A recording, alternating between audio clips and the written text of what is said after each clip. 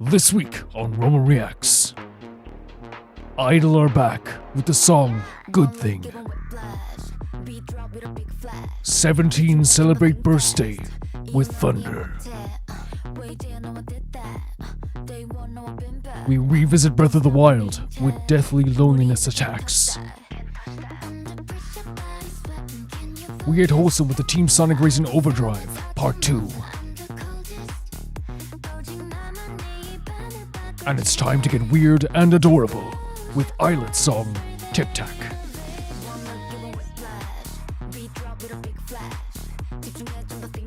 All this and so much more in Roma Reacts.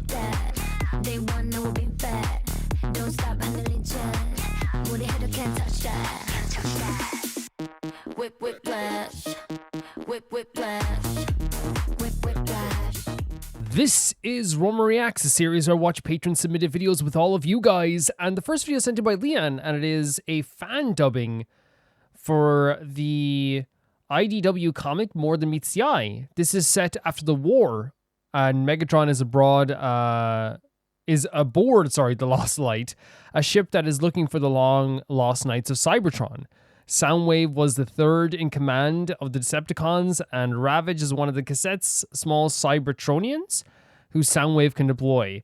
You know when like you read something and it's like this, like, you know, it's like everything makes sense when you read it, but it's like then like the words of like stuff that I don't fully understand, I'm like, this doesn't even sound like it's, you know, it sounds great.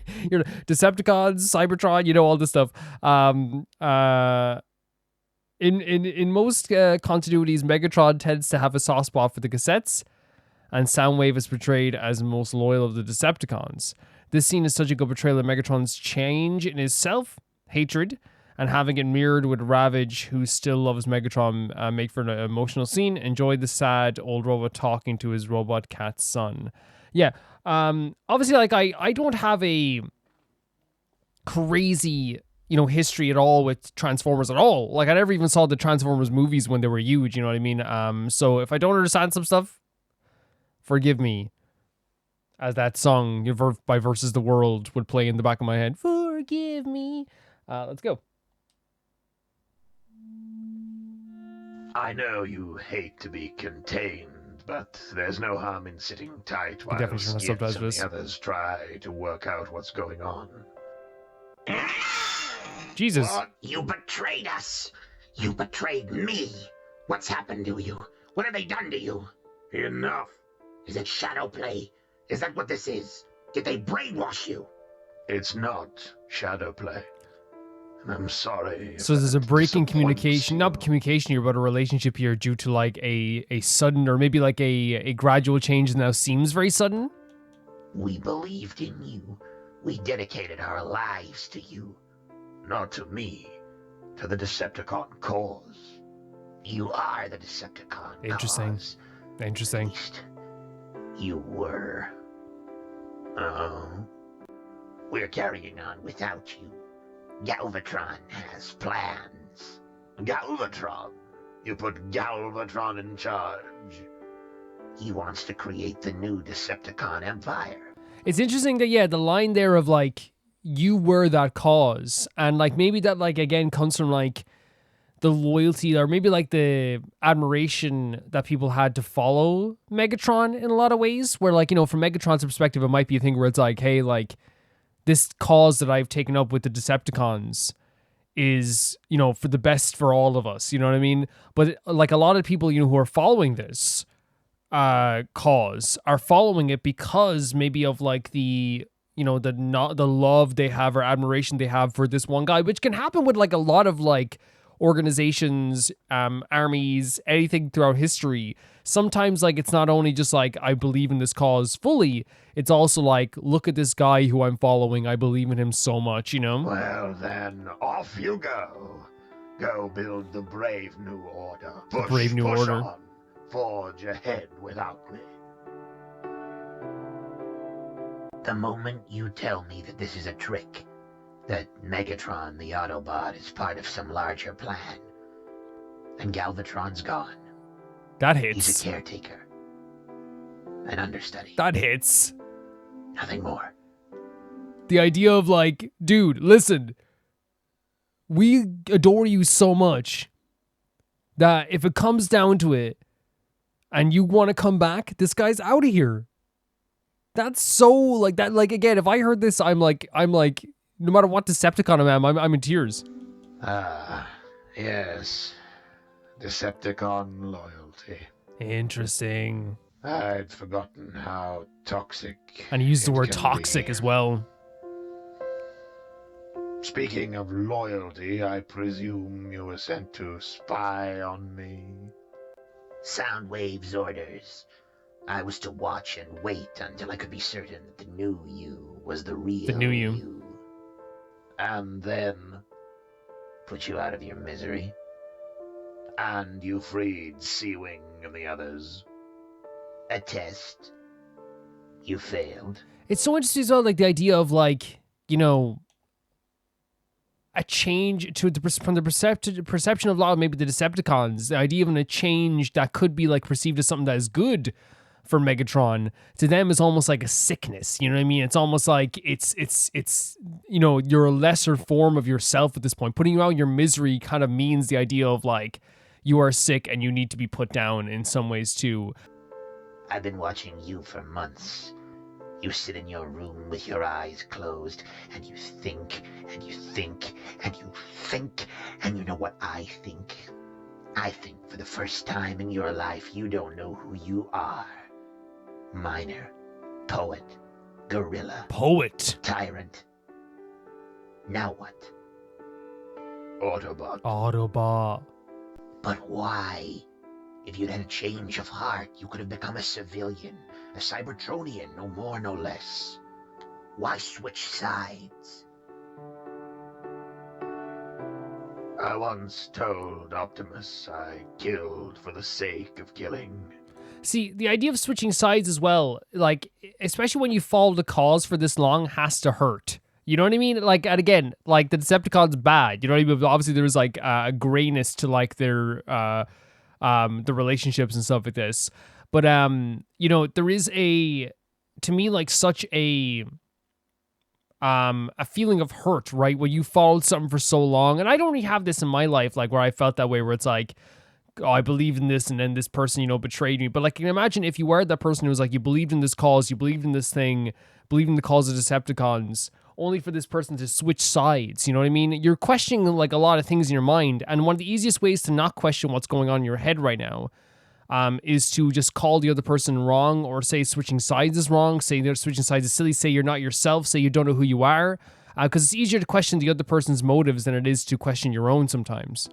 I wanted to make him hurt me, you see, because when he hurts others, he hurts himself. And the thing is, when those words were in my head, I didn't think I meant them. Whoa. But when they left my mouth, I realized that I did. If the world thinks you're a monster, what does it matter? The world is wrong. But when you start to think of yourself as a monster. Jesus, man. And he talked about the idea of like the toxicity, right? The toxicity of the Decepticon loyalty, right? And the idea it's like, I can't be wrong. It's those who are wrong. We're, you know, almost like this, like not only a toxic loyalty to him as well, but like his own almost toxic loyalty to the idea that like he is not bad, right? There's no way I can be bad. But it is one of those things where I guess like again, like it is like, you know, we said earlier, it's hard to have a perception of yourself. The idea of like, if someone else thinks I'm bad, F them, whatever. But then when you start like, you know, you're lying awake at night and you think to yourself, did I do something wrong there? It starts to creep in on you, right? It starts to hurt. Person I'd become. And I decided that the best way to leave that person behind, maybe the easiest way, was to become an Autobot. Almost like an easy cutter transition, right? You're not a monster, and we all have wobbles. All of us from time to time. We all have wobbles, and we all question what we're doing. It's part of being a Decepticon. You've said so yourself. In years to come, when we've won, you'll remember this conversation and laugh. See, when we've won, not giving up on the idea, right? Come, Look at me, Ravage. I'm old and weak. Their poison makes me brittle, but even at full strength, I'm long past my prime. My spark flickers where once it flared, and this body, oh, this nonsense body. Great read. Great It read. doesn't graft to the spark like the others. There's no purchase, no bite. I don't like to hear you talk like this. Because you're, again, he says, like, I'll let him finish because he's going to explain why he doesn't. Why? Because it's not you. The Megatron who tore down the Senate, who emancipated millions. The Megatron we followed. The Megatron we loved. What happened to him? It is easier to question who the person you used to love has become rather than accept the change in them. Because, again, as you said, it makes you question your own motives then, and it makes you question where they led you, you know? I don't know. I think he's dead. Great artwork as well, by the way. I want to make that clear. Dead? Or just resting? I wonder.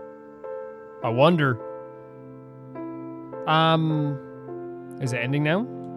It seems to be. We might be getting some credits. Yeah, I love the idea of like that the whole thing kind of revolves not only about like, you know, questioning oneself, but also the idea of like you know, accepting who you are can sometimes mean you know, also accepting the wrong parts of yourself as well. Cause like a lot of like, it's a very good thing, like, you know, where we listen to Idol every week sometimes, you know, G-Idol.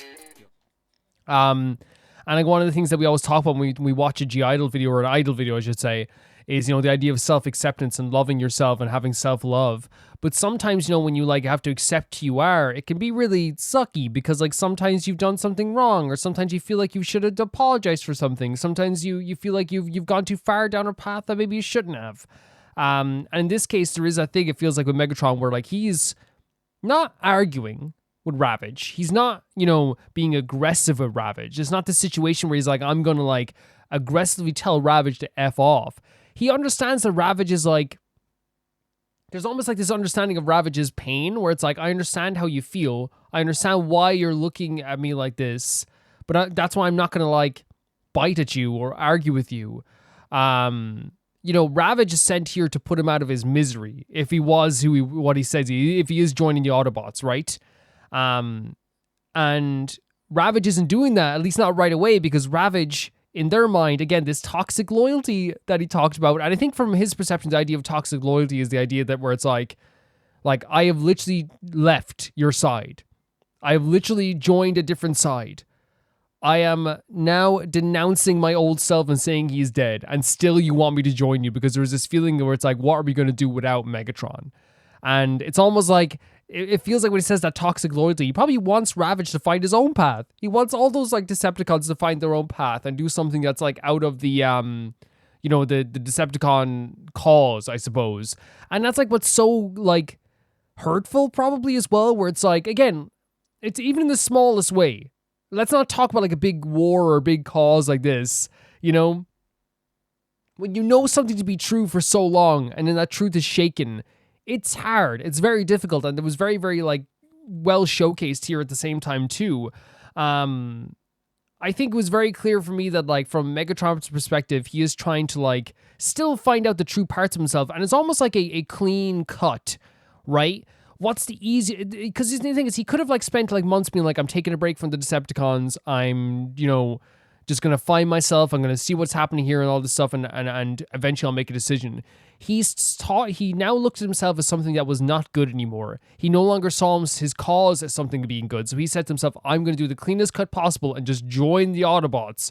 So in that way, and I think sometimes like that can work. Sometimes people don't like doing that. But for me, I could definitely agree with the idea of like a clean, just like, I'm done, right? Almost like, you know, I don't know what real world way to describe it. But like, I guess it's like with this here, it's just literally just like, I believe this. I fought for this. I was wrong. I'm going to instantly go to the other side and make sure that they are propped up. I think the only way you can think of it really is like, I guess in an anime sometimes when a character will like has done something wrong for so long and he goes back and fights for what is actually right. That's what I got from this anyway. And I actually thought it was like really beautiful as well. The dark colors here really worked unbelievably well because it felt like they were in a very claustrophobic space, almost like they were like in this one area of like this unknown, this darkness. You couldn't really feel where exactly, like unless there was a description, like as Liam said, of where we were. There's like this, you wouldn't know just in a singular frame. It just feels like they're like in a box, like they're just like one-on-one, eye to eye. And I actually thought it was a very interesting story here as well. But yeah, I really enjoyed this. I thought that it actually gripped me very much so. I thought the dialogue was really well written. I was like, there was times where I was like really, really interested in what they were saying as well. I really think that this is a story where Megatron is realizing how he truly feels about himself and is no longer really blinded about how he feels about himself, while Ravage now has to come to terms with the fact of what they are, the same with all the Decepticons. What am I? You know, what am I? And again, like I said, it's easier all the time to go, it's not me that's the issue here, right? You know? Because here's the thing. It's the same thing with like friends leaving, right? If a friend leaves a friend group sometimes, it's way easier for the 6 people who are left behind to be like, wow, I'm making up a name here. Charlize was strange, right? Why'd she get so upset, you know? And then like down the line, Tony, who's like the 4th member that was sitting at that table, the group there, and he's sitting there himself and he goes, man, I didn't like how Ben treated Charlize. You know what I mean? And then they go and talk to Charlize and they're friends with Charlize. Why are you friends with Charlize again, dude? This isn't like you. Dude, I had thought about it. I don't think we were right back then. You know, it's like a really interesting like change. Thank you so much, Liam, for sending us in. This is a very interesting story as well. The next video is sent in by Alligator, and it is End Flying Hot Potato. Let's check it out. These guys last time gave a very fun video. It's a very fun video, very cute that they had, but their instrumentation was really great. Vocals are really fantastic, really easy to listen to. So I'm wondering if we're going to get that here as well. Let's check it out. Oh my god, we start off in like a very fun frame already. Oh, subtitles? Sorry about that. Let's go. He wants to be potato? Yeah, okay. Great looks here. My face is my name card? Okay. Well, again, they're really like good clearly at these fun videos, you know?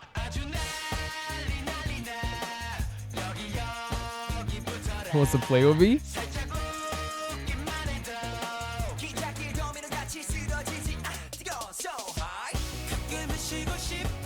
Oh, this is what I'm talking about. They have such good vocals. They really freaking do have such good vocals. And we didn't even get into the full part of that. Like, I think it was like a pre-chorus. So good.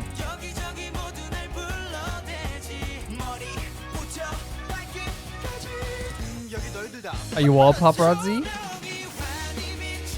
Whoa! Oh.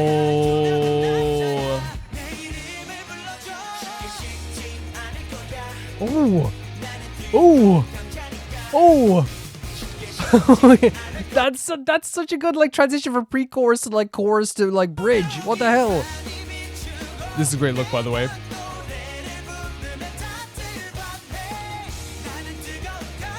Vocals amazing. Vocals are really, really good.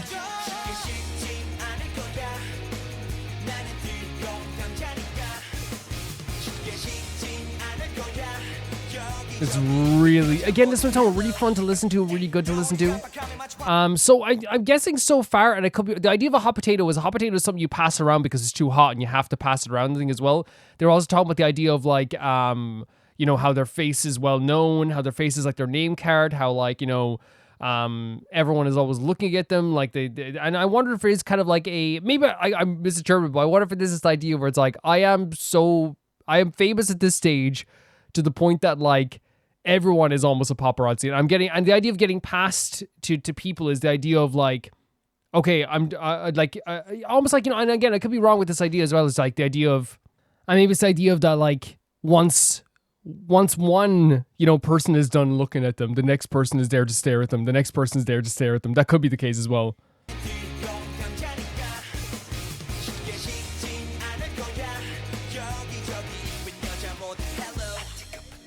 It doesn't seem to be like too much of in a negative light though, right? Oh. Stop okay, car.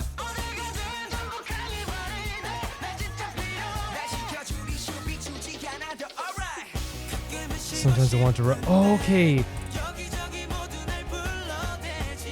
So this might not be sorry for like already going into the lyrics here, but this might not be a story of like just talking about them personally, but maybe talking about the idea of like, being famous and having paparazzi, where like the first verse definitely felt like, and parts of it feels like they're definitely like being like, oh, I'm so famous, this is great, like the girls are all looking at me, the people are all looking at me, like I'll never be cooled down. But then the second part of the verse here as well, it really felt like they were saying that there's like a downside as well, where it's like, if there's something bad that happens, like a scandal, because I'm such a hot potato, I'll never be dropped. You know what I mean? That my issue will never be dropped. The idea of people looking at me will never be dropped. And maybe that is the case too. Outfits are great here as well. Great facial expressions. This sounds so good. Like everyone has a crush on me. The outfits are so good. This sounds so good. Like it's such a good transition.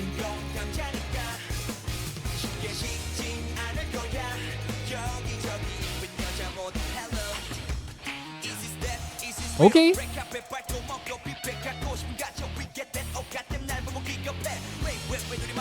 So, oh my, I'm so sorry. Again, I pause maybe too much sometimes, but that like that riff on the guitar sounded so freaking sick.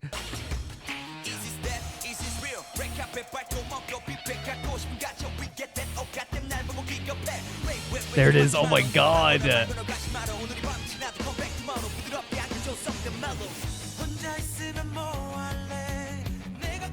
Chugging on the guitar. Okay.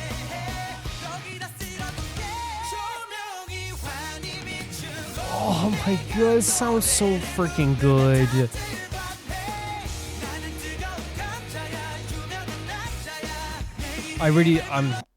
No, I love that. Again, the transitions are so on point. They really are.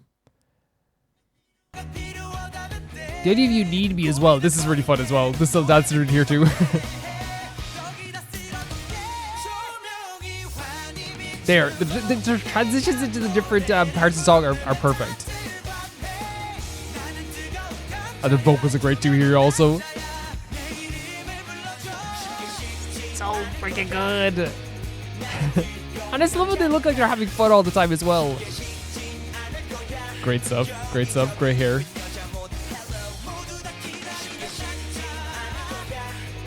There's winning the award as well.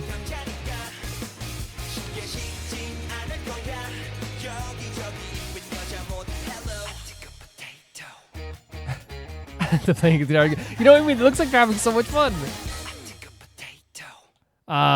Yeah, like there's one thing, like it's the same with like the last video. They're really good at constructing a video that like makes them look cool and fun at the same time. And I feel like it's a hard line to walk sometimes. You know what I mean?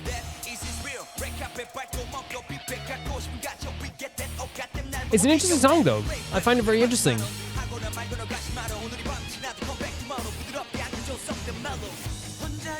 Yeah, very interesting. I love the bass guitar as well. The drummer's incredible with it. Hear this? Listen. Do you hear that? Do you hear that? Do you hear it with the drums? Listen. Listen to this fill here. That's it. There. So good. The drummer's fantastic. Man. They made a video look so appealing. You know what I mean? So good. So good.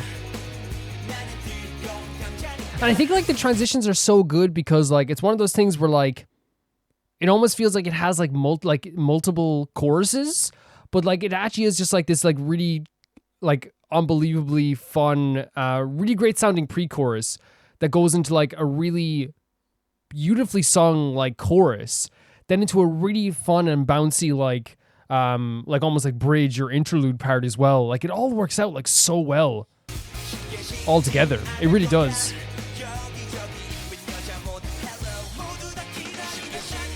Yeah, so impressed here as well.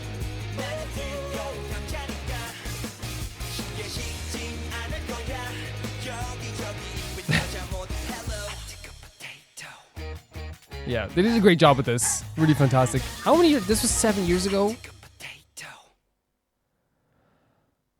Even that makes me, whenever like 7 years ago feels like a lifetime ago. Yeah, so like what I'm getting from this song is, first of all, I really love the vocals. Like I said last time, the vocals are really, really great on these, on the two singers. The drummer is fantastic, and I don't think I noticed the drummer as much as I did, as much last time.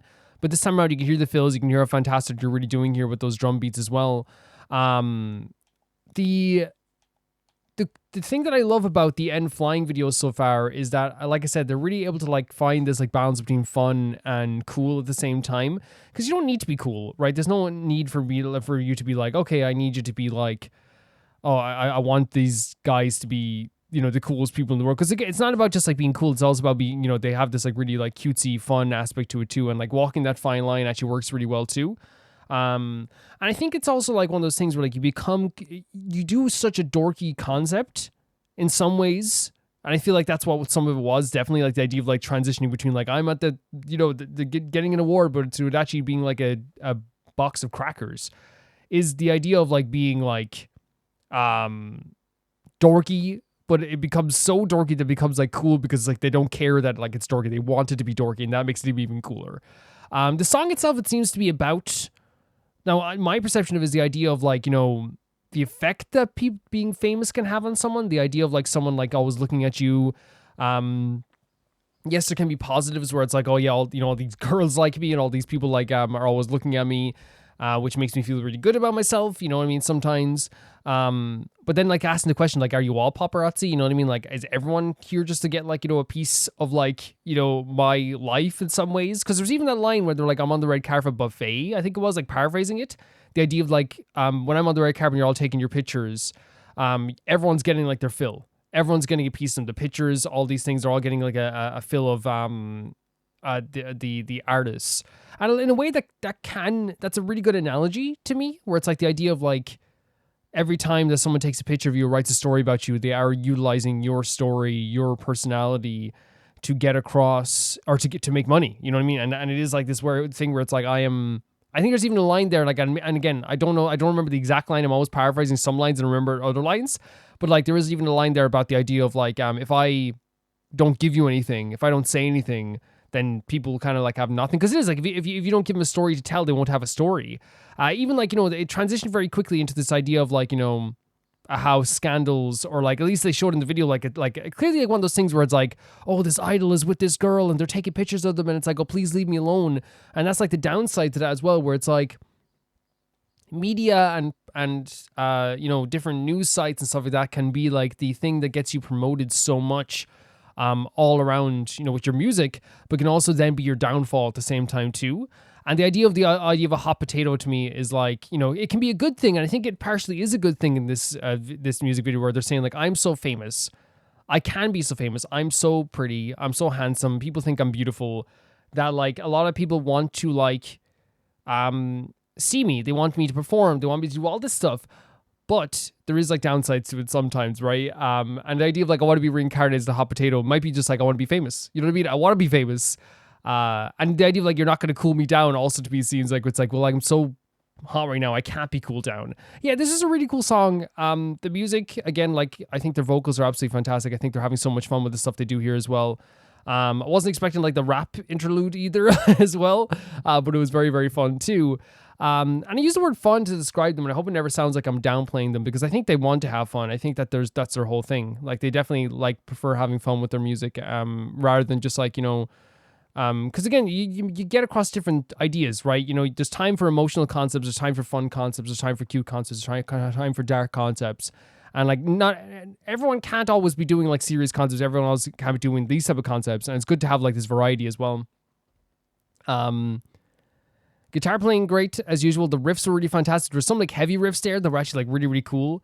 And then also like the drummer was like really fantastic. Also, thank you for sending us in, Alligator. It's really cool to see this. The next video is sent in by Spectre V, Kinichi's design analysis. So it's why Kinich and Howl look like this. Let's check it out. In the Mayan pantheon, there is a certain deity of the sun known as Kinich Outfit. Okay. In Mayan languages, Kinich is a name related to the sun, while Ahau means deity or someone who leads. Very cool. Today, let's What a dive great character into design. the design and cultural references of none other than Benten himself. I mean, Kinich. I think I've heard that joke First, before. I could be wrong Ahau. though. The Mayan sun deity Kinich Ahau has influenced a big part of Kinich and Ahau. In fact, various images of the sun can be seen depicted in Kinich's design, with the first one being the Kiin glyph. This symbol in ancient Maya glyph language represents the sun. Okay. You can easily identify it as being the shape of a four-petaled flower. Right. And many Kiin glyphs can be seen on Kinich's outfit. I Not only that, but the same glyphic never letters even on his picked up on design that. also resemble the Ek glyph, which generally represents the star, and we all know that the sun is also a True. star. Besides his clothing, Kinich's eyes also resembles the sun. More specifically, the lower half of his eyes resemble a bright sun, or the sun as we see Yep. it in daytime. like, to me, while like it the looks like the sun rising over the horizon. You know what I mean?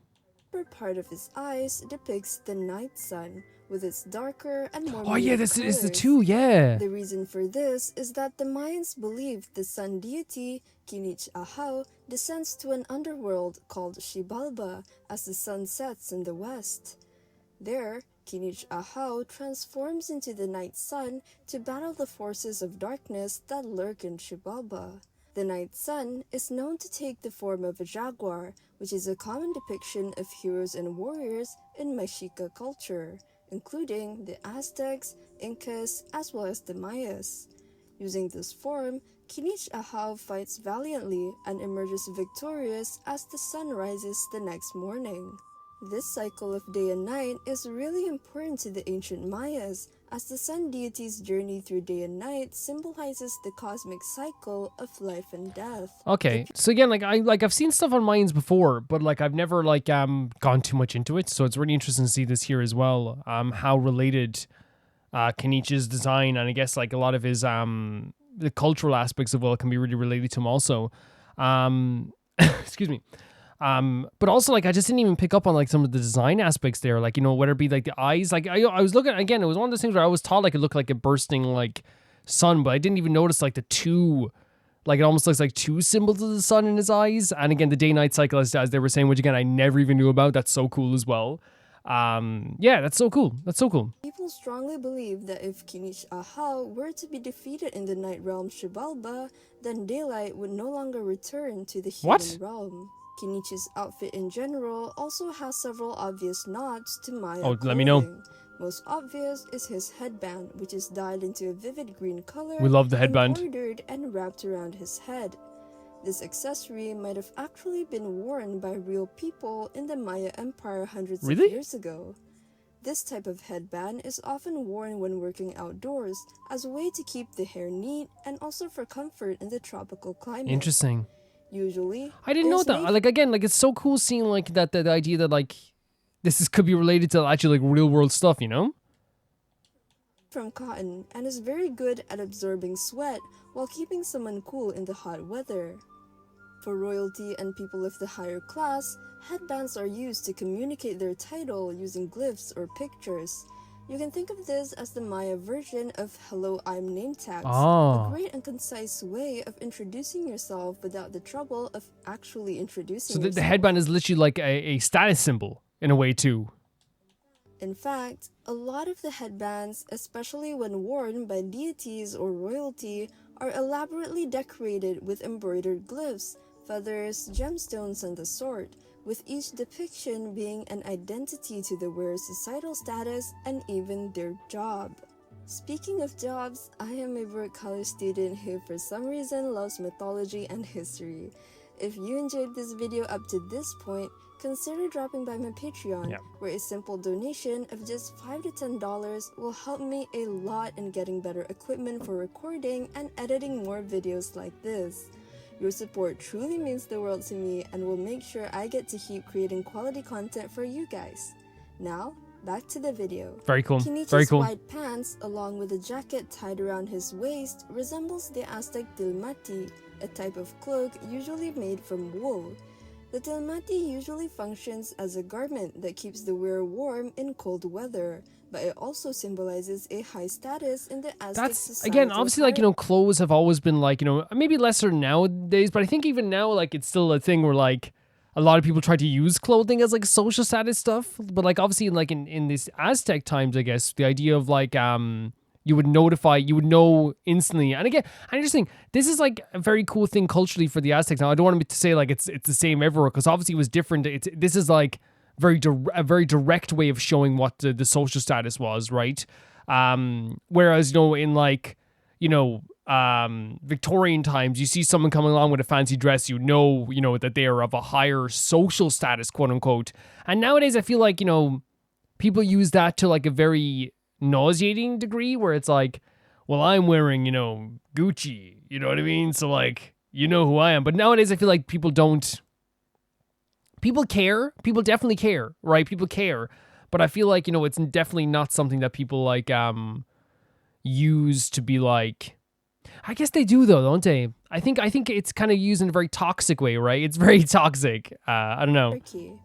Like most other Mesoamerican clothing, the more elaborate the design, the higher the wearer's status. Interesting. So it's like the more time they spent on it. In particular, with symmetrical designs, resembles Maya architecture. Oh.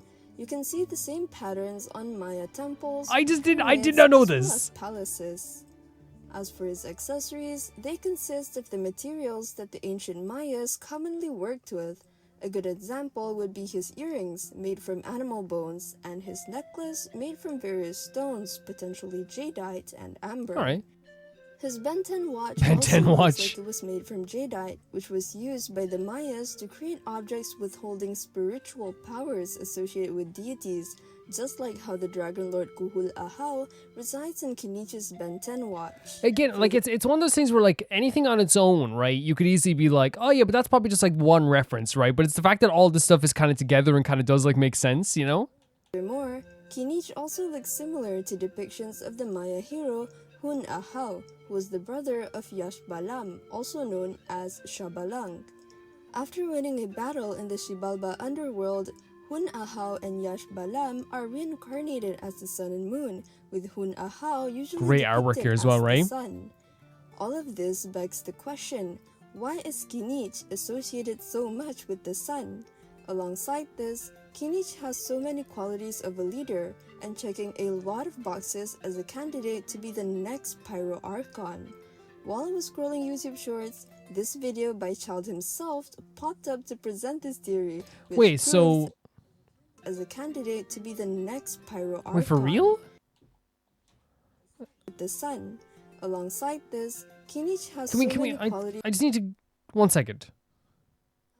After winning a battle in the Xibalba underworld, Hun Ahau and Yash Balam are reincarnated as the sun and moon, with Hun Ahau usually depicted as the sun.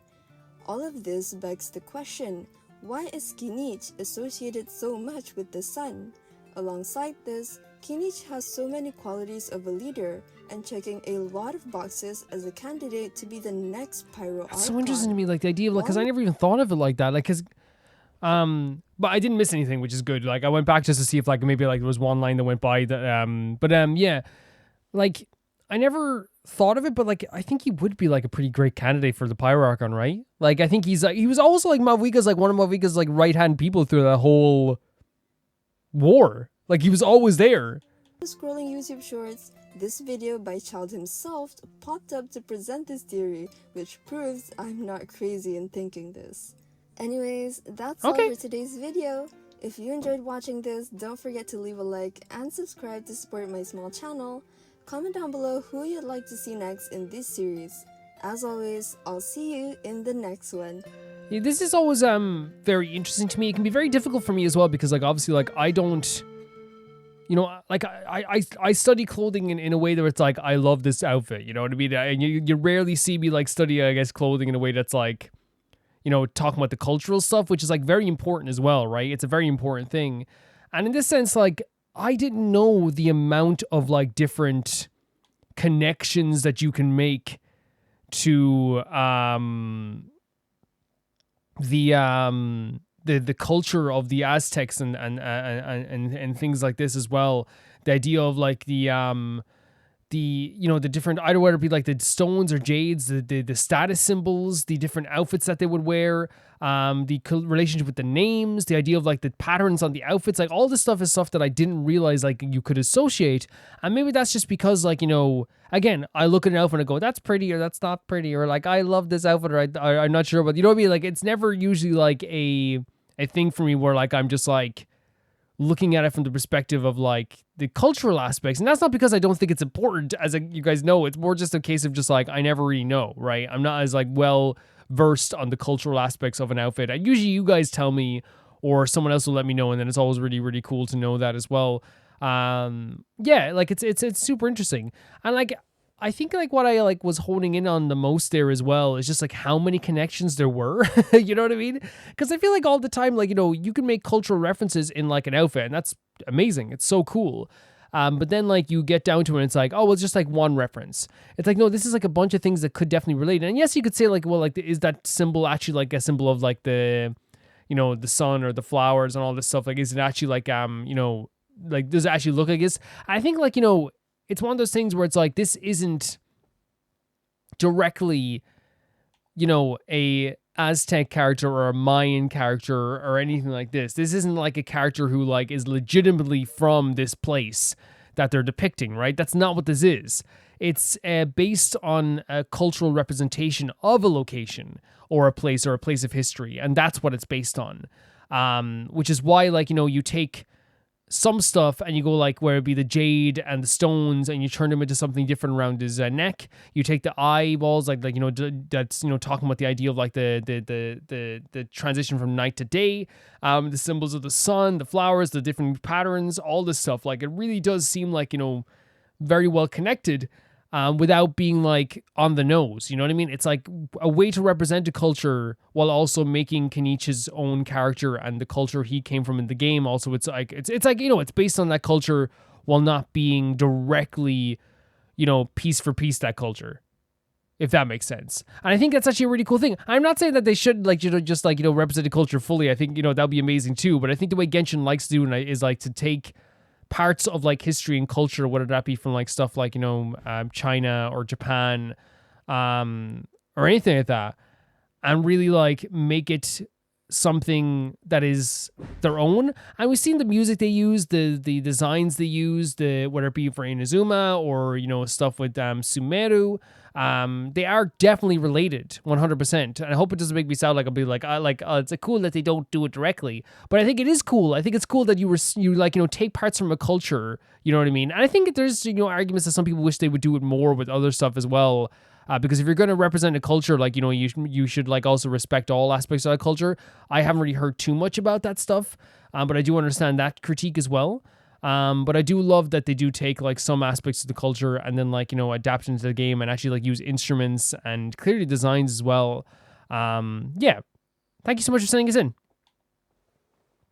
The next video is sent in by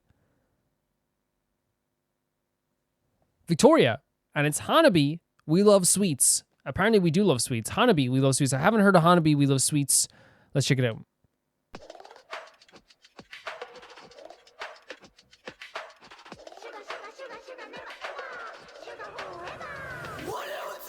Oh,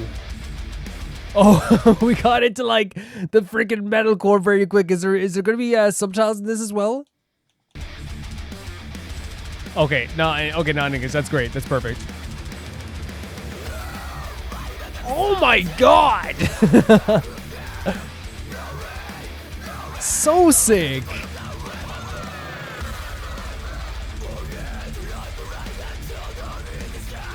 If you can see my face right now, mouth wide open. Holy hell. Let's go. What is this? Oh my god, the guitar as well. If you guys don't know, heavy metal has been a big part of my life for a very long time. And seeing stuff like this here as well is so cool too, because like I've always been a massive fan of heavy metal, and like discovering new metal even like, you know, now is always really cool too. But like the video is also like really fun too, you know what I mean? Ice cream. Like that sounds so good. That guitar, that guitar, that guitar. These are such like cool frames. Oh my god. You serious? This sounds so good. We have to get the transition there again. Oh my god. This is so cool. This is so cool.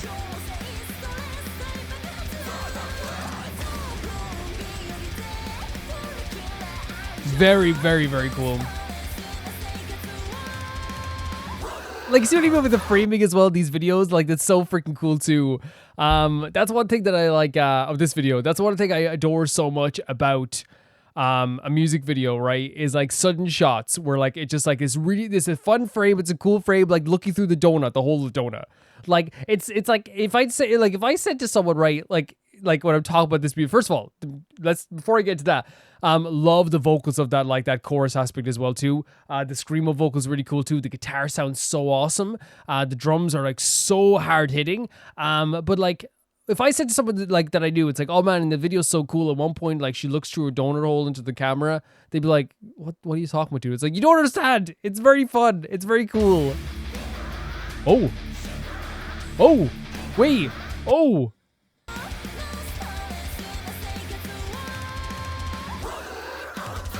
You hear that chugging? You hear the chugging along? Very sick.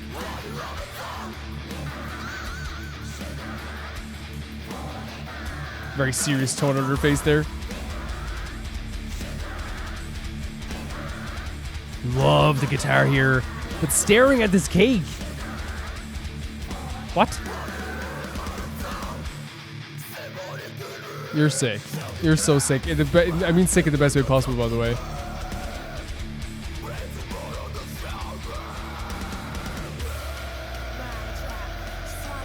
What? Oh!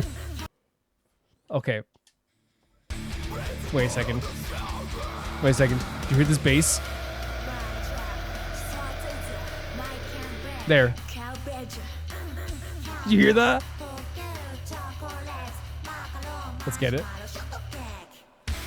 Oh. This is just legitimately so cool.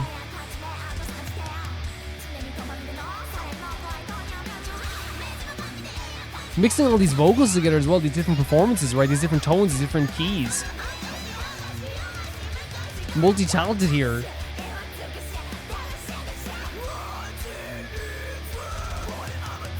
And then crushing the cake. Couldn't do it. So interesting to me.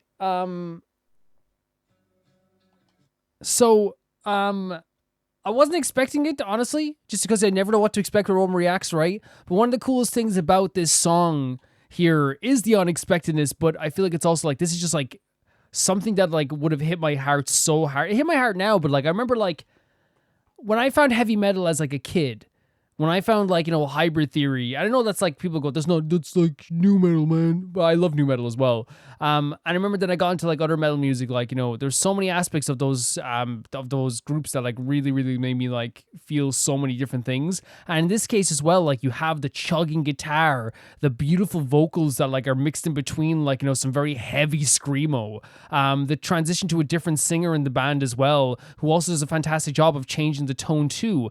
The really deep deep and like, you know, almost like engrossing surrounding sound of the bass guitar as well. And like I really feel like if you are in a metal band, man, Jesus Christ, use that bass to the fullest. I'm telling you, please.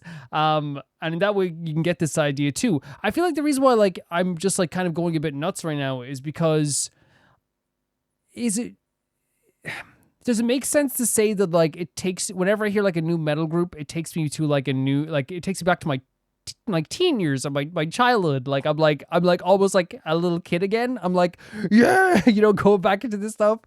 But yeah, really cool guitar sounds, really cool. Obviously I don't know what the lyrics were, but the video as well was really cool. I love the red surrounding color. It didn't feel overbearing. I know it sounds such like a small thing, but like people use red in their videos all the time and it sucks because red can be really cool. And I mean a red light just shining on the screen. It can be very cool. There's some groups that have done very cool, and we have groups in Early Access do very good as well. But sometimes it can just be so like, please get out of my face, right? And like metal bands like use the color red, and it can be like, oh my god, like, but in here it felt very soft as well at the same time too. I don't know. It looked really awesome also here with this song. I really liked it. And it's one of those things where it's like, I'm not gonna like you know, I can't overanalyze anything because I don't really know what was going on. It seemed like it was a song that seemed to be about like sweets in some way. Maybe it has a deeper meaning. It probably does have a deeper meaning as well. Usually songs that do feel like they are like they don't have a deeper meaning usually end up having like the deepest meaning. And in this case, that's what like it might be. It just might be that in general. I thought this was freaking sick. Like this was sick. And forgive me for like, you know, getting like super hyped, because I feel like what happened here was like the idea of like I was taken back almost like with those guitar riffs to like being in a band, to like hearing those metal sounds, you know what I mean? It's a genre that like I have always been like really into. So like it always like really takes me back. And it's hard not to get hype for a metal song, right? If you turn on like, you know, Trivium, like a Trivium song right now from like my younger years, or like even like an old song, like I don't even listen to Iron Maiden that much anymore, but if you put on like, you know, an Iron Maiden song, I am like grasping my chair and screaming. You know what I mean? I really am. Thank you, Victoria, for sending us in. This was really interesting, really cool. A really extreme sound that had like some really beautiful and soft vocals like throughout it as well. Really cool stuff. Thank you. The next video is sent in by Juliana. And here, let's get the message up here as well. So this is a Brazilian band I'm going to see live today. The video is recorded in Sao Paulo, and I think it captures the city vibes perfectly. The auto-translate subtitles wrong, so let me know if you'd like me to comment with the translation. First of all, have a freaking good time, and I hope you had a good time. Second of all, you can comment the lyrics 100%. That always helps out quite a bit, and I'll be on the lookout for that as well. Let's check it out. So it's Ternore, Solidao De Volta. Is that what it is? Let's check it out. Oh! Ooh. Ooh. It hits you right away, right? Beautiful place though, isn't it? Okay, that can I just say, whoever this guy is with the cap, whoever told you the cap looks good on you, did you right. This is a great look. Fantastic look. Sounds so good.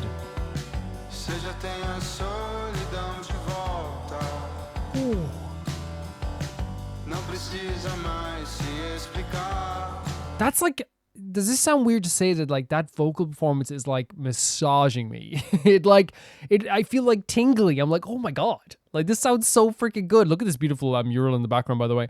Like I feel almost like the term for it wouldn't be ASMR, I suppose, because it's not like I'm feeling like that, but it's like it's more just like, it's like, man, that sounds like so good. It sounds so soft and like easy to listen to, you know?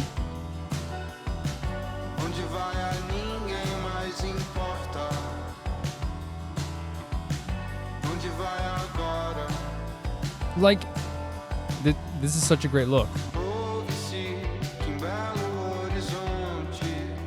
This is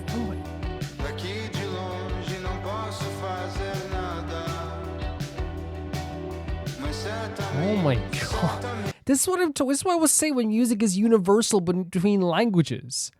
Right? Like, I don't know what they're saying. Right? I probably can't relate to what they're saying. But like, my heart is melting.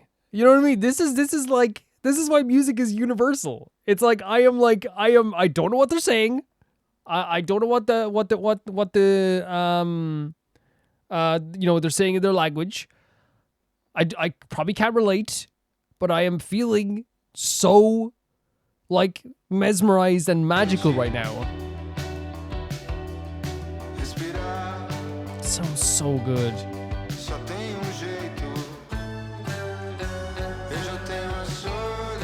I can't. Love them having fun together as well. Very cute. Oh my god, I'm like getting tingles. Holy hell.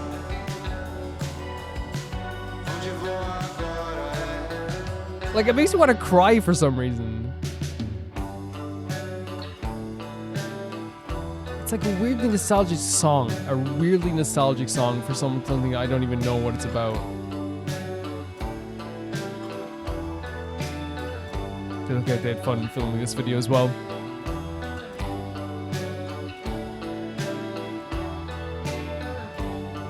Love the guitar here. Love it. And I love that the drum is like the drums are almost, the song's almost over.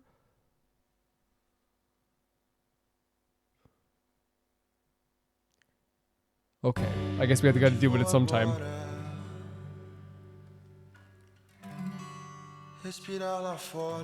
Gorgeous. Gorgeous.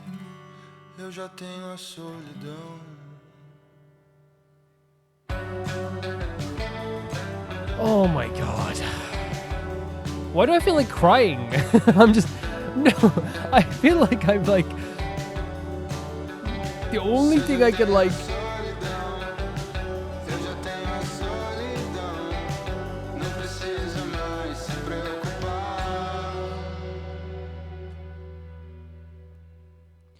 okay, first of all, guy in the white cap.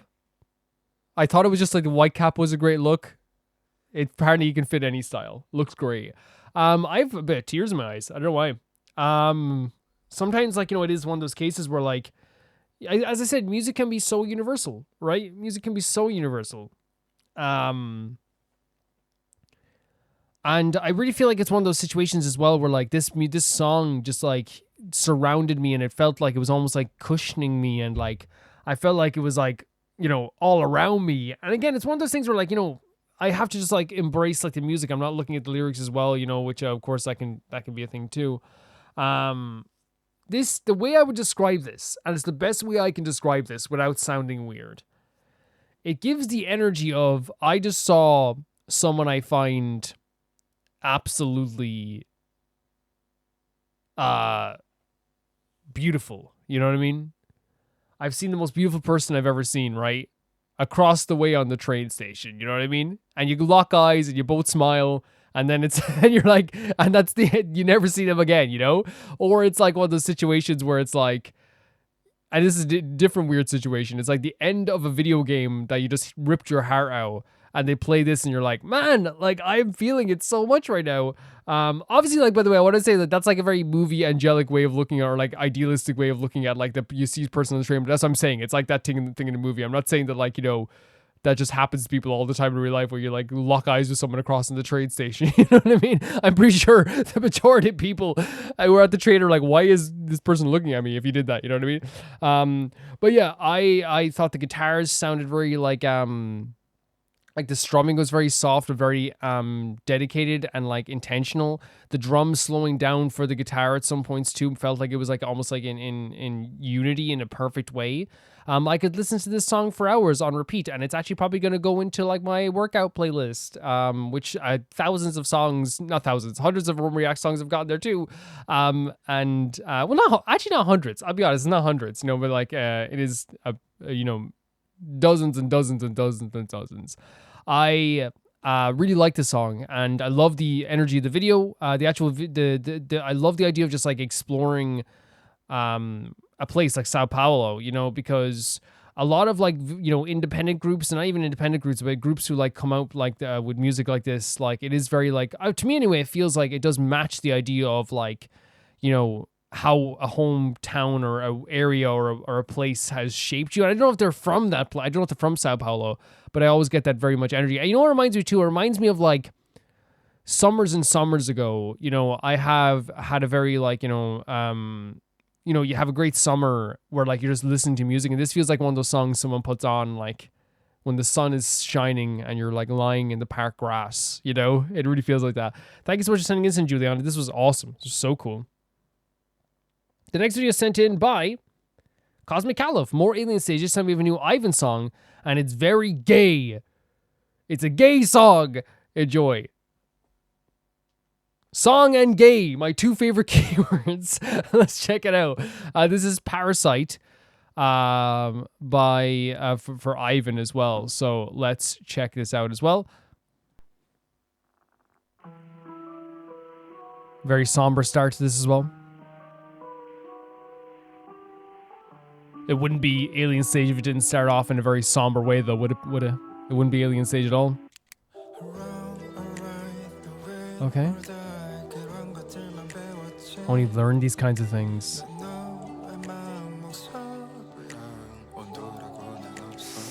Oh my god.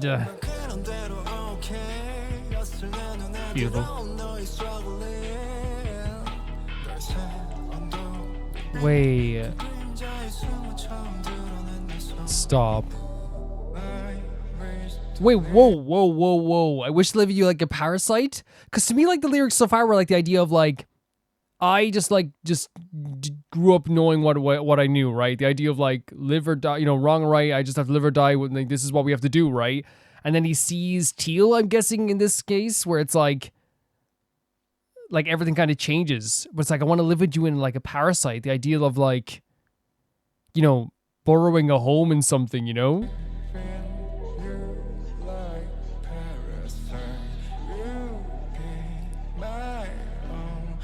So interesting.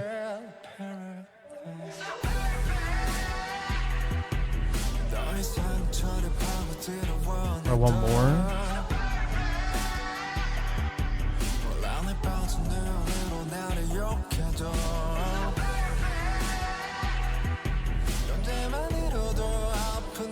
Wow.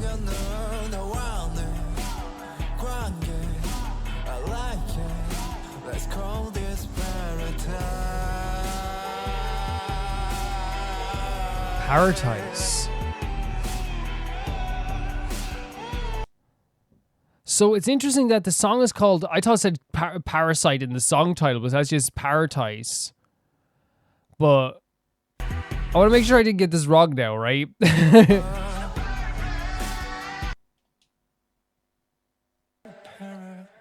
Yeah, I want to make sure I didn't get this wrong, sorry.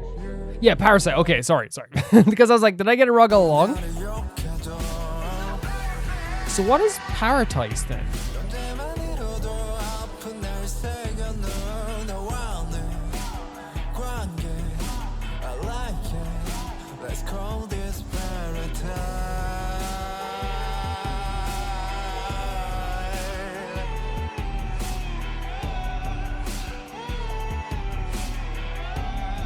I wonder.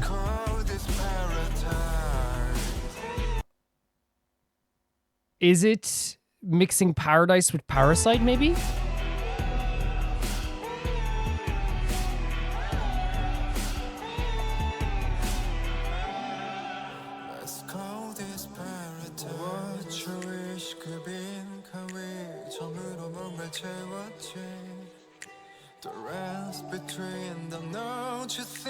Gorgeous. Wait, like the rest between like the lyrics that the person is singing? Like, that's an interesting line. Could that be my seat? It's like a pause in someone's lyrics.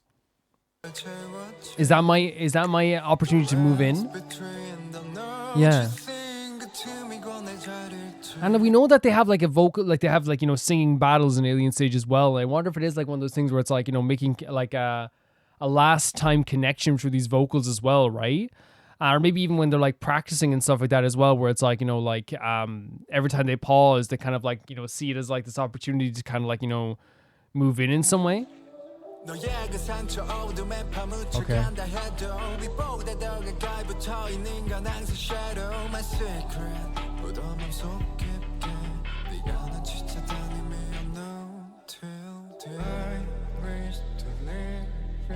Such an interesting way of describing it, right?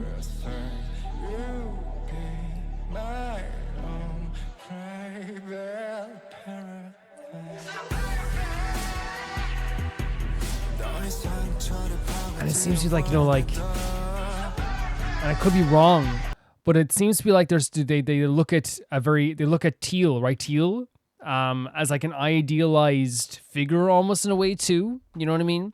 And they almost maybe look at themselves as like a more of a darker figure. So it's this idea of like I kind of like, it feels like with Ivan's like I've accepted a lot of this a long time ago. I understand what this is. It's horrible, but like it maybe bring me pain, but like I almost live with the pain. But in this case, it's like you're amazing. You're like something that like seems perfect, and they want to like almost like latch onto that in some way, maybe. Like designed so perfect as well, right? And then carving into my painful existence. So it's like I have a painful existence, but like your beauty and your perfect aspects of yourself, I feel like they could like, maybe add to like us. And again, I make it seem like it's transactional. I don't mean to mean like that. It's like more of a thing where it's just like how like they're figuratively describing this idea where it's like I love the feeling of this. I love the feeling that like, you have like carved your way into like my life in a way that like I didn't really care too much before. You know what I mean? I like didn't think of this stuff as much as I did before. And then like you there, like changed my way of thinking almost in a way too. Let's call this paradise.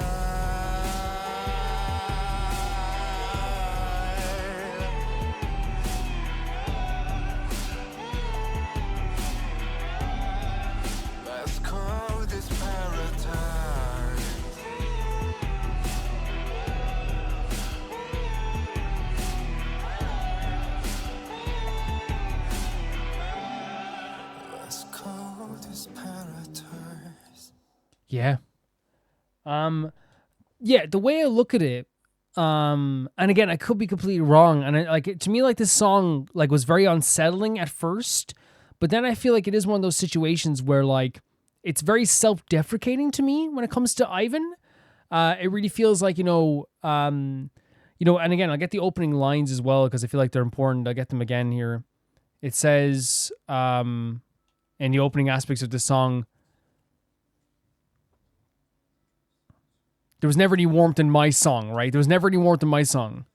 It would have been okay, but then you caught my eye. And that is what it's like I've had this life where like I really feel like nothing really mattered. I was okay with like all the stuff that was happening. I was okay with like me not feeling that much and me going through this stuff and like trying to like avoid feeling this way. And then I found you. I found you struggling. I found you like trying to like actually like fight things. And like it's something that like really attracted him to Teal as well in this case too. Really, really interesting way of looking at it is the idea of like a parasite, going into something that seems perfect. Because that to me is self-deprecating. It's the idea of like, I am so imperfect. I'm dark. I have these shadows in me. I have these like really dark ideals and like this dark acceptance. You know what I mean? Like I don't even like or truly understand the idea of right and wrong. You are perfect, and I want to burrow my way into your life because it makes me feel, because you make me feel really good, and I love our relationship. And again, I'm making it sound like Ivan's evil. I hope it doesn't sound like that, but it's the way Ivan feels in terms of his own emotions. It's like I feel like a parasite that is trying to like join in with you, but it feels so good, and you're giving my life meaning while I'm trying to find my way into your life. And even like that line of like I find my way into like is that my seat? The idea of in between the pauses in the song. So it's like trying to find meaning in between the lines of a song that aren't necessarily about you, but it's one of those things where it's like the rest in between the lyrics is like you really truly like notice their emotions, I guess, as well. Because I feel like there is a thing where it's like they are performing all the time too. They are performing. They're doing all these like big performances. So the really high emotional stuff, and music is already high emotion. In this case, we have like a really high emotional state that these characters are into, and you can't blame them for, you know, having such like insane, intense emotions with each other. But like, it's a really unsettling song. But as you said as well, Cosmic Olive, it is very gay. You know, there's nothing wrong with that. It's very gay. And it is one of those things where it's like a character who has caught the other eye of another character, clearly like digs the other character to a crazy degree, but is finding them, is not pushing away from that fact. Because I think it's also very, very interesting to me as well, where it's like, it's not like them being like, I don't want to like, you know, ruin your perfect. It's like, I want you to like clean my dark, if that makes sense. You know what I mean? I'm not, again, I'm trying not to make it sound transactional, because that's not what it is. It's a case of, I have all these dark feelings. I didn't care about all this stuff. Then I met you, and now I started to care about all this stuff. And now all of a sudden I have this perfect person in front of me that I truly want to be a part of their life. And they feel so self-deprecating, calling themselves a parasite, even though we know for a fact Teal wouldn't see it that way either. Really cool, interesting song. Unsettling at times too. The vocals are really, really great though also. And if I'm getting the interpretation wrong, please let me know, 100%. But that's the way I see it as well. It's a very kind of like sad, self-deprecating stuff as well. And honestly, the alien stage stuff in general is horrifyingly like dark, right? So whenever we get these like small moments where it's like, oh my god, they kissed, oh my god, they're together, oh my god, this, it's like almost like a small victory before like the gigantic fall. So thank you so much, Cosmic Callow, for sending us in. The next video is sent in by Esmanako. Erica Harlacher just released a song from a long-term project she's been working on. An album. She released this music video. It's super good. Erica is a unbelievably talented person. Let's check this out.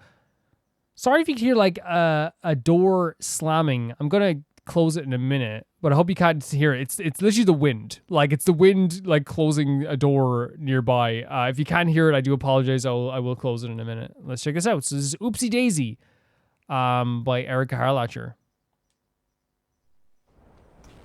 Oopsie Daisy, we have it called here.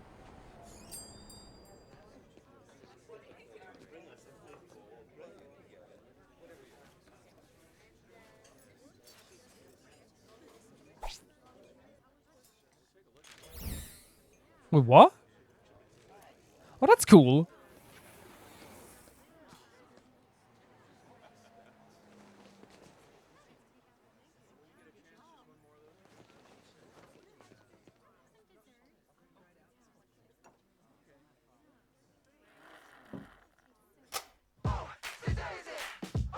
Oh.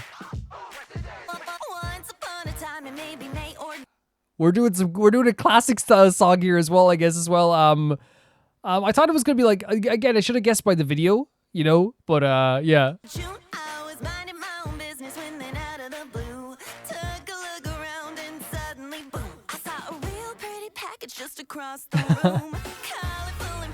sounds so good. Oh my god. I thought it was like a spy or something. It's a boy. It's someone she likes.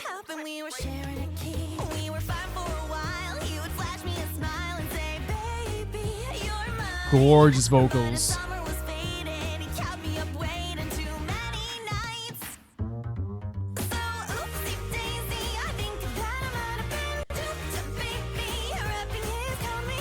This is such a fun chorus.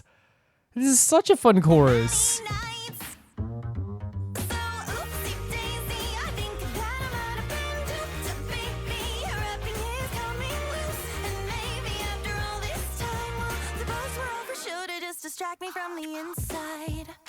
Oh my god.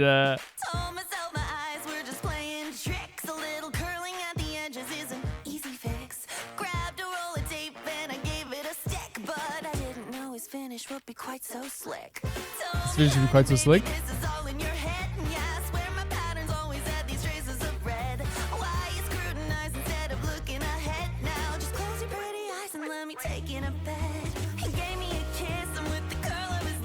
I'm sorry, like, I'm so, like, this video is so fun, and the lyrics are so, like, there's so many lyrics that I'm, like, really, like, trying to lock in. So sorry, Aespa, if it seems like I'm, like, not attentively listening to it. It's just, I'm, like, bopping my head and being like, okay. But no, it sounds really good, and, like, Eric has a fantastic voice, you know, regardless, and probably has, like, incredible voice control as well for this type of stuff. So it's really, really neat to, like, hear, like, do anything like this. But like as well, it seems like it's I want to like a bit of confirmation here, but like the video itself seems to be about a boy who like seemed pretty cool at first, but maybe isn't as cool as she thought.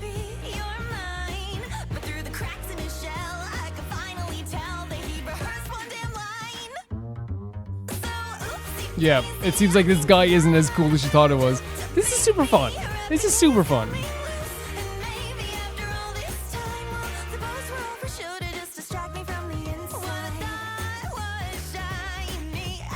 Great hairstyle here as well. Oh my god, this is so... The video is so freaking fun. The video is so freaking fun.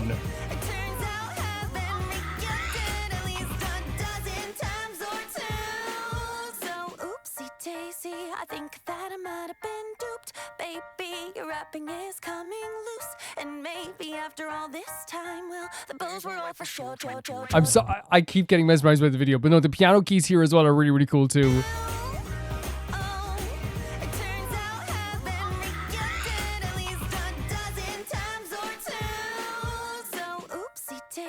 I think that I might have been duped. Baby, your rapping is coming loose. And maybe after all this time, well, the bows were all for show. Yeah, very fun. Very, very fun. Her voice like suits this so well.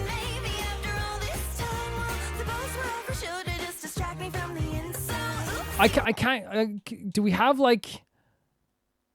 This should distract. Yeah, sorry. That's the. I should again. I understand every lyric except for that one.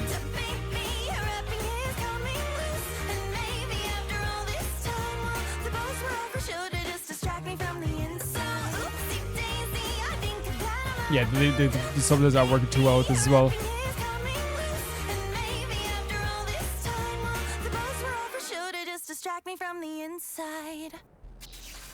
And then he's short circuiting here as well. This video is so fun, right? And like, no problem saying this, right? No problem saying this. This type of music never interested me. Like, never once did I ever go like, oh man, this is like my jam, right? Like, and I think, you know, that's so understandable. Everyone understands that like not everything's going to be something you're totally into. But in this case, that's like what it was. It was like something that like I never really was that into it, right? And even when I heard it in hindsight, the way I always look at it is the way I look at this. It's like, it's super fun. You know what I mean? Like that Hairspray era of music, you know, Grease and things like this. It's all very like fun. Like, it is very fun. And obviously like there's so much influence from that era of music that comes back now. And to do like a classic song like this is like that, or a classic style song like this is very cool too. Her voice is fantastic. The actual video itself, I found she did such a fantastic, or whoever directed this video did such a fantastic job with this, to the point that it like really is like a mesmerizing video. I can't take my eyes off it. There's so much stuff happening, and like I'm so like into everything. I'm smiling from ear to ear at parts as well. There's so much creativity that goes through this video too. And it does help that she does have a great voice also, that goes along with it, which makes it easy to listen to. I want to make it clear as well, when I say like I'm not like into this type of music, yeah, it's not my style, but it's one of those things where like I can like put on a song from like any like, and that feels like from an era like this, right? And it's fun, it's super fun, it's super bouncy, you could dance to it, it's like super high energy, but it seems like this song was about like the idea of like a dude that like she thought that was pretty great, he like was pretty charming, but then all the cracks started to happen, and then it's like, okay, I think I've been duped. I think that this person that I thought was absolutely incredible actually isn't that incredible after all, which I feel like is something that can happen in a relationship as well. And I feel like it's probably portrayed here in a very fun way also. I love the dance sequences, the really sudden changes where like where it'd be the tape going over the eyes, or the transitions between different scenes. The presence with the eyeballs, the actual diner itself, the actual just robot face. I think it's actually a really good idea to have like a robot face for this person that they're supposed to like, because like it's like they're acting like almost everything's rehearsed, right? The lines they have, the stuff they're saying to you feels very rehearsed. And who's better to rehearse that type of stuff than a freaking robot, right? And I feel like they did a really good job of that too. Erica, to me, like, she does the voice of Venti in Genshin, but to me, like, she's also so many characters that, like, I've adored in JRPGs throughout the years. So, like, I will support her no matter what in anything. So, yeah, really, really fantastic stuff here as well. Yeah, really cool. Really, really cool. Thank you so much for sending us an Esmanako. Next video is sent in by What's Your Damage? And it is Idol Good Thing. Good morning, new Idol music video person is bangs. I will say nothing else. I've been very excited to check this out. Let's check out Idol Good Thing. Very excited. Oh. Was that in the oh, it's part of the video. That's so fun. Give something else on. Wait, who's that? That's it's Mion and Wookie fighting. Stop, hate, spin, love. Oh my god, cutting the hair, Soyeon. Oh my god. Oh my freaking god. Soyeon. Obviously, I've seen the look already, of course.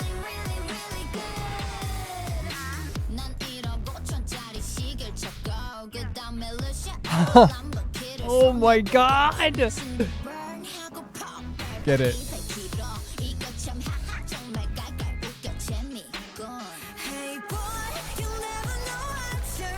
Oh my god. Oh my god. That sounds so good. Look at Wookie. Oh my god.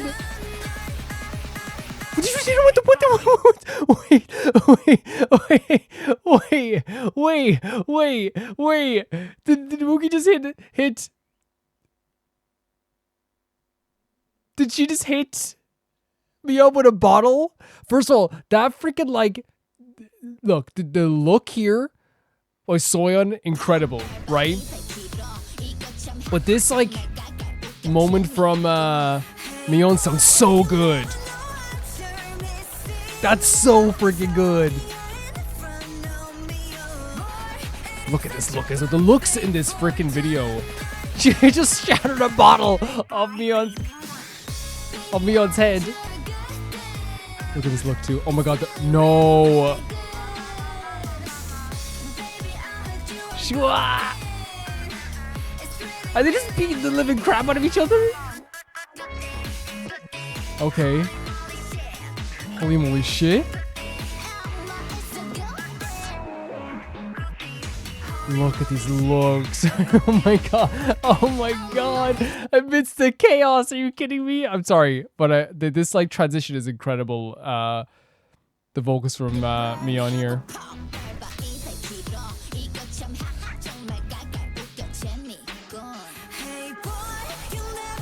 Like, that's so good. This is why I say she's the voice of a generation. This look is incredible too. Are you kidding me? Like, I cannot believe that. Oh, look at them. Look at them. This is mad. They're beating the living hell out of each other. Shwa. You look fantastic. This is so fun.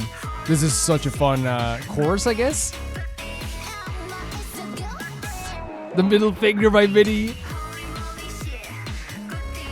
I love this, the calmness amidst all the aggressiveness. Yo, Wookie, are you kidding me?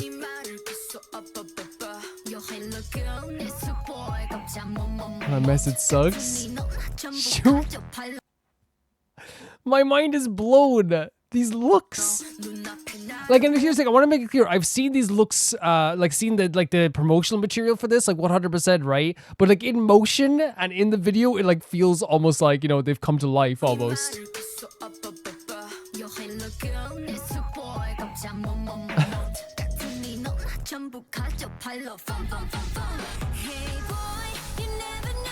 Minnie!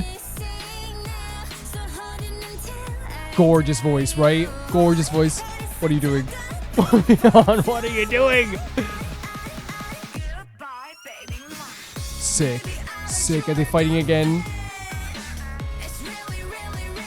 How do you look good even in night vision? How do you look good even in night vision? This is sick. This is so sick. They're literally just beating the living hell out of each other. Soyeon grabbing Uki there. Oh, the camcorder. Oh my god, look at the dancing as well. Wait. I was first focusing on Shuha, right? Shuha. And then I looked over to poor Mion here getting dragged down by Minnie. Look at this. The acting skills. Oh my god. Mion. Oh my god. Okay, I need what? What is this? This video is incredible. I feel like I need to like take like an hour break. I feel like I need a break. Holy hell, man. I feel like I just ran a race. That freaking move from beyond there? This is crazy. With Shuha just like not even caring about what's going on around her. Murdering Wookie, okay. And look at them dancing as well. It's super catchy as well, this part. Look at this! Leon! Wait. Oh, with the cleaner in the bag as well. This was so... Oh my freaking god. These gals are crazy. Wait, there's more?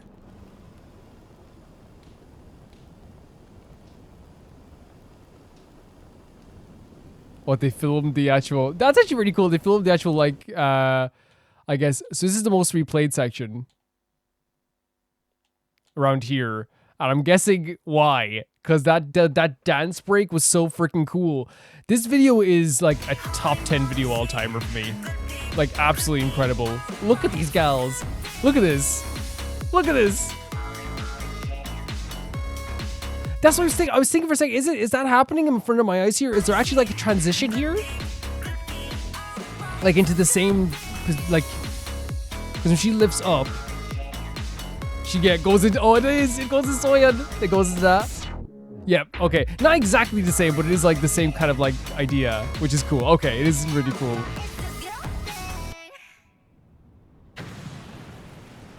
Oh my god. This video was incredible. I want to go back to like Wookie's verse because like again, I'm being completely honest here. Like the music sounds great, the vocals are great. Like the Minnie and Mion, is like, hey boy, is that what hey boy? Can we get to it here as well with the Minnie part of it as well? Sure, looks fantastic.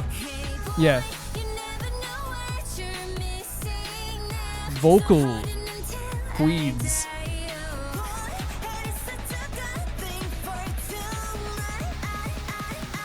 This is so sick as well. Yeah, the vocals are incredible with those parts as well. Woogie and Shuha sounded absolutely incredible in their like rap break as well. And like Shuha's like I heard that she got to like do like a lot of like writing on this like this album as well. And like what to me that's and it seems like to me as well, like, you know, like from what I've heard, like she's growing and growing, and they're all growing, of course, as well. But I think like, you know, like she's the Machine, so like it's obviously like very, very cool to see as well.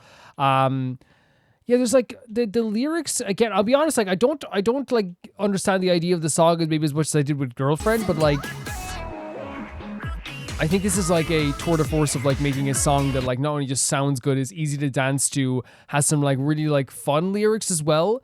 But the video itself, like having like all of your like group just beating the living hell out of each other. That's such a good idea. Dear Dumb and Dumber.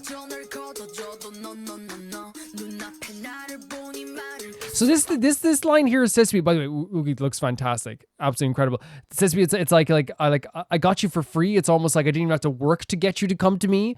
And then it's like, hey, but now when you see me, you're like all stuttering and stuff as well. Girl next to boy. Just take him. I'm over it. Kicking it, boom, boom, boom. Are they saying that like, hey, like if you like the boy I'm with, it's like take him. I don't care. Is that what they're saying? No, that's so good.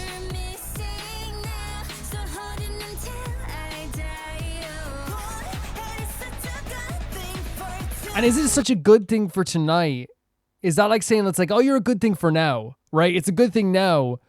But also like, hey, like, boy, you never know what you're missing as well. Is that like also saying it's like, hey, like, you know, you have no idea like what I'm capable of, who I am, and what you've missed out on. You know what I mean?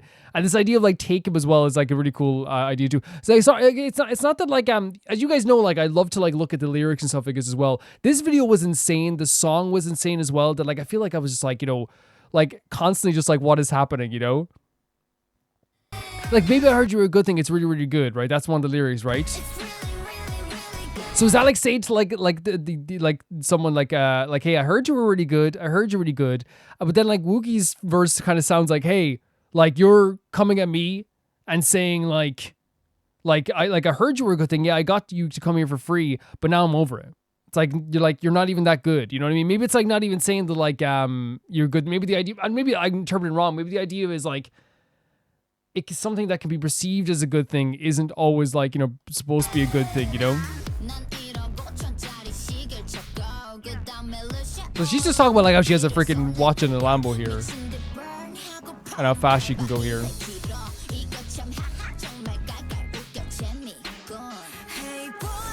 This is awesome.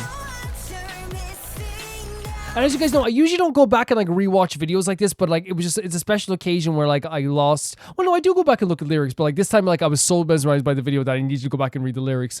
This is one of my favorite music videos ever. Like legitimately one of my favorite music videos ever. And I feel like what they did here was like not even like this video was so mesmerizing, not just because it was like, oh, these gals look fantastic, because they do look fantastic. I saw like these looks before, like in the promotional material and stuff like this. But again, I think you guys understand in motion when they're singing, you get to feel like the vibe of the look as well. I loved like the I think it's like a like for what I've heard, it's like a very like princess concept that Mion already has all the time. But like obviously I don't know what all the other like concepts were entirely. But even like Minnie had like this kind of like grunge aesthetic that like looks so freaking cool as well. Woogie looked that suit is superb. And I will say this all the time. It breaks my heart every day knowing that I am a boy and I will never look as cool as a girl in a suit. I never will look as cool as a girl in a suit. It just looks so freaking sick, especially like this unbelievably cool yellow suit. Soyeon cutting her hair almost like symbolically at the start as well, where it's like, you know, oh, I got something stuck in my hair. It was like a piece of chewing gum it looked like. Like, who cares? Kick it to the curb, right? I don't need this. I don't need this. And almost like it feels like a song of almost like, like, you know, getting not only being over something, but it's like, hey, like I heard, like maybe I'm interpreting it wrong, but it feels like it is this type of thing. It's like, I heard you were a good thing. I heard it's really, really, really good. But then there's also lines in the song where it's like, you don't know what you're missing out with me. And like, I kick him to the curb, get rid of him. You can have him and all this stuff. You can have them or whatever. I think that's what I'm getting from this. And it's a really, really, really cool idea as well. Idol are always about self-love and self, admirance. And I feel they got that here too. Shuha was like in moments of the video, everyone was like fighting, and like she was fighting as well in some parts, but I feel like she was like, you know, not even noticing the world around her. Mion was getting her butt handed to her in this video, and then she got to throw Woogie off a freaking train. Minnie played the part so freaking well, like of this person on a train, like of the subway who's just going mad. They all did such a good job. Mion's acting skills here, like she looked like she was like again a princess in distress. So she looked like a princess in distress. I loved that. I loved it a lot. And like in terms of like the song itself, yeah, as I said, the vocals for the Minnie and the Mion part, fantastic.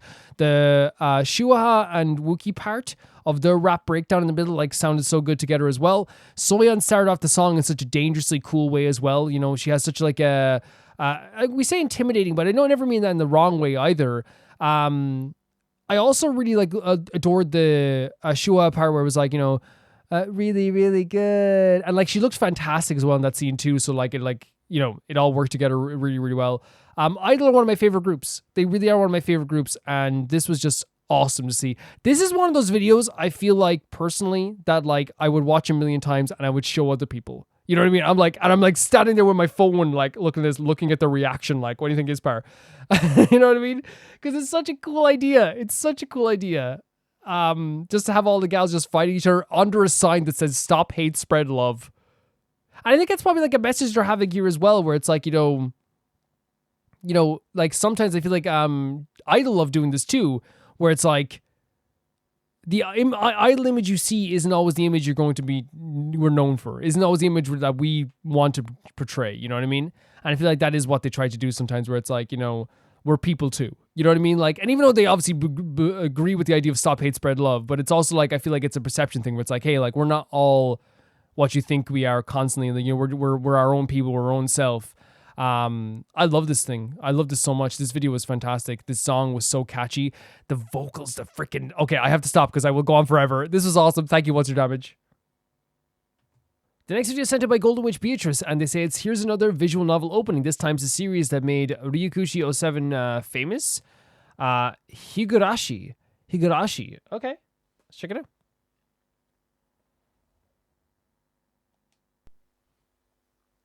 When They Cry. So, does this have any relation to Umineko? Am I remembering that completely wrong? Before we get into this any further here as well, because it looks like it was about to drop something serious there. It's Umineko When They Cry, right? Isn't that one of the names of the... When They Cry, yeah. Okay.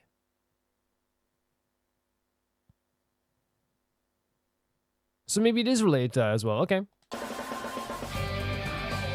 Whoa. This like sudden sharp imagery as well that's coming on here too. Very haunting vocals as well, right?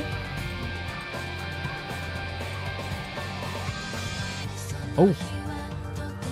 Again, sharp imagery, like some kind of scary stuff going on here as well. Interesting, okay. Oh my god. A very hopeless look in that character's eyes as well. Yeah, like this is one of those things that it really feels like haunting, right? Like there's something to it that like I feel like if I watched this or played this, I guess, when I was like, you know, not even like when I like years ago, you know, one of those things where you play a game years ago. The example I would give is like, you know, like I played like Nier Replicant years and years ago, and then you come back to like the songs later, and you're like, oh my god, it feels like this is one of those songs that you hear again like 4 years later, and like you're transported back to that place. These like looks in their eyes, like it's, they look so lost. They look like they're not there, you know? But then we have like this really adorable smile here.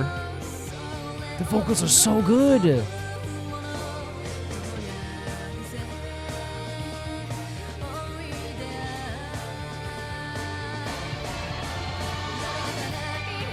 Oh, wow. And like, it's so interesting how they didn't... Oh my god, sorry, I think I paused at the wrong time. Look at that. What the hell? But yeah, I like, it's interesting how like they don't change the very haunting tone of the song, but it goes into like a different key for the chorus. Like all these characters, they look like hopeless and lost in their eyes, right? It's this here. It's like a little more epic, but like it still keeps that haunting tone. That's terrifying. That's absolutely terrifying. I'd be done. I'd give up. We'll see some CG. these like, oh god, we do not have lost looks anymore. They look in pain. They look scary. They look terrified. Yeah, the sharp changes with each image like are so interesting to me. Oh, hospital. All the character designs as well.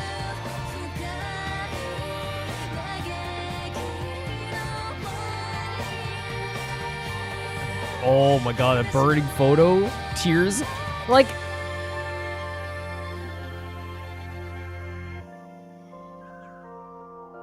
Is that a burning cicada? What the hell?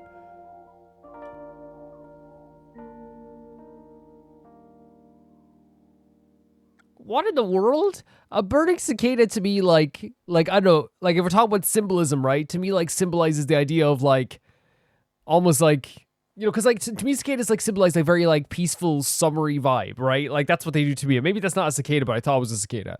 But they give off a vibe of like, you know, like, you know, summer's here. It's like, you know, the sun is shining. You can hear that noise in the background, right? And the idea of like burning one almost feels like any happiness that we're getting out of this summer is not happening. You know what I mean? It's like it's like a very cruel way of showing that almost a way too. The one word I used to describe this, I think, applies to this so well, and that's haunting.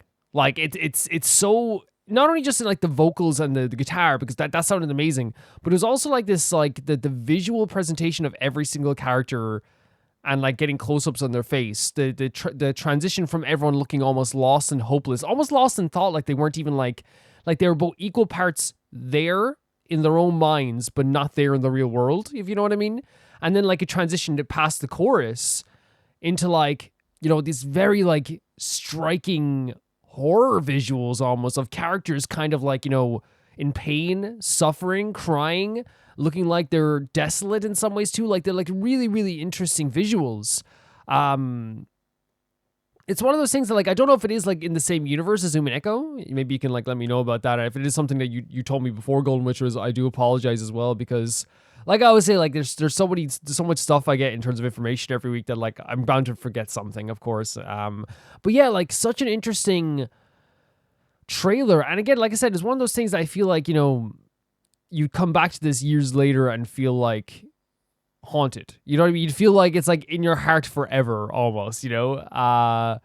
Yeah, like I don't know, like it's unsettling in a very it's inviting and unsettling. You know, it's one of those things where it's like, oh, look at this, look at all these interesting characters. Look at this like visual presentation. Oh, but guess what? Stuff is going to be absolutely terrifying, and you're gonna have to deal with the fact that stuff in this like game / I believe it could be an anime as well, right? Am I wrong in saying, because I think I've seen, now this is a weird probably like way to connect things. I think I've seen or heard of an anime that had the title of Cry in it, like something Cry, but I just recognize the townscape, like the little village, because I think it's one of those things that people recommend to you, and like you see when you look up that picture or something, I just recognize that picture that of the town. You know what I mean? It seems like maybe like that village is iconic. You know what I mean? In terms of like a presentation of this too. Yeah, I the character designs were interesting as well. It looked like, again, a bunch of like very innocent characters who were being like, you know, tormented or going through a lot, and that's obviously like hard to like come to terms with as well. But I found it to be really cool. The music was really haunting. The visuals were really, really interesting. All of it like was really, really, really, really cool. Thank you, Golden Witch Beatrice, for sending us in. The next video is sent in by Heck. And believe it or not, I'm sending in another Sonic comic dub. This is issue 8. The last issue left off in Metal Sonic about to attack Angel Island. Yeah, not very good considering literally nobody is guarding it right now. Also, in this issue, we meet another one of my favorite characters, Silver the Hedgehog. He's a hedgehog from the future who sometimes comes to our present to try and prevent what disaster is occurring in the future. What? Yeah, time travel is Sonic, probably not too surprising. Silver doing the infamous Sonic 06, which is considered to be by most to be the worst Sonic game, which is sad because he's a great character, but people don't like him because of where he came from. I can totally understand, you know, that feeling that Heck has, which is like, yeah, like this wasn't great. Like, you know what I mean? I understand this game wasn't great, but you have to realize like this character is pretty cool, right? You know what I mean? And that happens like with a lot of things, you know, that people universally, you know, pan and look down on, is that like, you're always gonna be like, yeah, this wasn't great, but like, what about, you know, I'm making up something here. What about, you know, Tony? he's like, you know, such a cool character, you know, and people won't even like give him the time of day because it's like, well, no, I hate this whole thing. I feel like that's like a lot of modern criticism of stuff as well, where it's like people would be like this whole thing bad, all of it bad. And it's like, well, no, like some aspects can be good. No, it's garbage. It's like, no, but like some aspects of it can be really good. No, garbage. You know what I mean? So I'm sure there's like some stuff with Sonic 06 that's like really, really cool. But yeah, let's check this out. Sonic the Hedgehog. Interesting shot to start with, right? Way too slow. Using the Come darkness on, here. Step it up.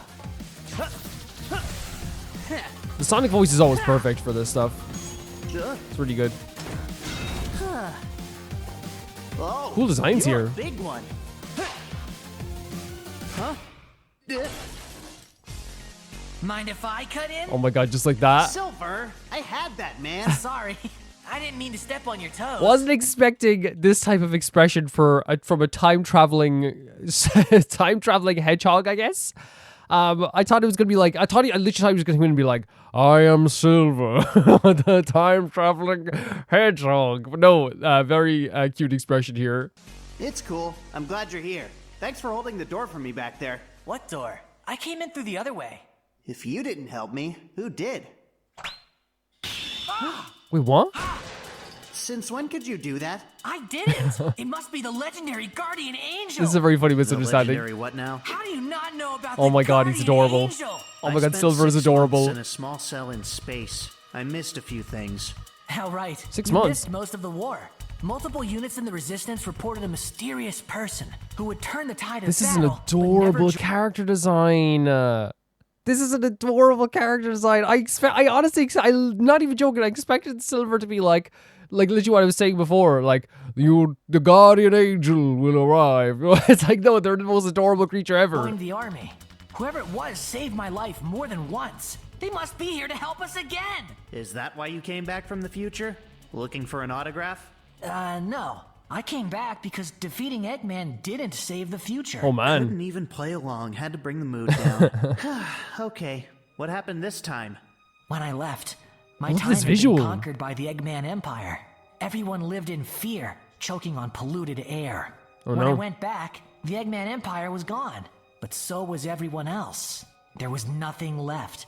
No people, no animals, no machinery, only water and sparse, metallic plant life. Well, that's eerie. I know, right? So I came right back to find out what happened. Amy said you were looking for clues in Eggman's bases. Oh, nice and I sound came to effects. help. So did your guardian angel, apparently. Whoever it is, they aren't using a standard Wispin. How can you tell? Is he like floating as well? Is it like this? This seems like, I don't know, like not in terms of mystery, but this seems like the Tom Bombadil of Sonic, where it's like, look at this like happy-go-lucky creature. Oh, by the way, they have the power of time. You know what I mean? Not that Tom Bombadil has the power of time. You know what I mean? Like they're like extremely too powerful, but like they're the nicest and goofiest person you could ever talk to. For You know? clearing out crowds of robots using the Wisp's power. This is way more precise. What the? Great frame. That must be her. Hey, Guardian Angel! They think this is the guardian angel? No, wait! I don't understand. We're all on the same side. I'm a big They're fan. adorable. Silver. You said she never joined the Resistance, that she never interacted with anyone, right? Well, yeah. So? So she obviously prefers to work solo. That makes sense. For whatever reason. Not everyone likes being part of the crowd. I see. I guess I've been so lonely for so long, I never considered wanting to be alone. I can't. Silver, like within 2.5 minutes, has become like one of my new favorite Sonic characters. They're so adorable. Yo, sorry for coming on so strong. I'm Sonic, and my overeager friend here is Silver. We appreciate your help. We'd like to help you too. Whoa, hey guys. What's I that? thought I saw some Wisp powers going off. I saved their planet from Eggman a while back. Long story. I guess that left an impression. Whisper. Cool. Okay, but why? Whisper? No, genius. Whisper is her name. Oh. Right. Care to get the door for us, Flatware? Whisper's a very cool name, isn't it? It's a very cool name. I said I get it. Don't have to rub it in. Everybody, get ready! These frames are so good always. And look, I like just like this, like the art of this. Name. Oh, Right. This comic is so good. I said I get it. Don't And I know it seems like, you know, quite simple, but like there's something so cool about like, you know, Sonic, Silver, and I guess Whisper together as well. Like just so well drawn. The colors in the back look so good too. There's like some action to it. It looks so good. Everybody, get ready. Oh, some music as well. Whoops. Wow, Whisper looks so freaking sick. We need to finish off the little one so Holy we can focus hell. on the big guy. Right. Come at me. Okay, we're getting to action with Silver as well. Wait. Did he grab Sonic and then Finish throw off him the around the little one place? So we can focus on the big guy. Right. Come at me. No way. No way. Like a freaking speed basketball? But Whisper got a little smack there as well. Okay, Silver is all powerful. Silver might be a god. It's okay if you prefer to work alone. But it looks to me like you've put together quite a team. Look at the smile. And I'd be proud to be a part of it. Silver. Maybe. Maybe. Okay, this is like I could read 20,000 comics of Silver and Whisper. You know what I mean? Working together. Whoa, whoa, whoa! You can tear this place apart when we're done. First, we need vital intel off the computer. She looks really aggressive. She's trying to like is she like set off like in a very angry way by seeing the Eggman symbol? Okay. Man, Whisper's such an interesting character. Well, let's see here. Now, it looks like there was a major update across the Eggnet. It's almost like Neo Metal Sonic isn't hiding what he's doing anymore. Oh, crap! We need to call Knuckles, now! Sorry for pausing again, but the voice acting for Silver is really good too. Yeah, it's an interesting story here with Whisper and introducing Silver. But I do love that like Sonic and Silver are kind of like accepting her, you know, because she clearly isn't bad, right? Clearly. Just a little, Knuckles, what probably happened? socially The Master awkward. Emerald. Something's wrong. But it's hidden on Angel Island. That's the whole reason you've been helping us for so long. Knuckles, you I gotta know, get there. But as its guardian, I've got a special connection to it. It's calling out to me. Davey, Nux, are you there? This is so Overcome what cool. Neo's up to. You're gonna need to call in everyone. The Master Emerald. Oh, the voice acting for them as well. One of the most powerful gems in the world. As well, like, is he sitting on top of it? Did he take it? I was gonna say, like, how cool, like, and how tense they made this, just like, you know, having, you know, just by having a video call, right? Just like a simple video call. They didn't, you know, they didn't like, you know, they didn't just tell us to be tense. It feels tense, right? Is he just sitting on the emerald right now? With the ability to neutralize the Chaos Emeralds. Such a great voice performance, right? With some cool effects. Sonic, as yourself or as Super Sonic. Either way, you will be powerless to The statue of Eggman.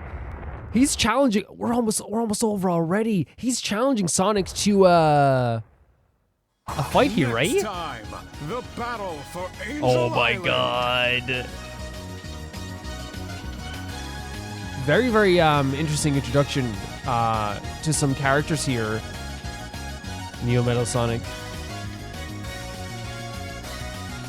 I thought the actual artwork was fantastic as well. Well, it always is, you know. It always is. You usually have like a stinger at the end, right? Am I wrong? Yes! None of these sound happy. These all sound like death sounds. Yeah, so like it goes without saying, the artwork in this stuff is always incredible. It's always incredible. But what I love about what they did here is that they took a cliffhanger, right, of Neo Metal Sonic is heading towards Angel Island and turned it into like something that like added more tension to it. You know what I mean? Making you want to know what happens for the Battle of Angel Island, right? It's like that thing where it's like, oh my god, I have to see this. And that's what's so freaking cool about the writing in this comic book, is that like it really feels like they know not only how to have like a lot of fun, as we saw there with Silver and Sonic, they were having like such a fun time together, such a good like comedic duo bouncing off each other. But then when it's time to get like super serious and like action oriented, they're really good at like creating tension. Like especially with the voice actors are good too. Like the voice actor for Sonic and Silver both sold the idea so much of how dangerous it is that Neo Metal Sonic is going towards Angel Island, right? They didn't hesitate. They rushed to get to Knuckles. Then they showed Knuckles having that connection to Angel Island. They are building up the battle for Angel Island in such a good way. Because the thing is, they could have gone straight to Angel Island, right? They could have gone straight there. And I don't think I would complain. It'd be like, it's going to be a really cool battle. We're going to see some great artwork, some great dialogue. But what they've done is build the tension even more. It's like, it feels like it's about to break now. And that's such a good thing that they did here.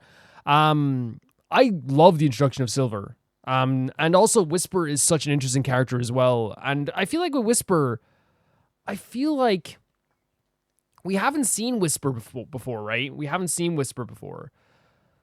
But I'm wondering if like Whisper is a designed character that we have seen before, maybe. Again, that could happen with me as well, but like, yeah, it's always tough like with that stuff as well. But yeah, I thought that they did such a good job with the tension in this, with the action once again. Like, I think one of the coolest things that they did, that they always do with these comic books, is that they'll have me like amazed by like how pretty the colors are, by how cool the dialogue is, by how really like it's so easy to follow, while also like you get it's not like it's just like surface level stuff all the time. Because again, that's one of the things that like, and I can say like it wasn't me like being wrong. I never insulted Sonic, but as I said before, like I never knew how deep the story of Sonic can get. And right now, you not only have like a bunch of people coming together in this very cool way to like stop Neo Metal Sonic, you also have this character, it's clearly with Whisper, who doesn't like the image of Eggman, right? She saw the Eggman thing in the alarm, and she like was set off by it. Now there could be a thing where like she just like doesn't like loud noises, doesn't like alarms, which is again something that does happen with people. So I'm wondering if that is like the case as well. But what we're seeing here is like some emotions, right? Some deep-seated thing that like set her off in that moment as well, that she wanted to destroy that thing as well until Sonic calmed her down. Cool design as well on Whisper also. They're building up Neo Metal Sonic to be something absolutely terrifying. Whatever battle is going to happen, I'm actually very, very excited to see it.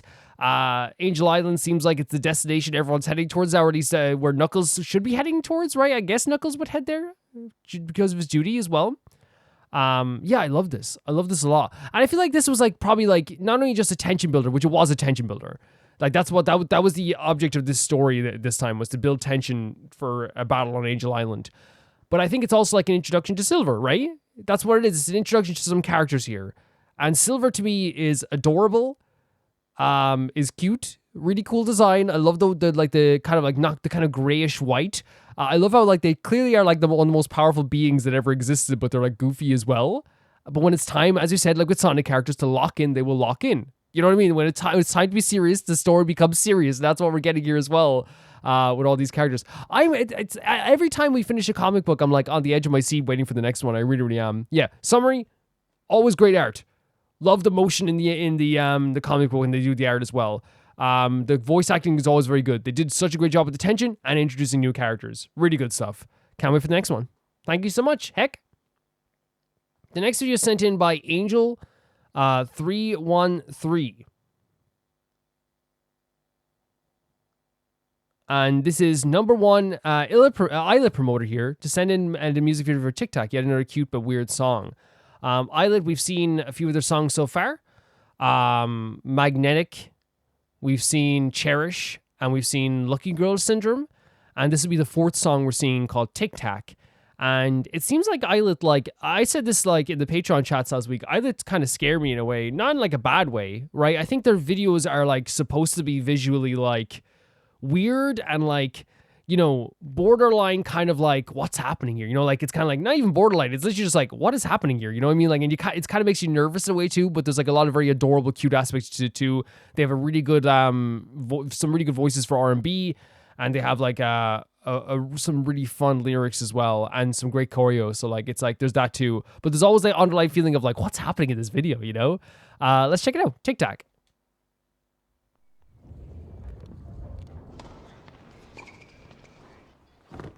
Tennis. There's the gals.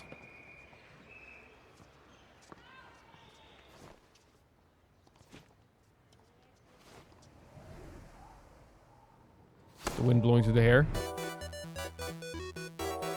Yeah?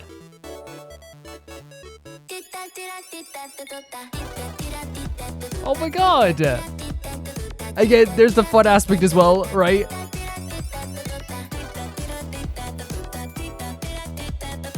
That's such a Oh my god, that's such a fun intro, right? That's such a fun intro. And taking like again, it's not like it's words put together, tic tac, you know, it just put together. But like the choreo mixed with like the cadence of their voice and the fun kind of electronic aspects to the song as well, make it like so upliftingly like fun. I bet to dance to as well, like almost instantly.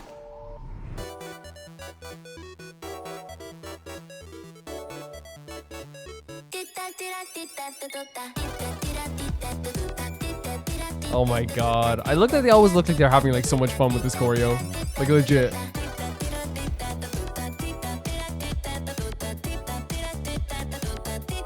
Really cool as well, like, you know, like they have even though it's like literally tic tac, tic tac, right? Right, that's the lyric, right? Even with that, what's so cool about it is that like what you can do with a group is that a change in vocals like changes like the tone of like a tic tac. You know what I mean? I know I'm like analyzing tic tac here, but you know what I mean? It's like from the first singer to the second singer, it like gives a different vibe. You know, tic tac to tic tac. It's like it's a different tone altogether. It sounds so cool.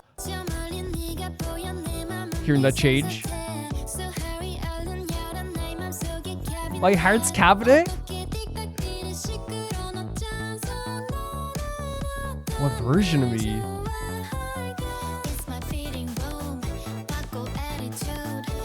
God. Whoever directs these videos needs several raises. Legit. Oh my god. This is a very fun, because it's a chorus as well. It's a very fun chorus. Is the tic tac the sound of like their heart? Like it's ticking along? Because oh my god, because people say the term for heart, like as a slang term for heart, can be a ticker, right? Am I wrong? Yeah, my heart's an emergency. Adorable. Is that what it's saying? Like a tic tac is the noise of the heart inside the heart's cabinet?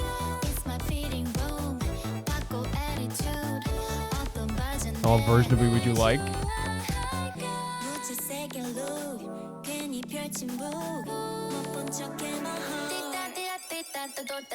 This is so fun. It's very fun.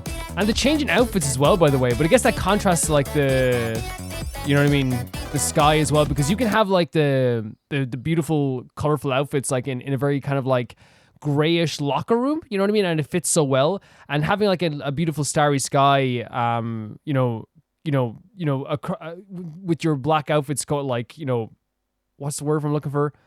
Like in front of it. Like, I don't know, just aesthetically, they know what they're doing here really well. Like, this looks really cool. I'll try not to pause as much as it was.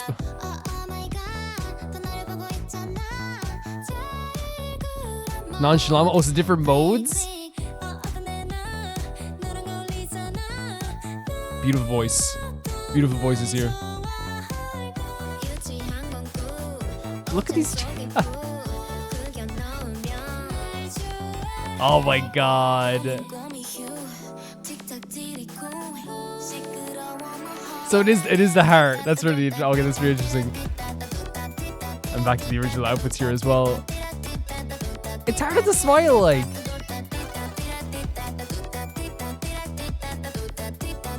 I feel like they heard me saying like all the videos are kind of like they're kind of like an underlying feeling of like, oh, I don't know what's happening. You know, it's kind of like this kind of like underlying weirdness. And while this is still weird, I think this like I'm overcome with the feeling like this is like a lot more adorable than even the other stuff. You know what I mean? These guys just always have the choreo on point though. It's like so good. Cool transitions there as well. The warrior gets the light greet. Okay, so it's like different versions as well. Inside the locker. that tone as well.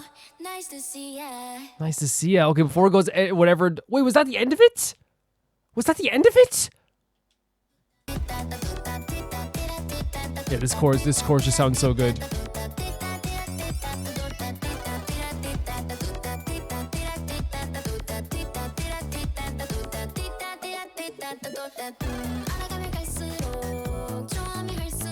I love that tone. I love it.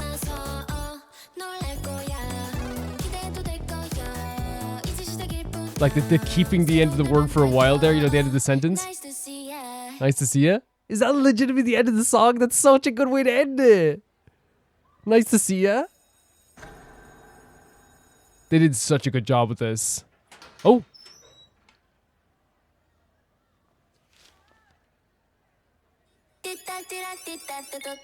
Oh my. I'm telling you, whoever like directs their videos, like, needs like several raises. Yeah, no, like I love an end to a song like this. I love it. I adore it. That's so good. Like insane. Just a sudden end. Just a sudden end to it, right? Nice to see ya. And like, here's the thing, it's almost like if this performed live, you can almost hear the crowd, right? You know, nice to see ya. Woo! You know, like, it's like, you can almost hear the crowd rising up as well. This was really, really, really cool.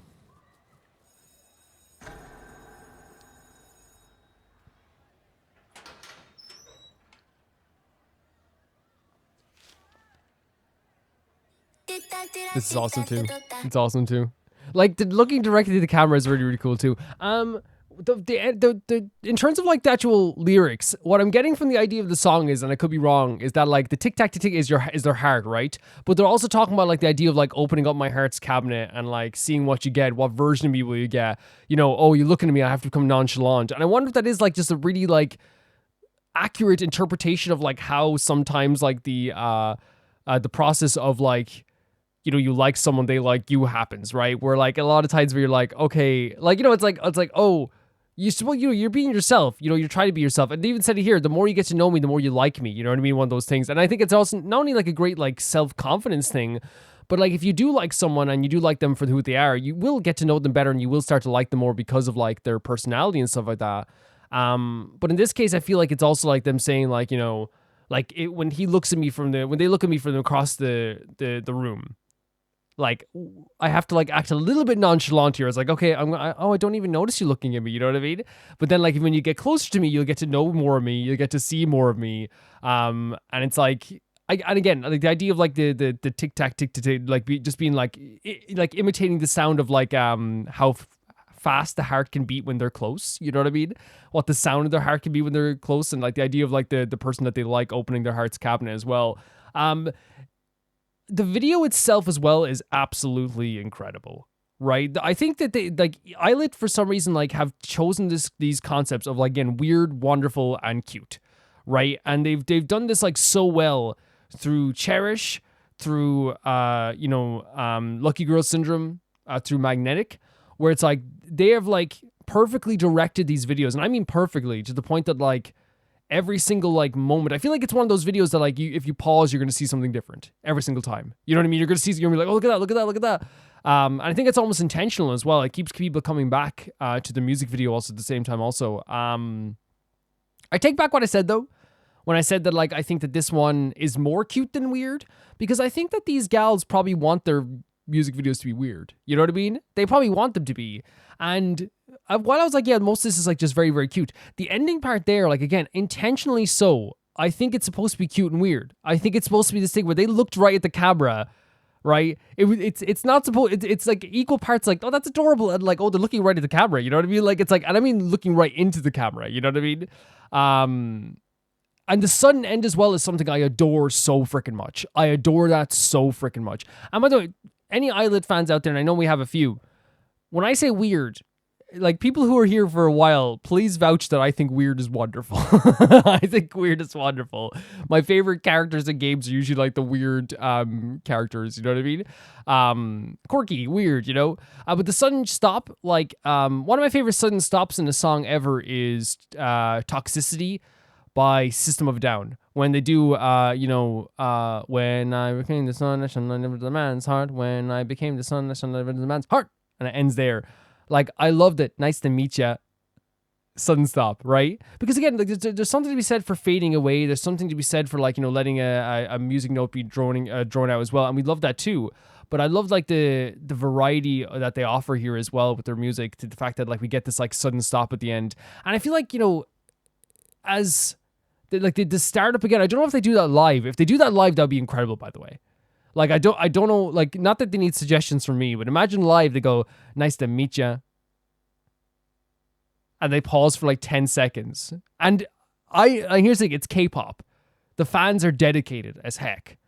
If you ask the fans to pause for 10 seconds and not say a word, and if you went, nice to meet ya, they pause. Did that like, that'd be so freaking sick. But like, I loved the sudden stop again. As I said, I could hear the crowd almost cheering as well at the same time. These gals are great at choreo. The music always sounds so easy to listen to. You could put on these songs anywhere. You could show them to anyone and they would get it almost instantly. You know what I mean? And the lyrics are really fun. The music videos are super fun. Really easy to look at as well. Very colorful at times too. Yeah, I really enjoyed this as well. Another Illit video. I think they're fantastic. I think they're absolutely fantastic. And it's so cool with like the pop music that I listen to in this stuff and like the R&B music and all this the K-pop stuff is that like I continually am introduced to new stuff all the time that I never heard of. Thank you so much for sending us an angel. This was awesome. The next video is sent in by Solvix, and it is a follow-on to the last one's video with To Be Hero X PV. Not much to say, but it's a bit longer. There's also 10, but there is also 10 promo trailers, one for each hero in the top 10. It's fun. Let's check it out.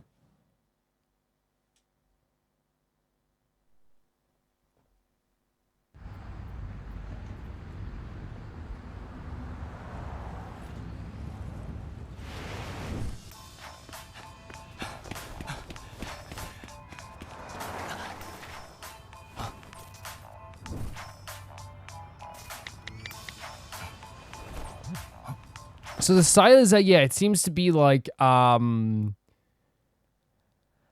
you call it? It seems to be, what you call it? Like, how do I say it? It seems to be like CG, but like, has like some, like almost like 2D art shading on it in a way.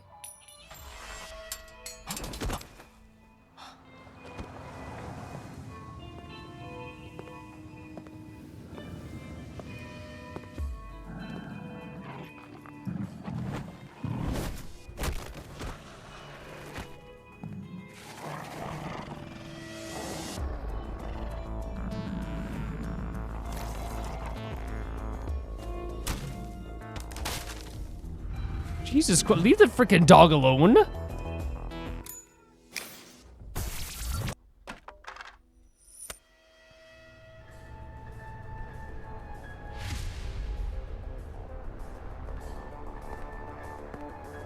Just like that. Just like that.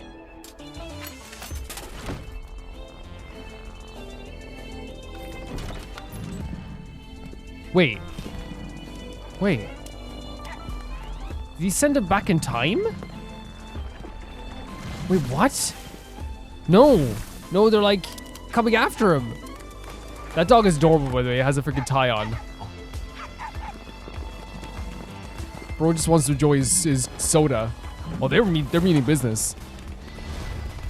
Jesus! Where'd they get all these guys? Oh, that's the guy with the white hair. Oh, of course.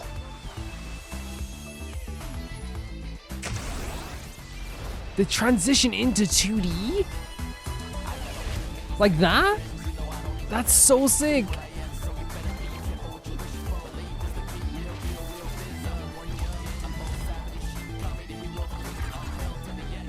That's legit so sick.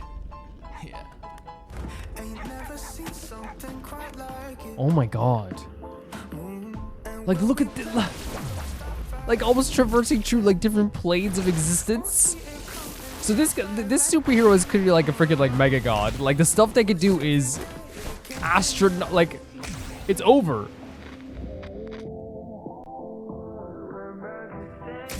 Like, I'd give up.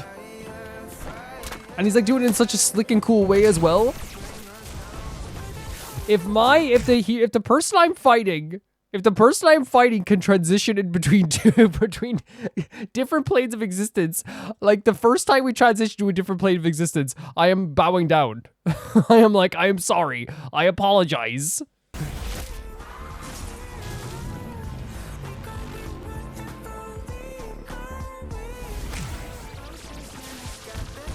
It's like, there's no issue. Sorry, sir. This looks so freaking cool. The colors and the multicolored aspect of things, gorgeous, right? Absolutely gorgeous. I'm always like a bigger fan of 2D than 3D. Like 100%, I'm always a big fan of 2D.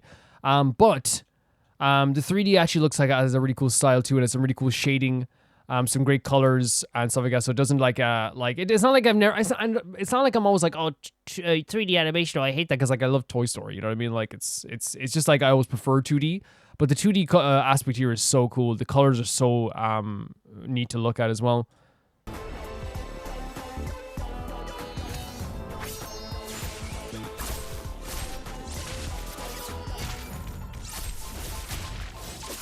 Jesus, cutting through them as well. With the slick music in the background as well. Like, it really adds to the nonchalantness. I love the transitions. Very cool stuff.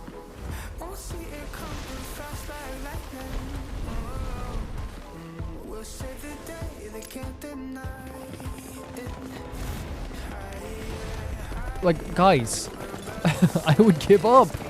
I would give up. Look at him. Ah, Jesus Christ. Oh my god.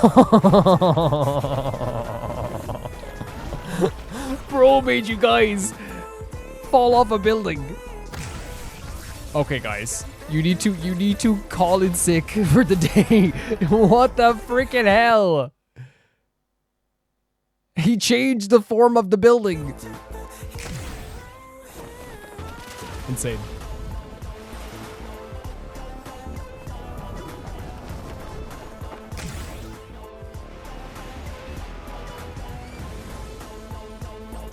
Wait, where are we in Are we in a different time and space now? Is that what's happening? Like, I know we went to different like planes of existence, but like, did you take them into space?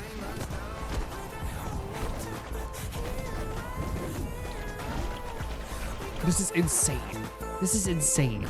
This is not a superhero. This is a god. Which again, some people do like see superheroes as like having the power of a god, right? So like that does make sense. Like, look at this. Through water. Now it's a... It looks incredible, by the way. It does look really, really cool.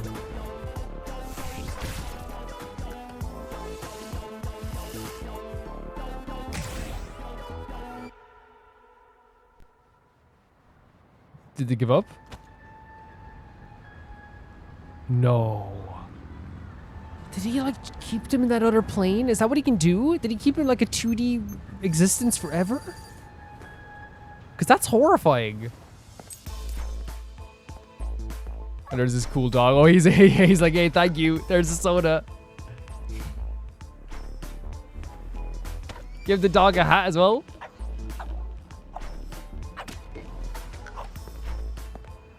It honestly suits the dog. If I'm the dog, I'm trying to become this guy's dog. You know what I mean? Okay, just cool as hell. Nonchalant. I just turned all these creatures into two. Very cool transition as well. Were people's belief create heroes?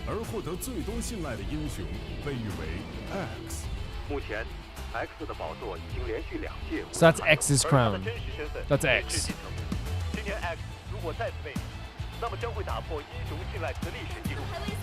Yeah, these we said this last time as well. The designs are impeccable. They really are. They're so cool.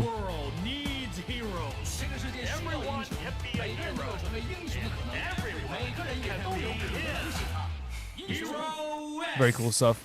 Mortal's Journey. I have no problem saying as well that like last time I was like, oh, I gotta like check this out. I hope I can check this out at some point. But I need people to understand is that like what usually happens is I'm like, oh, I can't wait to like check this out. You know what I mean? I really want to check this out. And then like so much stuff, which again, you guys understand, it's life. Like so much stuff happens where you're like, oh, I didn't get to check it out, right? And like a week and 2 weeks, and it's been 2 weeks, right? Like since the last time I probably said it, 2 weeks can go by in a second. Like legitimately so. You know what I mean? It can like not legit, you know what I mean, but like it feels that way. And I feel like that is like I don't know. I feel like that's like a really it just happens. It's life, you know what I mean? How much stuff do I say like I'm gonna check out? And then here's some stuff I have checked out. Like 100% we have checked out some of the stuff from you know, I have checked out some of the stuff from Rome Reacts. A lot of the stuff actually. But like sometimes you just get so caught up in things that like legit there's stuff from like 6 months ago. I was like, I really want to look this up and check it out. But yeah, color is impeccable. The designs at the end are obviously like incredible. I talked about that last time. I think the designs of this outro show are great too. But what they showcased here with this character is that he is like a god. Like this is god-like powers. This is something that like, you know, I don't know how you could like quote unquote take the crown of this character. The idea that they can literally like transfer characters from different planes of existence is something that like can't be like overstated, is an absolutely terrifying thing to behold in no matter what way you look at it. Like for me, like personally, like when I'm looking at this, like it's like really entertaining to watch, you know, because there's like so many like cool transitions, really, really cool moments. But that doesn't like, there's still also this like element of like, this is terrifying. This is absolutely terrifying. Now it seems that like the only reason that he did this was because they were like being cruel to a dog, which I think, yeah, you deserve it. If you're being cruel to an animal, then 110% you deserve to be, mind effed into like 20 different planes of existence. You deserve it. You deserve it. But is that like you can see he was like clicking his fingers and transferring not only between like 2D and 3D, but also transferring between like, you know, 2D planes, different worlds, different places, changing buildings. He transferred to a place at one point that made all those like minions fall off the top of like a building and fall down to the demise below. This is like not like an ordinary power. This is absolutely horrifying. And honestly, like like and again, by the way, I'm like 100% against. I don't know if that's a story point in this this show, but like I'm 100% against the regulation of superheroes. In the Marvel universe, at least. You know what I mean? But like I wonder if there's like talks of like this guy's too powerful. It's like people are sitting there going like, so this guy he transferred a guy stole a loaf of bread. I know this didn't happen. This guy stole a loaf of bread and he transferred him to like the 2D world, and it's like, I wonder if he's a bit too much. But yeah, really cool animation. They made him seem like so nonchalant. How can someone be so nonchalant and doing so many like astronomically like god tier things? They did such a good job of portraying that as well. He like having this like ordinary vibe to him as well, outside of like the hero aspect, where he's just kind of like the Clark Kent type style, where it's like, you know, the normal look, the glasses. He just wanted a soda and he transferred into this different thing as well. Obviously it's different from Clark Kent because like you wouldn't be able to tell the difference between these two guys in the street if you saw them both at the same time, right? They're very different. Yeah, this is really, really cool. Terrifying, but really, really cool. So many parts that I was like literally just like, what the hell is he doing now? But it was cool as well. Like, it can't be overstated as well because the animation in this is so good. It's so good. It's so difficult to do the stuff they were doing here. I know people can say, oh, you just cut through a transition. You have to, there wasn't like just a sharp cut. There was transitional stuff into like different planes of existence, different worlds, different frames, different, you know, 2D to 3D, you know, the facing front into flat, like all the stuff like was really, really well animated. And I thought it was really, really cool. Summary, terrifying, but very pretty. Very, very cool stuff. Thank you, Solvix. The next video sent in by Zevi.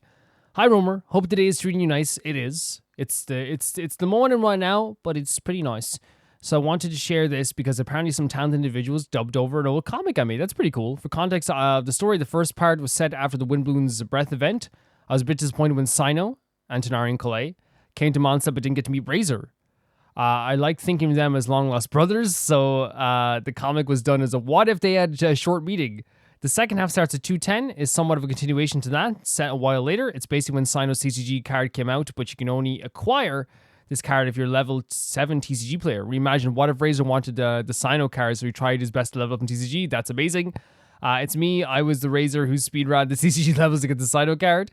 The last bit is a bonus on my travels with Razor. The voice actors are so good. I hope you enjoy the shenanigans we brought to life. Let's check it out. Heading back after the Windbloom Festival. Ah! Excuse me!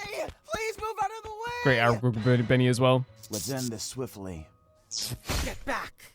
Oh.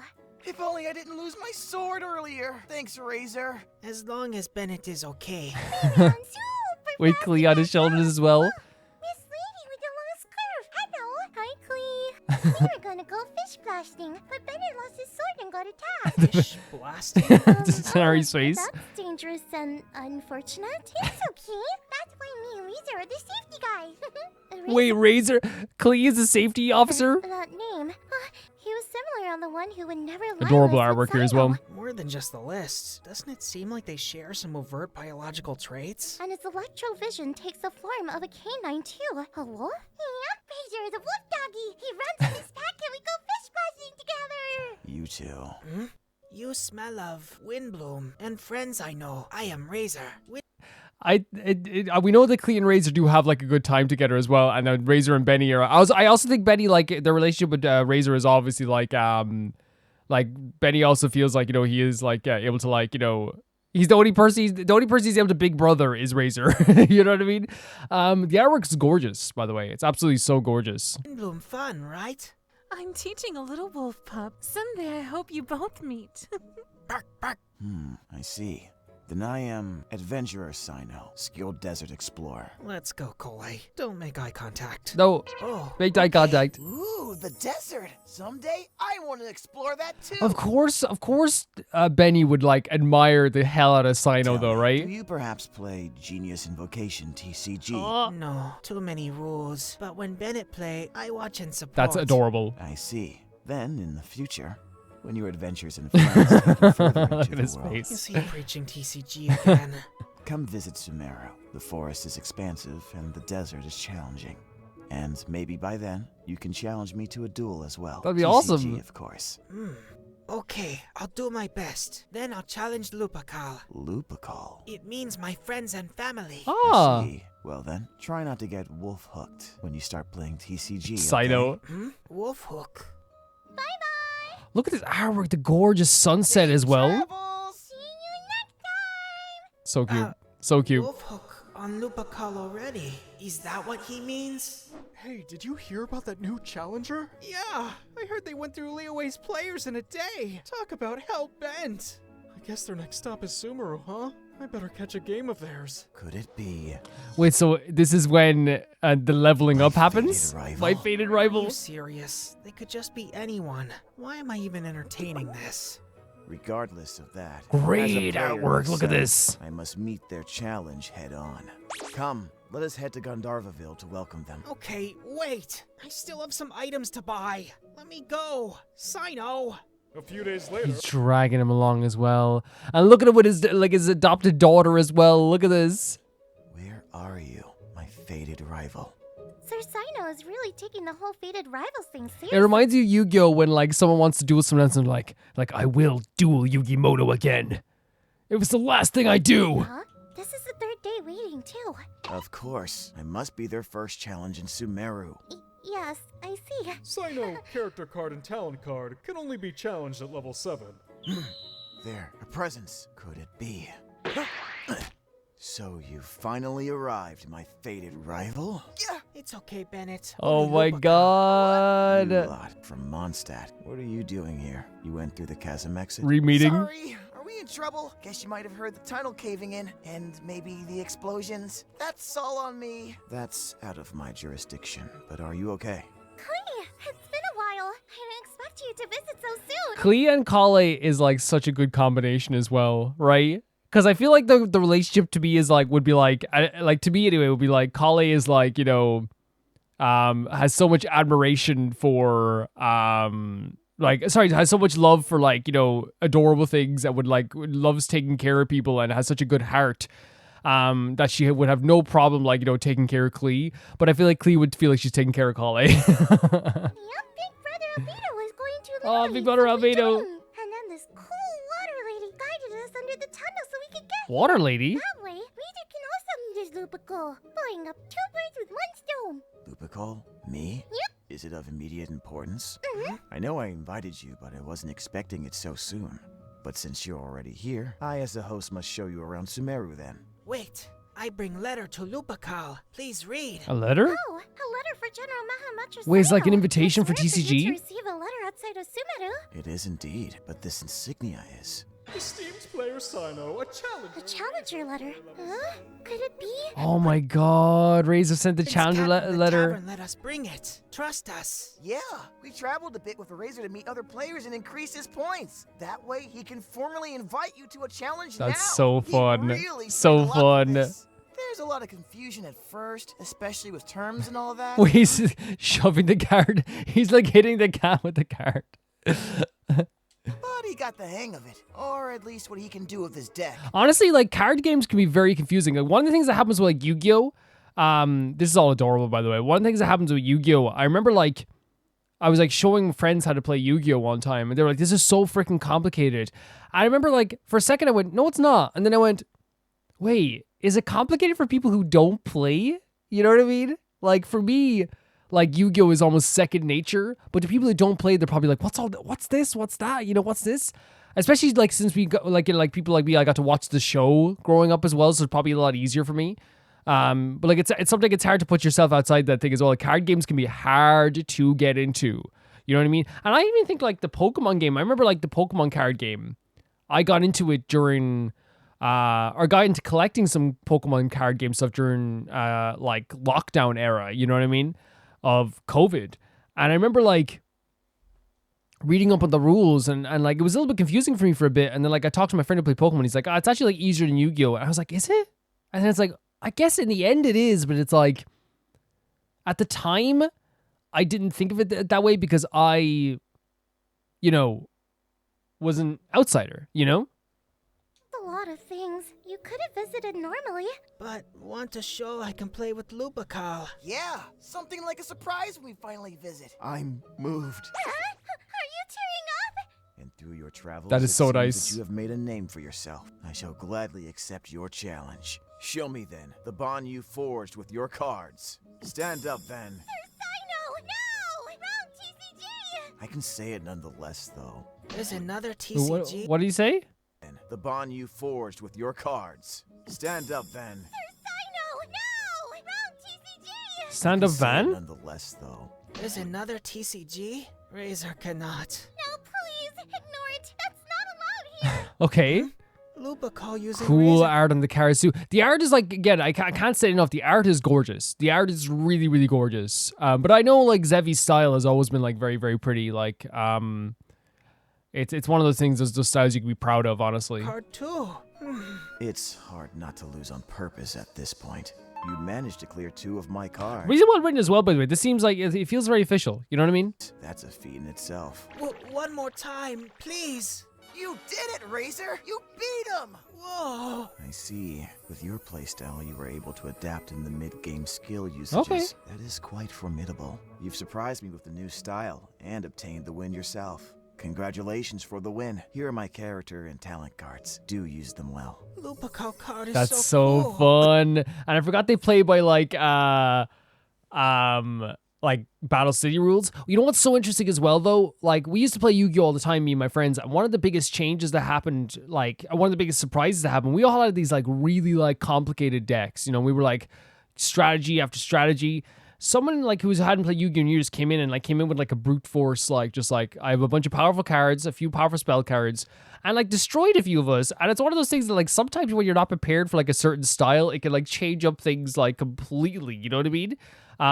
It was the deck was completely brute force and it destroyed a few of us. You know what I mean? We were just like, and we literally had to be like, let's make 2 decks. One that like, you know, is pretty strategical, and the other one so we can like block this absolutely insane brute force deck, you know? Because we're all having fun. We didn't want to like create like a big like there was like a thing we were like made sure no one was making just meta decks that just one turn kill decks. You know what I mean? It was like let's create like I think we even had like a theme where it was like you have to like do like I think it's like a character from the show. It's a way to keep it fun without it getting too professional. So cute. Why? And later, it has cool lightning effects too. Now I have both cards with Razor, so even when far away, Lupercal always That's together. incredible. Lupercal, huh? Well, now that that's done, allow me to show you around Sumeru then. Where's Klee and Lady Forest Ranger? Oh, Klee wanted to explore, so Kale went with her. They said they'll get to the village first. Let's go adventure too. Then she is in capable hands. Yes. Let's go then. 100%. Meanwhile, with Cole. Cole, what happened? Wait, since when did Klee Wait. get here? Mr. Technology, fish blasting illegal! This scent, it is springtime. So she found out what fish plastic was. Traveling Lupercal. I hunt trouble. Gorgeous art. Lupercal. Show. Then I help find food with Fox Lupercal, and sometimes Sandwolf Lupercal call me to play. How about a game? It's not different from every day, actually, but I keep learning more with them. Like, yeah. Yeah, first of all, just like amazing artwork, absolutely gorgeous stuff. I've seen Zevi's artwork before, many times before, and not many times, like a few times before, like when with artwork and like fan art for the channel as well. And it's always like just one of those things where it's like, man, like if you could draw like this, it'd be very, very appealing as well. This also like inspires me to like, I want to like maybe do some like voice acting for my own comic. You know what I mean? Like even if I know like it's only gonna be me doing the voices, but I still think it'd be like pretty fun. I don't know. This is like really, really sick. And like, you know what's so cool about this? It's not only that it has gorgeous artwork, and at some points like it just like the artwork is to the point that like it is their artwork, but it really, really makes it feel like, you know, it's like official almost. It feels official when I'm watching this, which I think is like a really big testament to how like good this can be. You know what I mean?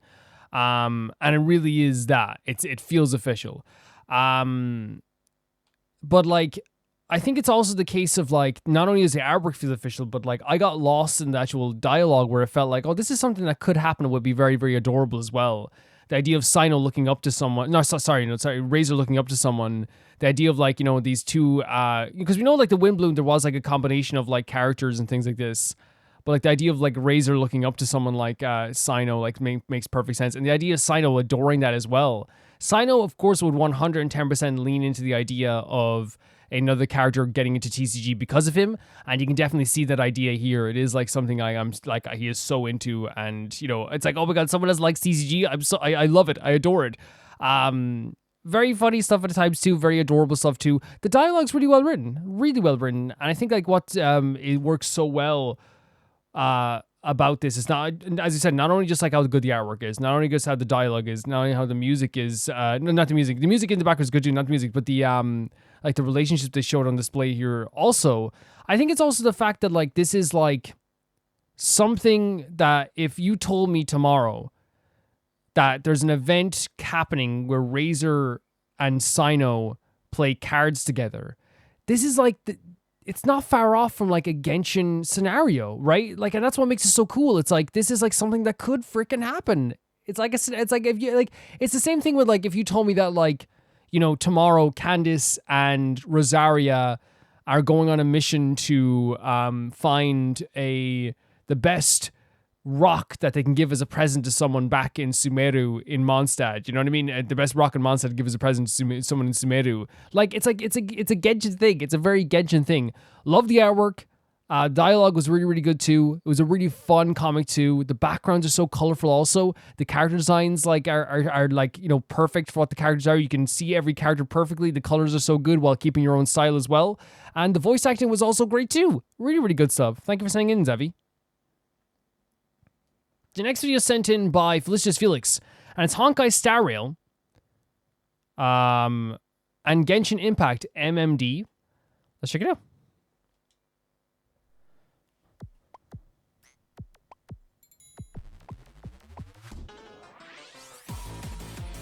What are you guys doing? We got choreo. Is this a subtitle situation? No, maybe not. Oh, that's cute. That was very cute. Wasn't that cute? With Ether there and Louise with the wave. Watch this. This is very cute.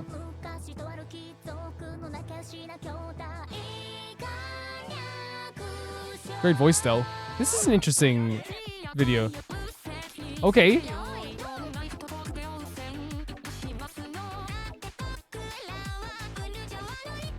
Like, the choreo is very smooth, isn't it? It's very smooth. It's quite adorable.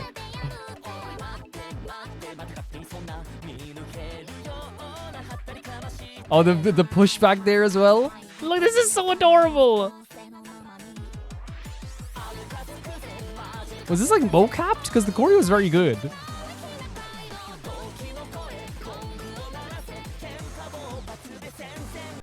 This, I don't mean this as an insult, by the way. This feels like a video that like you would click on at like 2 a.m. when you're like super tired, and like it feels like you're in a different planet. You know what I mean? It really does feel that way.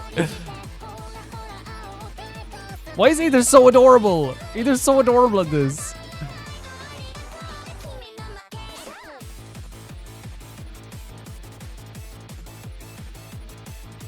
You know what? Like, for some reason, like all of them are doing a really good job. It look like, for some reason, when I'm looking at Ether, it's like, you know, that dancer on stage who, like, you can see them thinking about the next move in their head. You know, you can see it in their eyes almost. Like, just look at Ether for a second. Watch, look at this. You can almost see in his eyes. He's like, okay, now I gotta go over here. Oh, that's really adorable to me. Watch this. Look.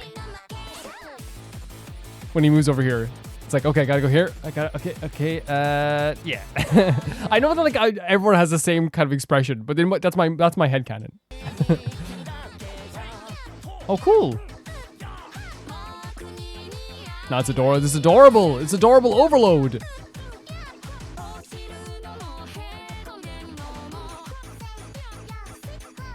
Silhouette designs as well. You know what's so funny about this? Well, I can't believe you found the time to get Stell. Like, anyone would find the time to get Stell to do any choreo. You know what I mean? she's very much has the mindset of like, okay, fine, I'll do it. You know. This is so fun! Like the arguing as well. I know they're arguing with each other.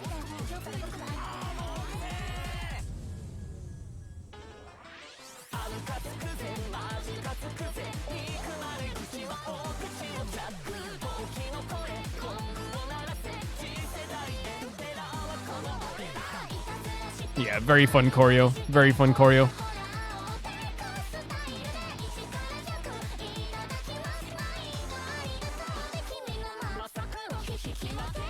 I'm also wondering how a lot of you guys, that's so fun. I'm wondering how you guys find these videos. You know what I mean? Cause like, it's funny cause like when I get recommended videos, on Genshin, I don't click on them still. Now sometimes, like, here's the thing, like I could still click on some Genshin videos, right? But like, it depends on the timing thing because what happens is I don't have to avoid spoilers nearly as much as I used to. But there is still an element, and I think you guys understand what I'm saying here. There's still an element where, like, I still take, like, 3 weeks to get through, like, all the new updates sometimes. You know, whether it be banners, world quest, story quest, main quest, Archon quest, all this stuff. I take a while to get through everything. Like, I really do. And because of that, I still have to, like, avoid clicking on Genshin videos on my main account. This is, like, the account I use for, like, the channel and stuff. I watch stuff and things like that. So, like, that's different. But it's interesting that, like, you know, like, these type of videos, like, I wonder, like, if I would find them a lot easier if, like, I was clicking on, like, you know, more Genshin videos. And it's not that, like, I don't, like, want to watch Genshin videos, but, like, I still even haven't, like, which is strange enough, like, I still even haven't watched, like, reactions to old Genshin stuff. Because, like, I remember thinking to myself, like, when I first finished the Liyue quest, I was like, man, I can't wait to eventually see someone's reaction to this, but I never wanted to do it because I thought I was going to get spoiled. So I'm still trying to like curate my experience so that I don't get spoiled by stuff by accident. That aside, I actually find this to be really, really fun. Again, it's one of those things, like I said, like you watch this like 2 a.m. and like it's like the best video you've ever seen, you know what I mean? And then like, you know, you rewatch it the next day and it's like, oh, the choreo's really fun, you know? It feels like a fever dream, but I think that's almost intentional of how like fun it really is trying to be. Like, it's not trying to be too serious or take itself too seriously. It's taking 4 characters that people clearly love and putting them into a scenario where they're all dancing together, and there's nothing wrong with that whatsoever. Really adorable stuff. Ether, for some reason, was like the cutest thing ever in this. Again, headcanon I had there was that he was like, you know, he trained the day before, and I was just like, you know, they said, just follow our lead, you know, just follow our lead. Really, really, really funny stuff. And I think it's like the choreo was actually very good. So like I for a second there, I was actually thinking like, is this like mocapped?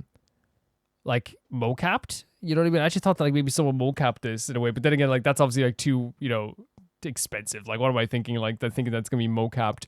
But like, it'd be funny if it was. You know what I mean? It would be funny if it was like, but I guess that's just a testament to how like well they did this, you know. But we have seen videos before where they take like the character models and put them in situations that's like really, really adorable and fun, and that was another situation here. I had fun with this. I think that was the intention. I had fun with this, and I thank you so much for sending this in, Felix, because this was super, super, super fun. And yeah, like on the note of like not watching Genshin videos, I hope it doesn't make it sound like I'm saying like I don't like Genshin reaction videos. I just haven't gotten around to them either. And I also think that still I'm trying to like curate my experience on YouTube where like the only Genshin I have, and I stand by this, I love it, is Roma Reacts, you guys, and the game. That's it.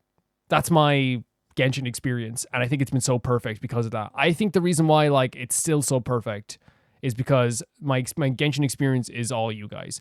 And also there is a thing as well, it's the same with the K-pop stuff. I don't watch like a lot of new K-pop stuff because I want to watch it with you guys. There's a high chance that like imagine I found this video by myself and I had to be like, Felix, sorry, I watched this already. It's like, oh, okay, you know. And it's a higher chance of like, you know, getting to watch this stuff with you guys, and I think you guys also like as well. So thank you so much for sending us in, Felix.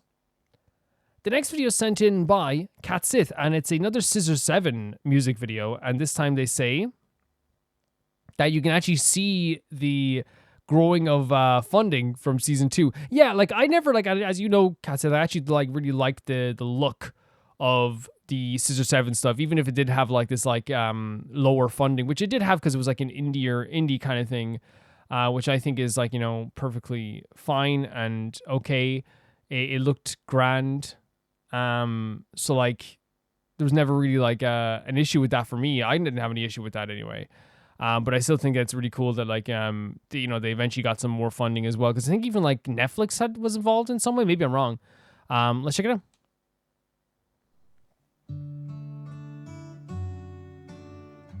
Really fun designs as well, right? Not even your fallback guy is very depressing. Because fallback guy implies, you know, when you don't want your main guy, you want me, you know? Jesus, dude.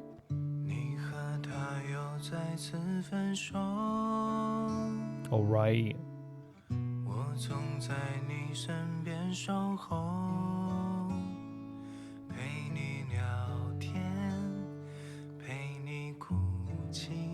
And that's the guy from the original, the guy that was resting on the other one's head is the guy from like the original animation we saw, right?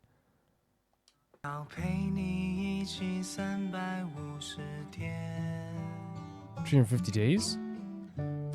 This is such a sick design. Such a sick design.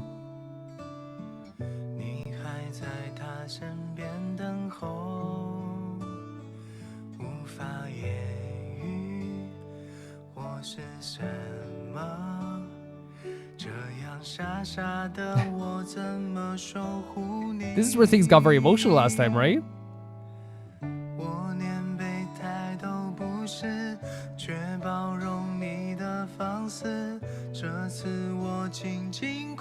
Gorgeous voice though, right? He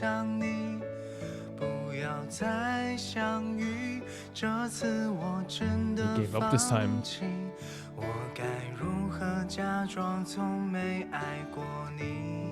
And I suppose as well, how can I pretend I never loved you? Oh my god, the crying as well. It's like such a an interesting line, just because it's like I think sometimes like we try to like convince ourselves that like, oh, like they're not for me. They never were for me.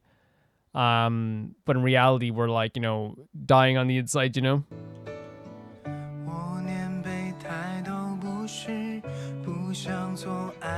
Man. Choosing to get that so hard, man. Jesus.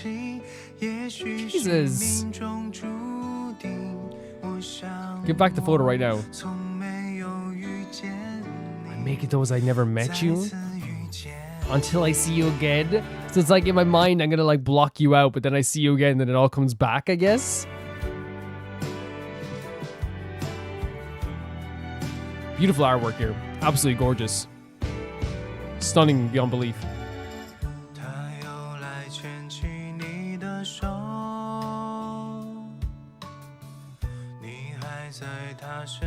So this is coming from the perspective of this cat, right? Because for a second, because I thought they were like doing like a backup, see like here? Like, because it had obviously the perspective of the dog for the whole time, but I thought they were doing like backup vocals, but yeah, like a backup thing, but they're actually singing the whole song as well.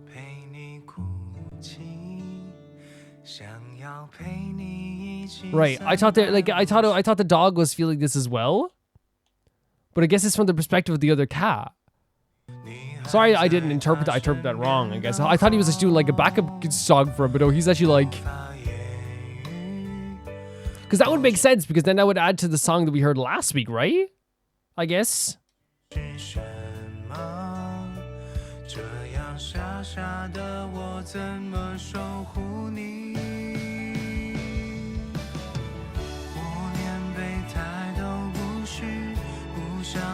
I don't want to be the shadow of love.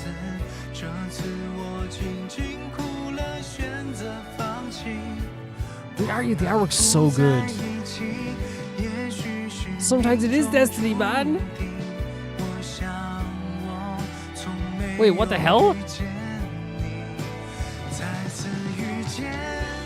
Was bro trying to kill? That's not a way to go about it. I'll tell you that much. That's not the way to go about it. Buying some green pants. Oh my, it was like nice dress pants to give. Oh no.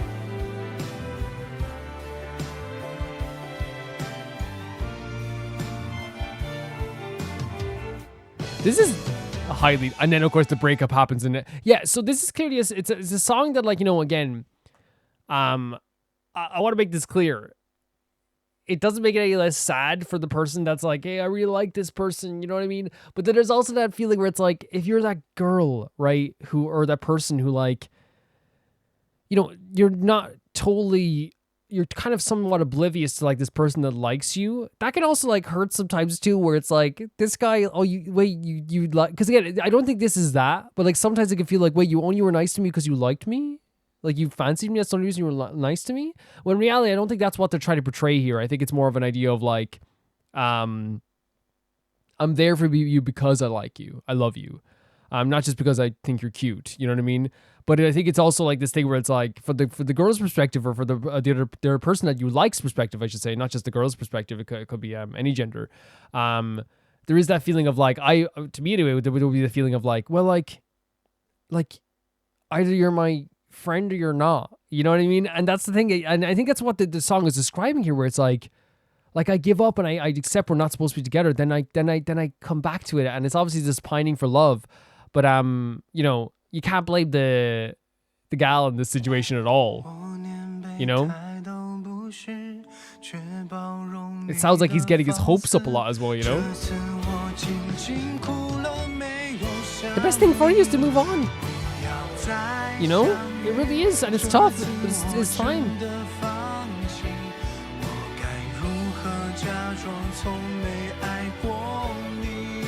know what I mean? This thing, it's hard, like, you can't, this is gorgeous.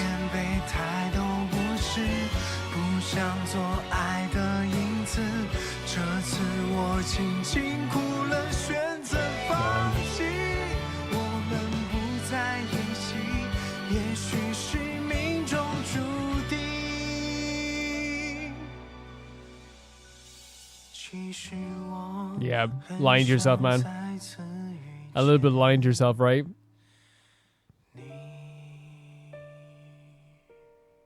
Because you can try and convince yourself that you don't like someone, but that's very difficult. And like, I know it's like very easy for me to be like, first of all, yeah, the music is great. The artwork is absolutely gorgeous. I think that goes without saying with the Scissor Seven stuff at this point. Like they do such a good job with that stuff.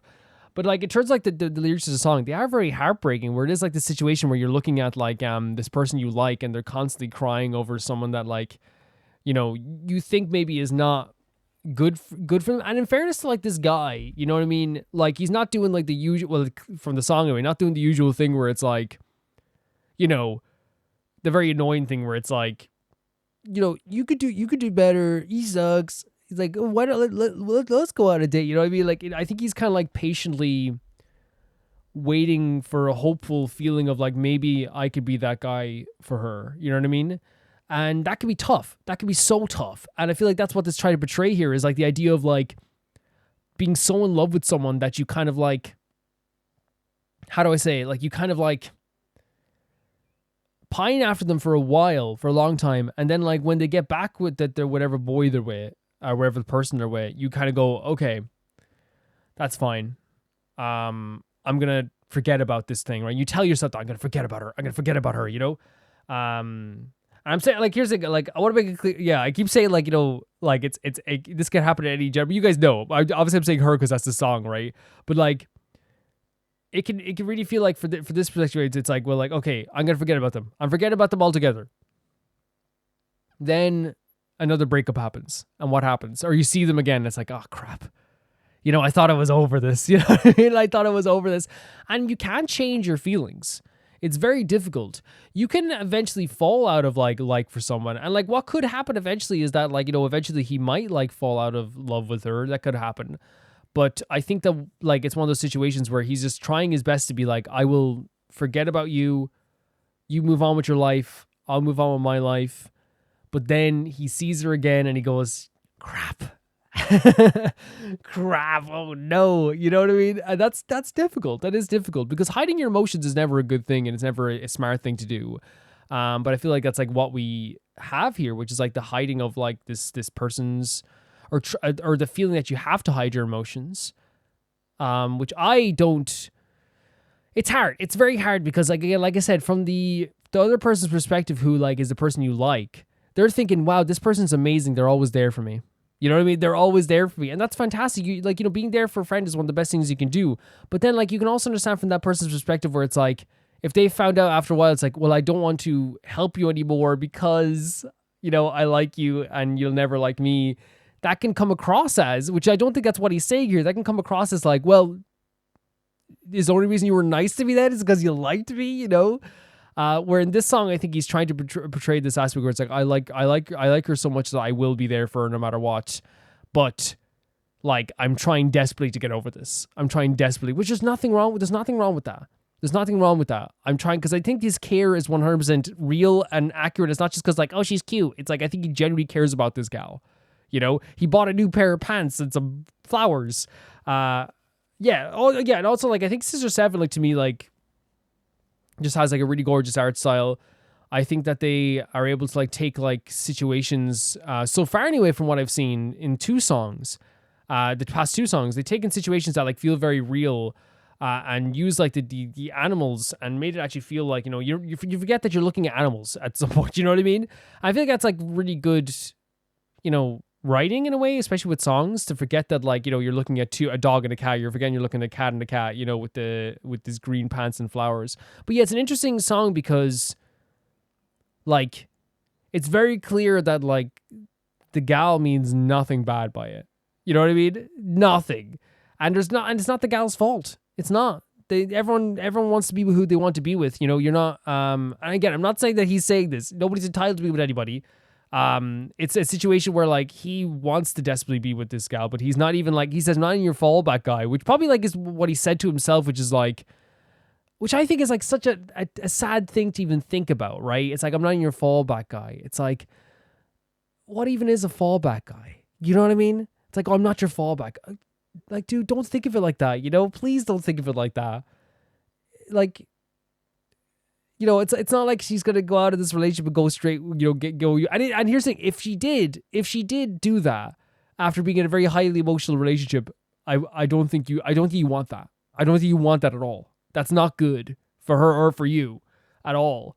Don't think of it like that ever. If you're in that type of situation, it's 100% okay to distance yourself from someone you like, as long as you give them like a good explanation of why you're trying to distance yourself and be like, look, I need time or whatever like this.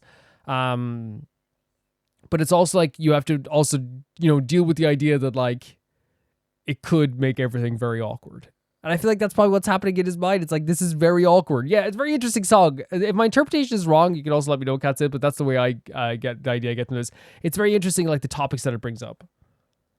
The next video is sent in by Flowerbit, and this is a Luna song, and it's actually Lip Eclipse. We're going through a lot of like the Luna verse songs as well, and they say, I'm continuing to send in more Luna's pre-debuted solo songs. This week I wanted to send in Lip's solo because of a couple of days ago was the 8th anniversary of its release. This music video is how Lip debuted as the 6th member of Luna. Eclipse was definitely a turning point for them because this song and the music video had a very different vibe sound from everything else they've released so far. For the first 5 members, the first subunit, and being a group that dips their toes in lots of different musical genres, will become one of the things Luna is most known for. Lip was only 18 at the time.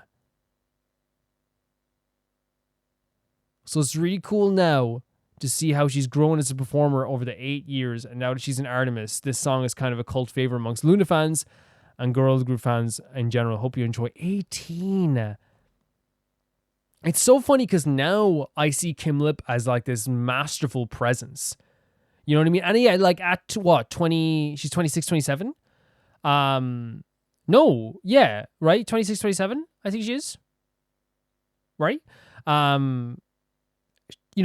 That makes sense. She's like this masterful presence and a sweetheart, clearly, but gives off like a very like professional and,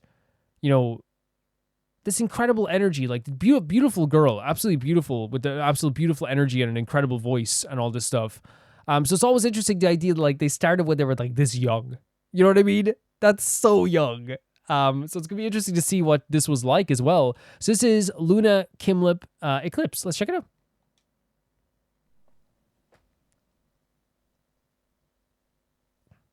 We have subtitles on. Now we do.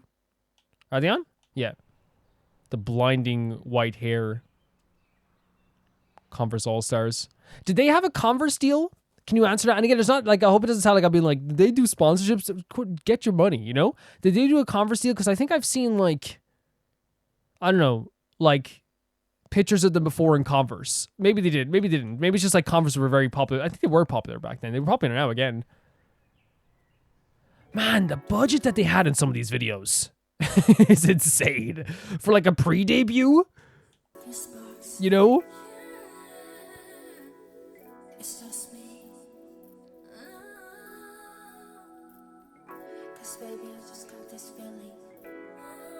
Actually, I say get your money, but like if it was a sponsorship, they probably didn't see a lot of the money of it as well, which like just made me a little bit angry as well. Sorry. So,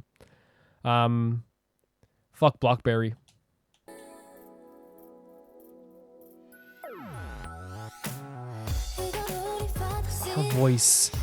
Her voice.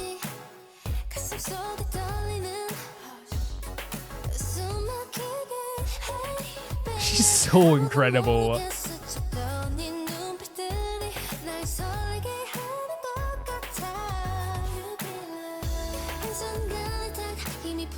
That's such a gorgeous part of the song there, the Cupid love.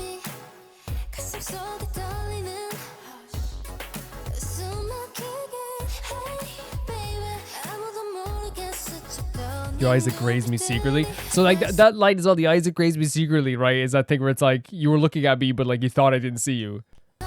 Right?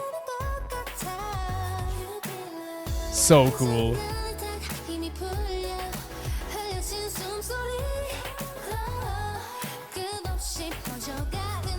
Her voice is so gorgeous, isn't it?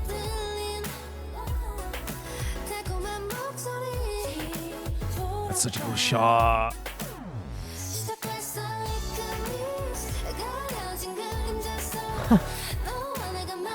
I'm just kind of like shocked.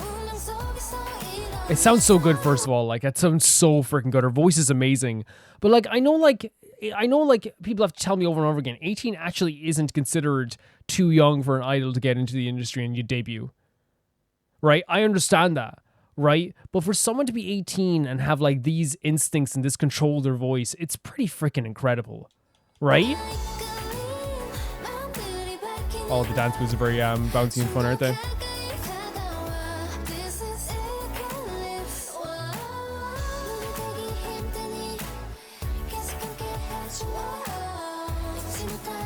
I love that shot so much as well.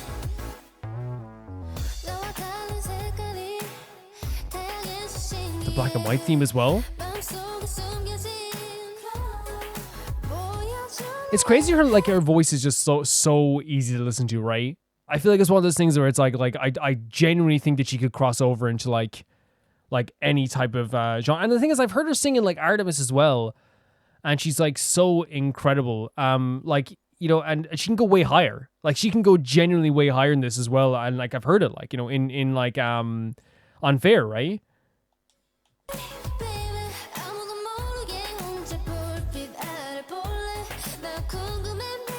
Makes me crazy. It's such a good part of the song as well, isn't it? Your heart is visible in just one look. This line here. Sorry, I had to like pause for a second. Smudge the light. Your heart is visible in just one look. But it's like Pandora's box, right? Like that to me states it where it's like, yes, like I can see your heart. You can't hide it, right? Like even in a smudged Eclipse, even in you know, it's like smudged and covered. But like opening this up means that it's going to cause like a lot more things to happen as well, right?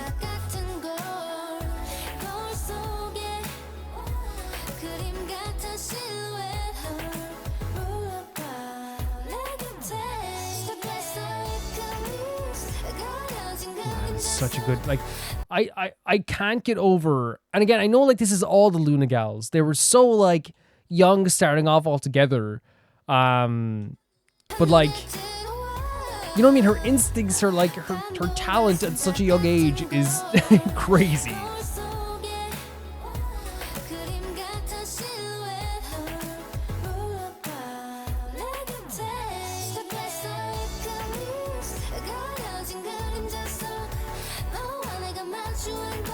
So freaking cool. So freaking cool. She sounds amazing. You could listen to her sing for hours.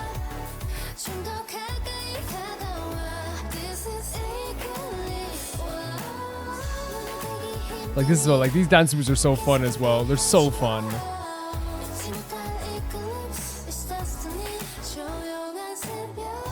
Oh man.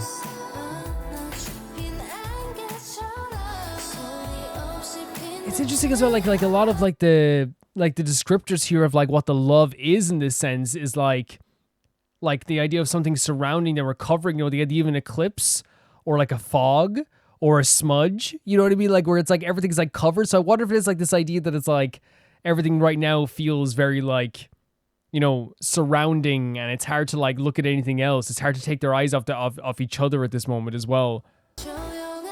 I think her voice is incredible. That sounds so freaking good.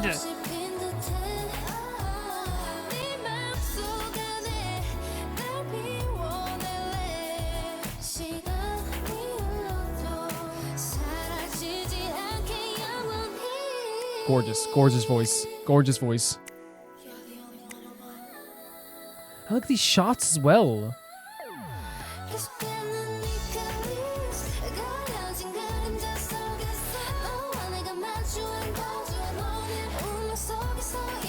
No, and it's hard for me to describe it, like, because I feel like I'm mesmerized by a lot of like her voice for a lot of this as well. So far, this whole thing has been very mesmerizing. Like her voice is very mesmerizing. I think she's an absolute mega talent. That's been absolutely incredible.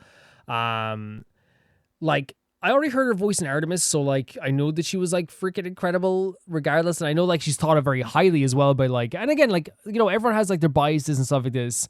But I think like, you know, she is like, you know, thought about very highly in K-pop circles. She's fantastic. She really is. But her voice is like so like silky and smooth, and like it's very clear like a very R&B style focused song that like works so well with her tone here as well. But I know she could do like different tones as well. Again, like I said, Unfair is a perfect example where it's like she can go higher and it still sounds like so good, you know. Can you feel? I can't even do it. I'm not gonna try to do Kimla's vocals, you know, in that song, but it sounds really freaking good.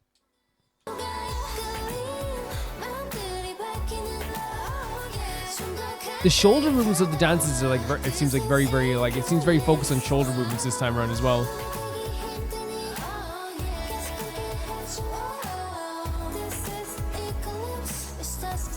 It's Destiny. Like the color tones as well, and like the idea will be with me all the time. Maybe all-encompassing relationship here.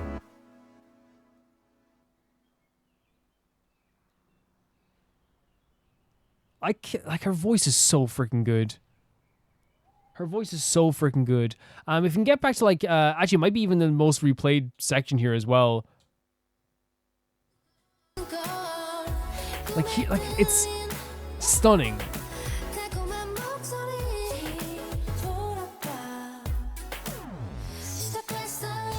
Like it's so she sounds so good. Her voice is so silky, so smooth, effortless, you know. It's stunning. It's so stunning.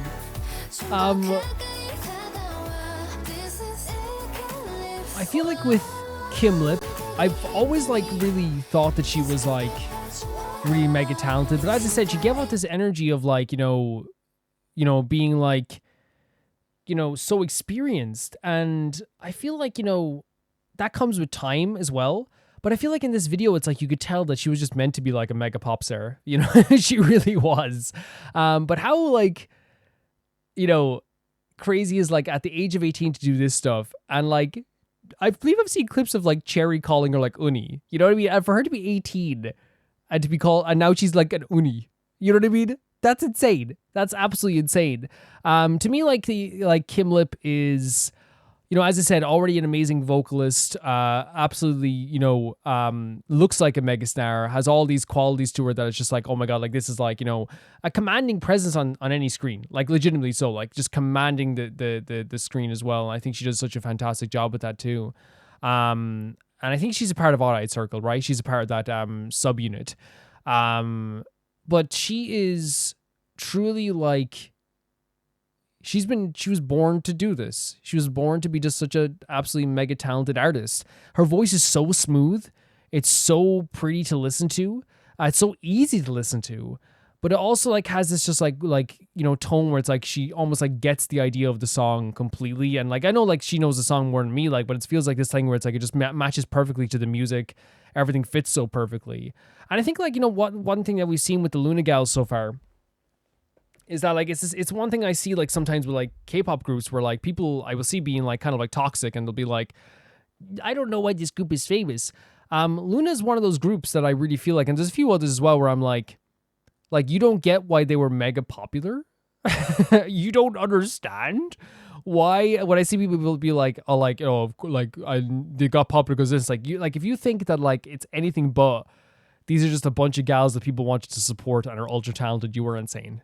You were insane. Because everything I see is just like a bunch of gals destined to do something amazing. You know what I mean? And that's what I see here with Kim Lip as well. It's like at the age of 18 to be this talented, and like as you've seen, like, you know, upping her presence and getting even more talented. I saw recently, like, you know, she did a cover song. I didn't actually listen to the cover song because, again, I don't know if someone's going to send in or not, but she did a cover song that I think even broke out of like the usual circles, and people were like, who is this gal? Because again, you look at Kim Lip for the first time, and I think now she's what, like 26, 27. You look at her now and it's just like, I think anyone who doesn't even listen to, you know, Artemis or Luna or whatever would look at her and be like, yeah, that's a megastar. You know what I mean? I mean that in the most compliment way possible. You look at her and it's like, yeah, of course. You know what I mean? Of course that. Like, she looks like a megastar right away. She has the energy of like a megastar right away, while also being apparently one of the sweetest people in the world as well, I've heard too.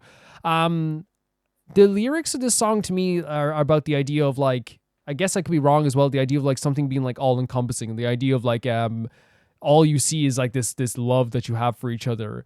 It's like you could look at this in a way where it's like, well, what if they're actually talking about the idea of like an actual eclipse? It could be a thing as well, because like with Luna and the moon and stuff like this, yeah, it could be. But I think also as well, it's also one of those things where like my favorite band, Coheed and Cambria, does a thing where like they will like do a concept for an album where like it has a specific story, but you can relate it to real life. And I think like here it's like talking about the idea of a fog, seeing your heart even through a smudge, the fog surrounding you, like being within these eclipse, the idea of destiny, being with someone through destiny. It really feels like it is saying like, all I focus on is us right now. This is all I can see. It's all I can think about. And her voice is so perfect to like portray this idea of like a very smooth way of talking about someone you're kind of like in love with. Her voice is so smooth and so silky. So like that adds to this like very smooth song as well. She like is so perfect for a song, is because this is like an R&B style song, with the choreo being very fun as well. Like a lot of very cool shoulder movements that were very, very fun. Very like energetic, while without being like too crazy. You know what I mean? Like I don't think there's any crazy aspects to this. It's like a very kind of like, I don't know how to describe it. It's like a fast motion to the dance moves, but it's also very like methodical and slow as well. Like it's almost like very intentional in a lot of ways too. But yeah, that's what I get from the lyrics and like the choreo as well. The video itself, like to me, is like very like, it seems very simplistic, but like I'm guessing that like the idea of like the building she's in is like the idea of an eclipse, and it's like an enclosed space that feels like, it's like, this is where I am right now. I'm like, it's all I can think about is this one space. It's the shape of like a moon, right? Like the building is like a circle as well. So like it could be that with the eclipse also at the same time too. But I found this to be fantastic. I think she's a mega talent. I have so much appreciation for her. When I first saw her, like I saw her for the first time in, throughout, Virtual Angel on Unfair and, Birth. She gave off like a very like very like intimidating vibe for me, if that makes sense. But then I saw her like as well, like in the Luna songs, and even in like like through that and through this as well, she can like more than like pull off like multiple different concepts. It's very clear, because in Unfair I believe she's playing like a gal who's like rather serious, but also is like, a little bit like, I guess, as I said, intimidating. She's playing like a very like, in Birth, it feels like a very like hurt and, in pain, character. To me anyway, that's what it feels like as well, when she's sitting on the train there as well. And in like Virtual Angel, playing a goddess. You know what I mean? That's what it's like. I feel like she could do a lot of concepts very well. Okay, thank you so much for this video. I love seeing Kim Lip. She is incredible. Really is incredible. The next video is sent in by Visas. I wonder if you've seen Epic the Musical. I haven't. It's a concept album series made by George Riviera Herranz, with the musical cast chosen through auditions on TikTok. The project started just songs telling a story, but the fan base was so supportive they started making fan animatics based on them to help tell the story even more. Epic the Musical is based on the Odyssey story. It tells the story of Odysseus as he tries to return home from Troy to Ithaca. After a 10 years long Trojan War. First, the songs were wonderfully animated by Gigi and sets the premise of the story so well. I think turning on captions for this would be helpful too. Let's check it out. The Horse and the Infant, Just Man, Epic the Musical.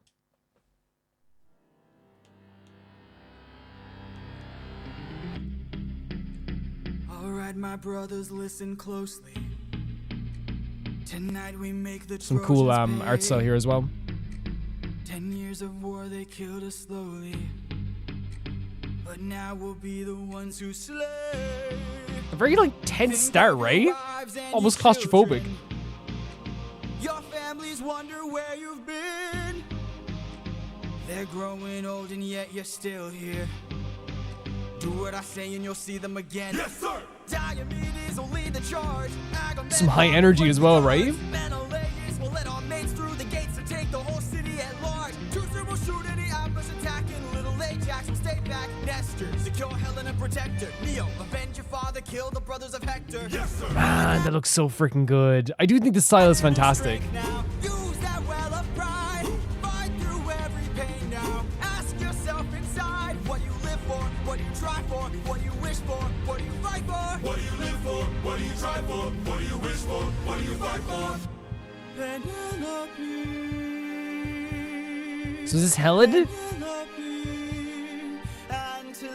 Vocals are great too, by the way. Vocals are really, really good. Gorgeous vocals. What do you live for? Penelope. What do you try for?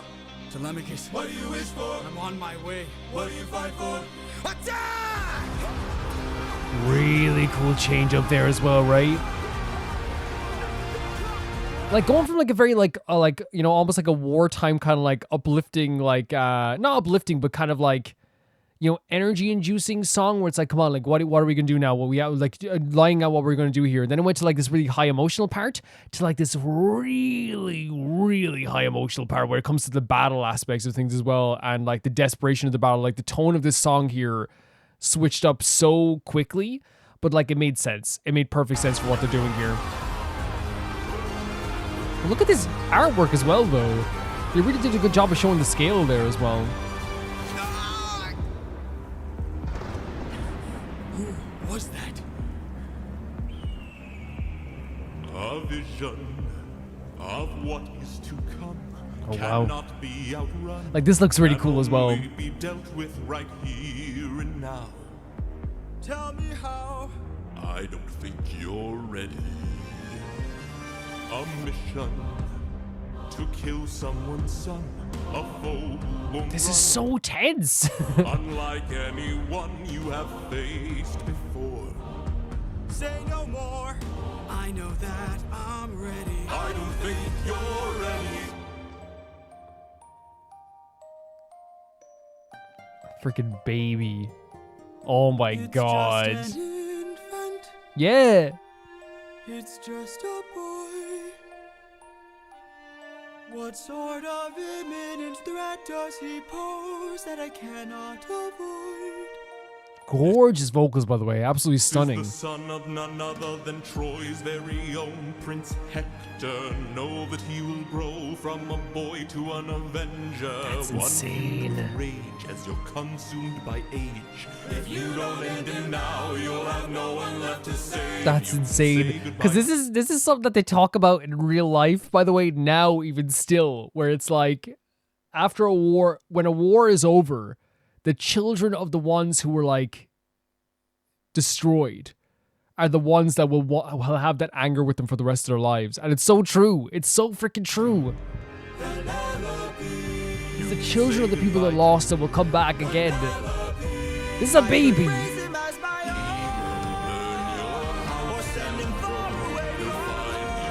Gorgeous vocals, like chill inducing. Chill inducing here.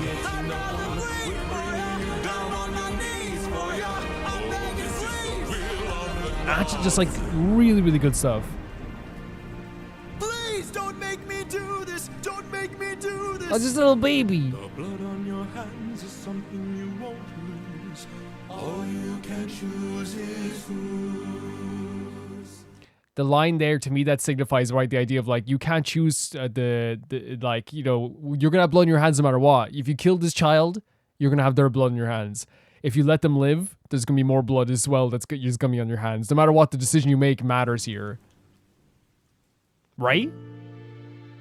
Look at the way they signified the battle as well with the red lighting with the fires and stuff. It's tormenting him, as it would I look into your eyes. any ordinary person. And how beautiful is it? Like, this is what stopped his fighting as well. Look, they did such a good job of making this baby just like so like, I know it sounds weird, just babyish, like clueless. You know, they're looking up and they're like, eh, you know? Think back to the son of mine. You're as old as he was when I left. Like, to just do this to carry out a task like this and to complete that task in the way that he was originally going to do it, like, you have to, like, without any conscience here, like, you know, I think it humanizes a character so much that, like, you know, in the midst of this battle, in the midst of this task, to sit down with the baby against the wall and reminisce about your own child, you know?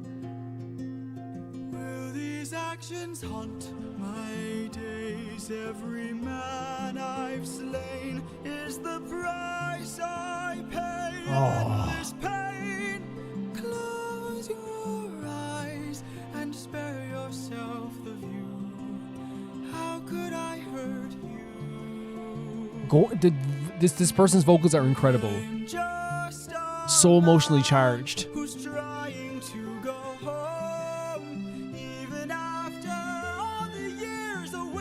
10 years, man. But especially in this era, you know what 10 years is? It's a lifetime. You know what I mean? In this era especially, like, you know what I mean? Because like nowadays, like it's still a long time, right? But like a lot of the people that you knew back home are probably still around. You know what I mean? You would come back home. You wouldn't want to be away for 10 years anyway, right? But like there's a high chance nowadays, like 10 years, the landscape is completely different of who's alive and who's not when you go back home. You know what I mean? It's just your life is different instantly. I know it's going to be different nowadays too, but you know what I mean?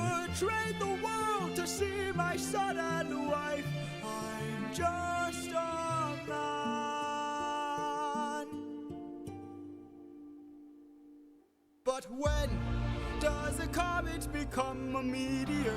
When does a candle become a blaze? When does Interesting. a man become a monster? Looking at himself in this way as well too. His voice is gorgeous. Chill inducing. When does a man become a monster? Don't touch this baby. Does a comet become a meteor? When does a candle become a blaze? When does a man become Tears as well.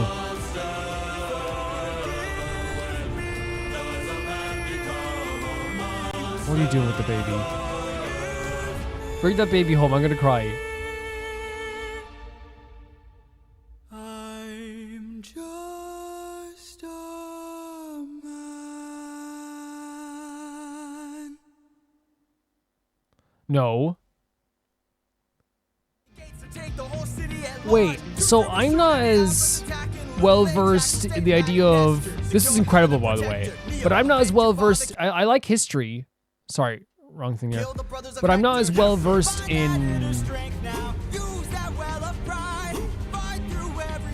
I'm not as well versed in the Troy stuff. You know what I mean? I love historical battles and like historical fantasy and stuff, I guess. But like I'm not as well versed in like in stuff with Troy and stuff like this. Does he actually kill the baby? I have to whisper because I don't want YouTube to pick it up as me saying. You know what I mean? Does he actually do this? Because that's like horrific. And the idea of like of you know, he's talking about like, you know, the idea of like when does like, you know, a comet become a meteor, I think is like, and him saying like when does a man become a monster is like not only talk about him like being like, you know, like when am I, you know, what am I becoming now, like, you know, if I do this, but it's also like when is this kid gonna grow up to be a monster or is going to become that meteor, you know what I mean? Like even like the tree growing from the kid was a great depiction of just being like, you know, at some stage he will grow up, this kid will be something different. And again, like it's a very wartime thought, because even now it's happened countless times with war where the losing side or the damaged side. Again, I don't like to say losing side because sometimes with quote unquote war, especially like in modern times, a lot of times when people say war, what they really mean is like the one side just getting blasted to bits and calling it a war, you know what I mean? When it's not the case whatsoever. But what you're doing is like years from now, the people who are like blasted to bits, you're creating more anger, you know what I mean? And this is what they're saying here, where it's like, you know, in a few years' time, he's going to vengeful and want to take revenge on their own pride.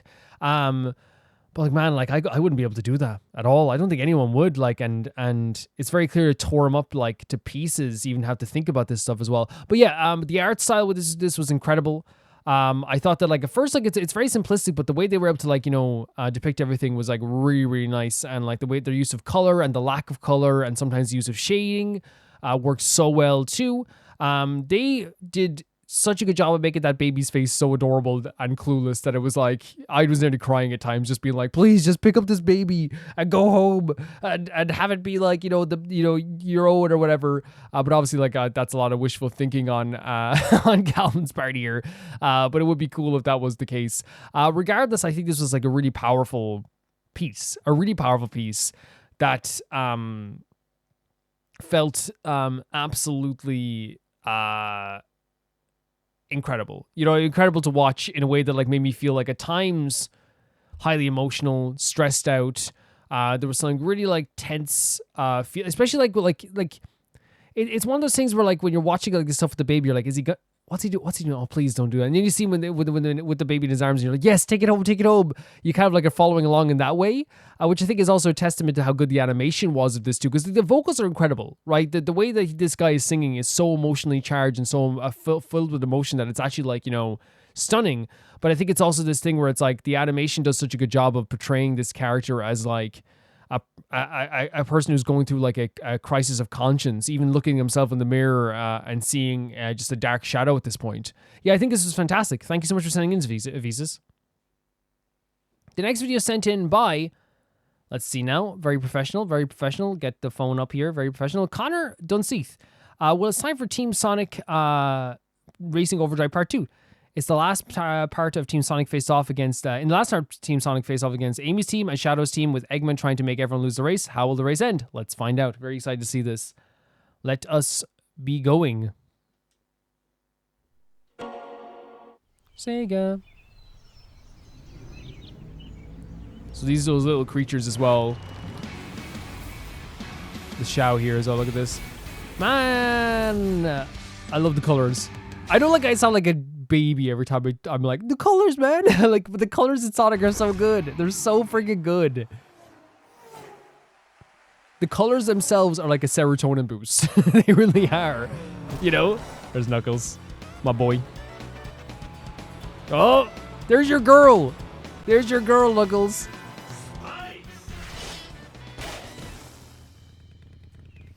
Now you gotta give him a lift. You gotta let him go in your... a very Knuckles response is when your tire is blown out to hit... Oh no. To hit... your tire's blown out to hit the engine. Right? A very Knuckles response. Oh my god. That's a full-on car crash. You okay, Rouge?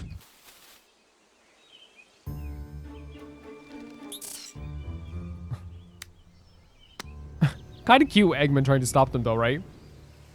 Now look what's happened. You gotta help him out too. Come on, Rouge. All this done through like silent comedy as well.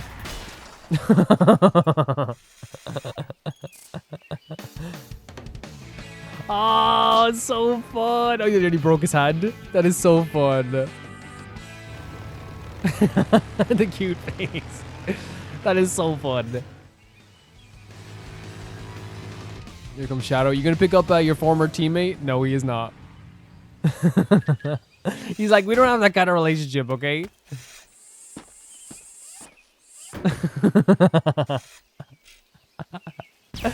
Oh no, it's so adorable. That is not a cat. Shadow says, I do not care. This music. Pop punk style. There's my boy Tails.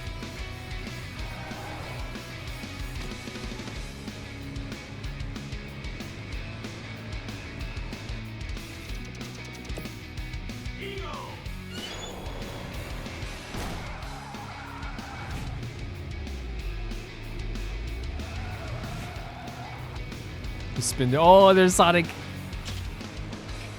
Cool cut-ins here as well. This is so fun. This is so adorable in so many ways. And I feel like it just perfectly encapsulates like a lot of the relationships we have here as well in Sonic 2. Like, and it's just a silent comedy masterpiece. It really is.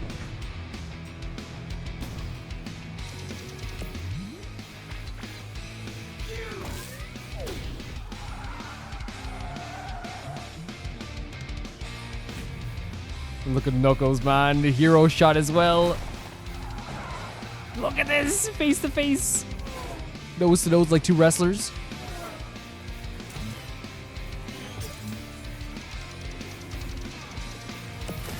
Oh no. You know what that facial expression was? It's almost like you know something F is about to happen to you and you just go like, mm-hmm. It's like acceptance.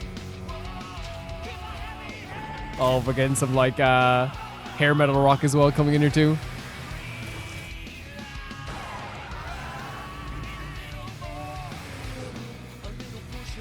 I love this voice. I love this voice so much.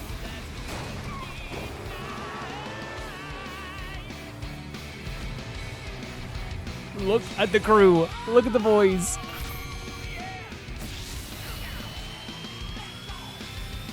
There's so much like acceptance in this, right? Like, okay, this is my life now.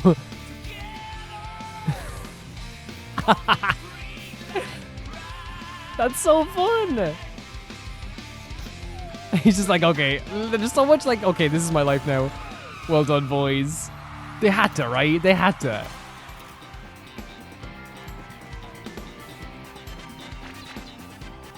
Oh, there's Eggman. Tails, no.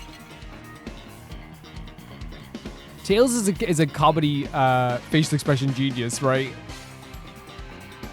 Even there.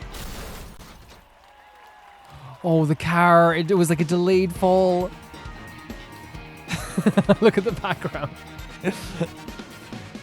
That was freaking superb. That was so fun. That's like silent comedy at its best. I truly adored that.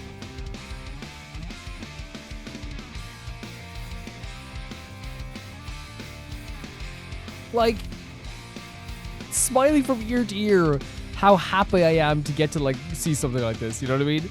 It's always so super fun. And that's it. Okay. Oh wait. Oh, it's the game itself. Great art. Yeah, like this is just comedy and love for Sonic, right? This is like so fun. And 6 years ago this came out. This is just like one of those things where I watch it and I'm like, no, they're so creative and it's such a cool extra thing for the fan base as well, while also keeping all the characters' personalities right there intact within the story as well. I like am over the moon like watching this type of stuff because like I really like adore these characters, and to see them like, how do I say, to see them like in such a fun situation that has like some low stakes. I don't know what the story is of Sonic Team Racing Overdrive, you know, Team Sonic Racing Overdrive, I should say. But like, it seems like very low stake, at least for this artwork, where it's like, they're just all just trying to win this race and win this cup. And they're all like having like so much, it's such a fun interpretation of all the characters trying to, whether it be like, you know, the rivalry between Sonic and Shadow is actually like, you know, kind of different this time, where it's like kind of like Knuckles and Shadow in this one had like a little bit of a face off because they both have like a very, you know, strong personalities. Seeing Tails, like, you know, repair Knuckles' car, Rouge and Knuckles have like a back and forth like they did in Adventure as well. You know, seeing Eggman plotting behind the scenes. I love the idea of Shadow just like being so fast, he just like he was able to just walk over to the stands and get some popcorn. Again, there's so much acceptance of like, oh, this is my life now when things are going to be happening too. But I adore this type of stuff because, again, silent comedy can be hit or miss. I love silent comedy. I have like collections of silent comedy, like DVDs from I haven't watched them in a while just because, like, you know, there's so much stuff you can like stream now. But like, I still look at them in the back. They're like my Laurel and Hardy DVDs and stuff like that. And it like makes me so happy to like look back at them and just be like, they're there. Whenever I need them, they're there. Because silent comedy can be so funny, and it's you have to be like extra talented as well to pull off, especially with cartoons. Because like it's like Tom and Jerry, right? Tom and Jerry is timeless. It's timeless. You can show a kid Tom and Jerry tomorrow, and they get it. And I feel like it has to do a lot with like the silent comedy aspects, where like it's not like, you know, there is voice acting in Tom and Jerry. I want to make that clear as well, like at some points, but it's not like all the time. You know, Thomas, you know, there's that as well. But like I love the silent comedy aspects of this too. Really fun character interpretations, really fun character interactions. I love that the boys won in the end. I love that they're so close to each other. I love the smiles I think they throw each other's way. Like, you know, when they won the cup together, they look so happy while still having all the comedy moments in the background too. This was a really, really fun video. I enjoyed it a lot. Thank you so much for sending it in. The next video is sent in by, let's see here now, Shadfan. I know it's officially been a while since you played Sonic Adventure 2. Not that long. Has it been? It's been a month? But there's one thing I gotta show you. If you get an A rank on every level and collect 180 emblems in Adventure 2, you unlock a stage called Green Hill Zone. You may have heard of it. It was the first Sonic level ever, and here's the first time it's ever in 3D. I do know about Green Hill Zone. The entire level layout is there, identical to the 2D version in the original Sonic the Hedgehog. Just think of it as a cool 100% bonus. I do actually know about Green Hill because it's like iconic, I think, at this stage. Like, I think it's one of the most iconic Sonic stages ever, right? You would say? Let's check it out.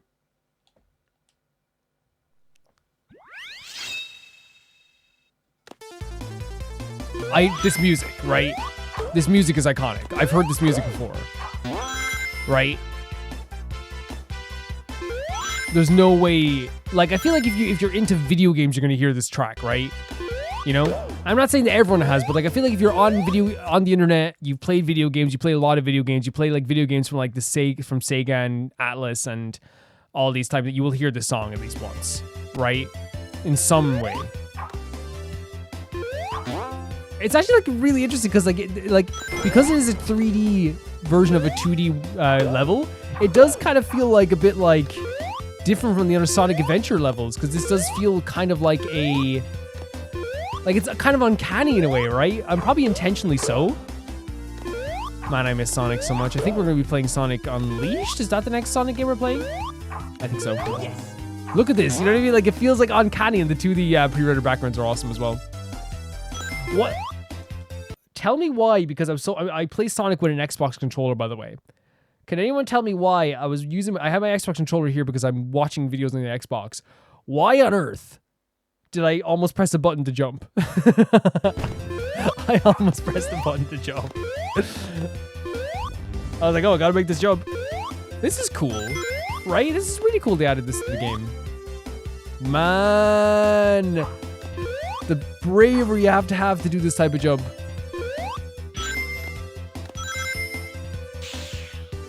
This is really fun.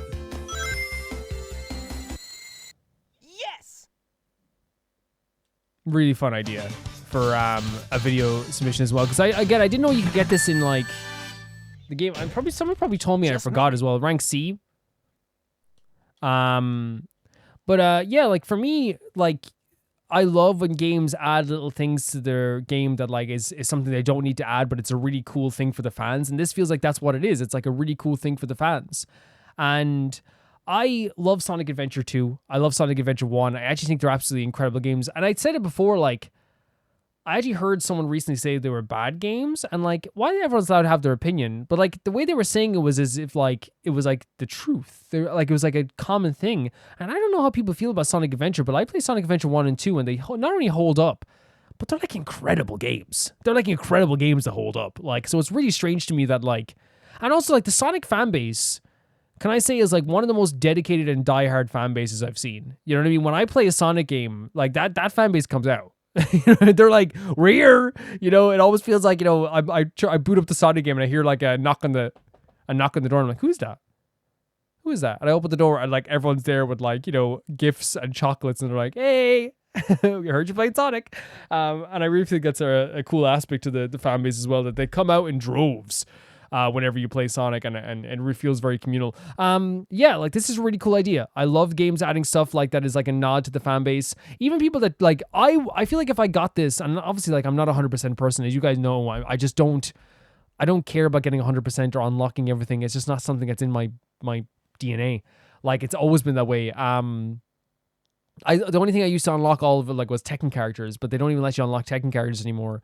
But like I'm very much like not 100% type of guy, to the point that like, you know, I think it like people are all sometimes shocked that I could be like, I'm moving on now. And it's like, wait, you have like 20 more side quests. Yeah, I don't want to do those though.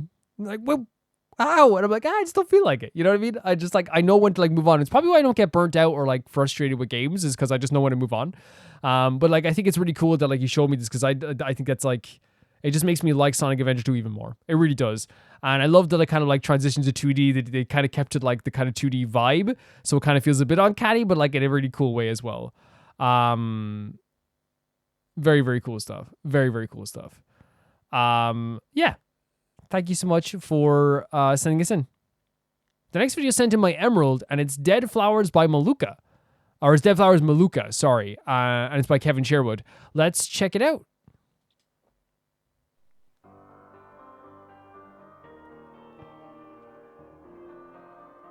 So these songs, Zetsubo no Shima? What's Zetsubo mean? Because I know one of my favorite bands has a song called... Oh. Always really cool riffs, though. Always really cool riffs. Because one of my favorite bands has a song called Zetsubo Billy. Maximum the Hormone. He always does like very emotional riffs, right? Some really emotionally charged riffs.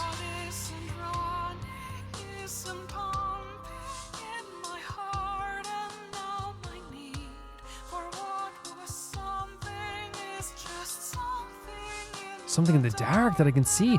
Again, haunting vocals, right? Really beautiful vocals.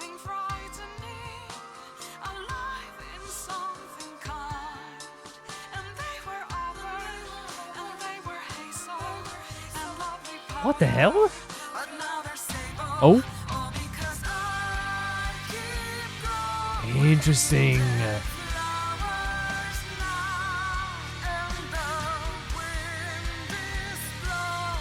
This is such an epic chorus. Like the vocals and the music in the background. The idea of growing dead flowers means that you're doing something that is like, you know, kind of like not worthless, but it feels like it's worthless, right? My interpretation, it's like if you're growing dead flowers, it's like, yeah, your flowers can die and it does feel like a life has been snuffed out from the world, right? But I also feel like if you're growing something that's dead instantly, that means like everything you're doing and everything you're growing and everything you're trying to like grow in life feels like it's pointless. Feels like there's no need for it to be there. Feels like once you do something, it just becomes pointless almost instantly. I keep finding dead flowers, so maybe I like... Because like a dead flower is like to me the essence of not only just like a sadness and showing how like life can, you know, drain from something, but also it to me it is like it's like almost like a pointless thing, right? It's like the beauty of flowers is because of how alive they are and how vibrant they are. You know? Again, such a powerful voice.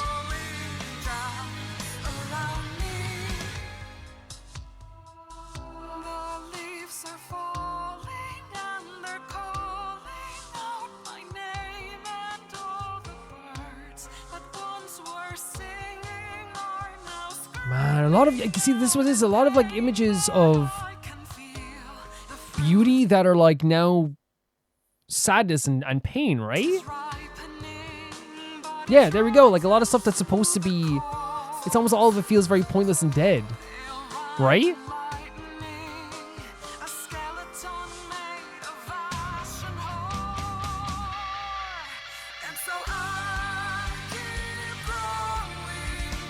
Really powerful chorus, right? Really powerful chorus.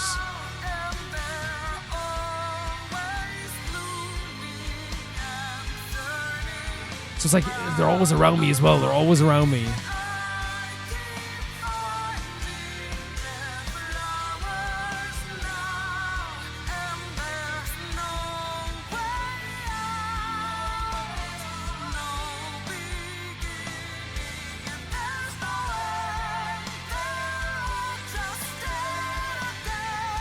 So there's no beginning, there's no end, it's all just dead again. That, again, implies to me the idea of like, it's not like, I don't feel like I have like a story even being told here. I'm just like going through the motions almost, right? Everything just is dead. Like even when I get to like what I think is the end, it's all just like another dead end, you know? Oh. Oh. Bit of a different interlude here.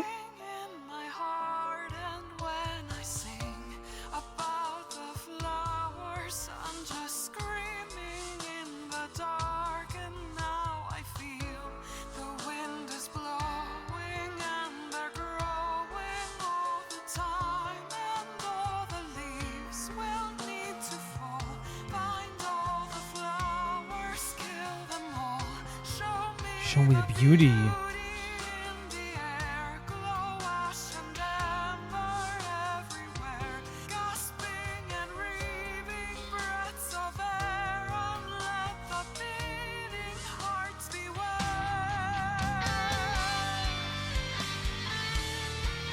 Beautiful solo as well. Yeah, again, like Kevin Sherwood's really good at making like really emotional guitar riffs. Legitimately so.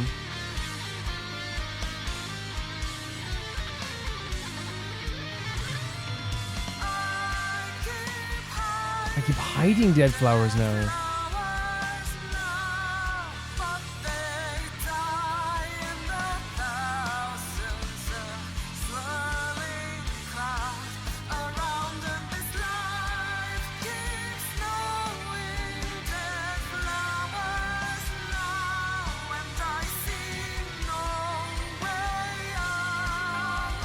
Seems like, yeah, almost like, yeah, like endless, like this like endless despair, this endless Powerful voice. Really powerful voice.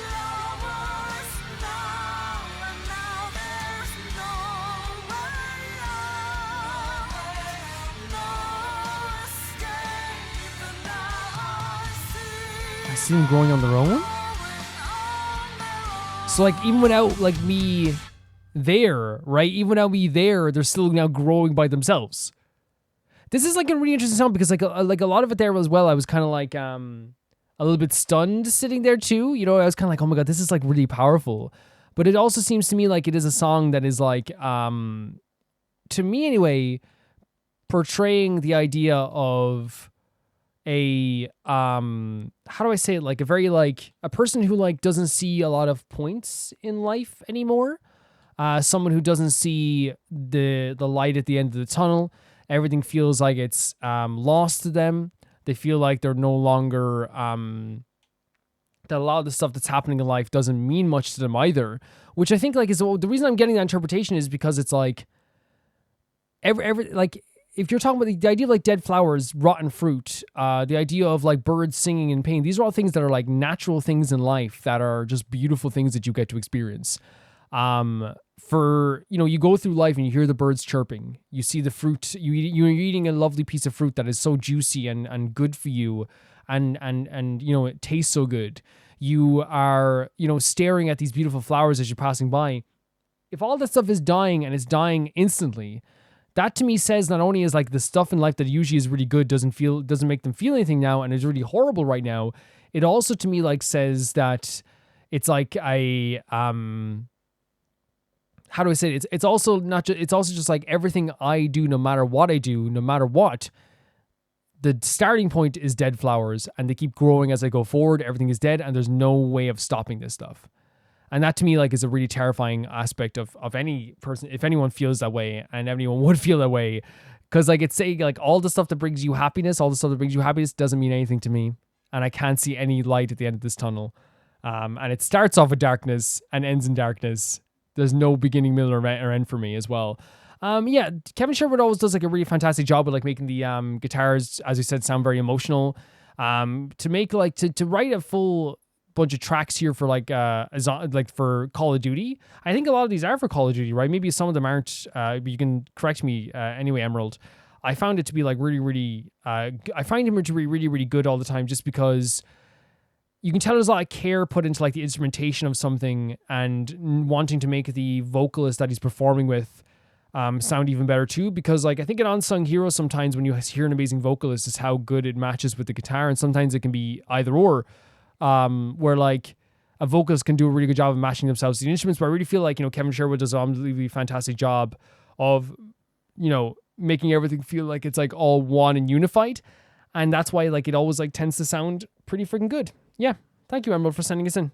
This was a really cool track as well, and highly intense, right? Definitely highly intense. Thank you. The next video is sent in by Hypernova, and they say, this video gives me so much Breath of the Wild nostalgia, even though it's barely been 10 years. I hope you enjoy. It's Breath of the Wild's English version, Deathly Loneliness Attacks. I've never heard of this. A Breath of the Wild song with lyrics. Legitimately, like, I've never heard of this.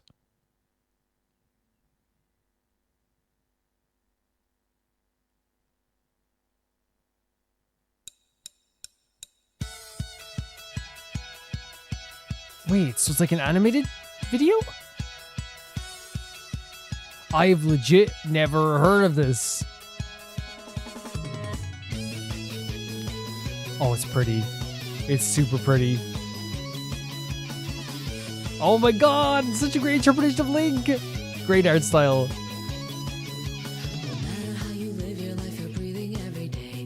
Stop. This is so cool. It's so pretty. Oh my god.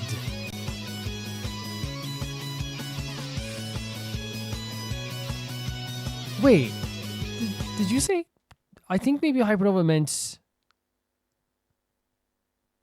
barely been 10 years. Sorry, Jesus. I was like, it hasn't been 10 years, has it?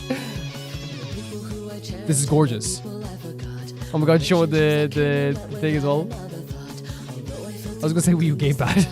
The Sheikah Slate. Look at this. These cut-ins are so cool. This is incredible. This is so good. How have I never seen this?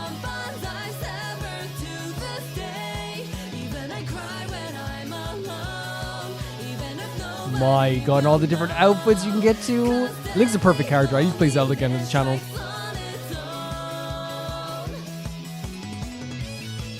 Oh my god. That's so good.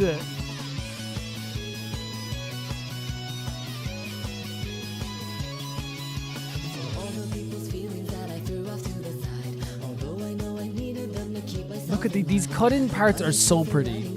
Like, it's such a cute style as well to keep like the Breath of the Wild symbols in the back too. Yes, yes, the best outfit.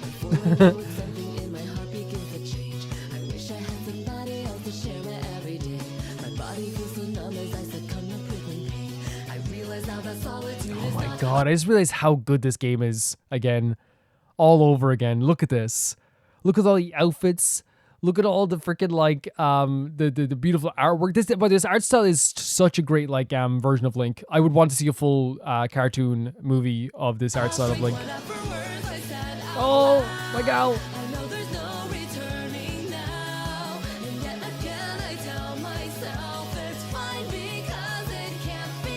Wow.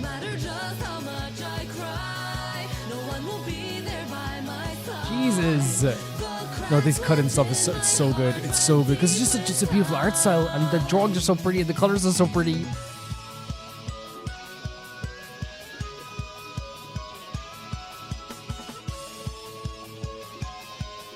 What a freaking game, man! What a game! Oh my god!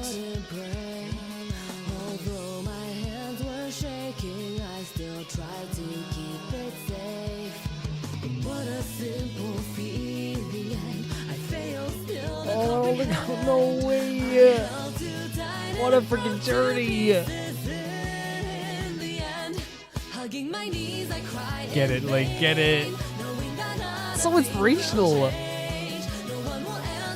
Oh my god, look at the photo on the freaking wall. This this literally is taking me back to it. Like, again, I've never seen this before, but this is like making me so like nostalgic for a game that came out in 2017. What a year. Gorgeous. Absolutely gorgeous. Man. One of my favorite interpretations of Zelda as well.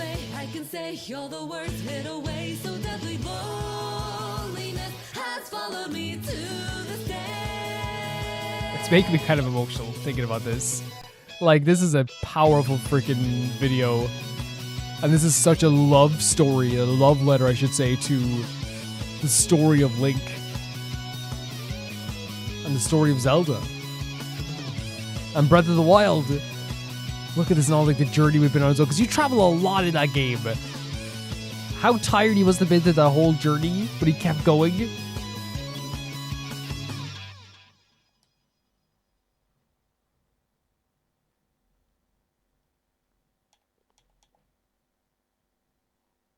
Oh, the smile.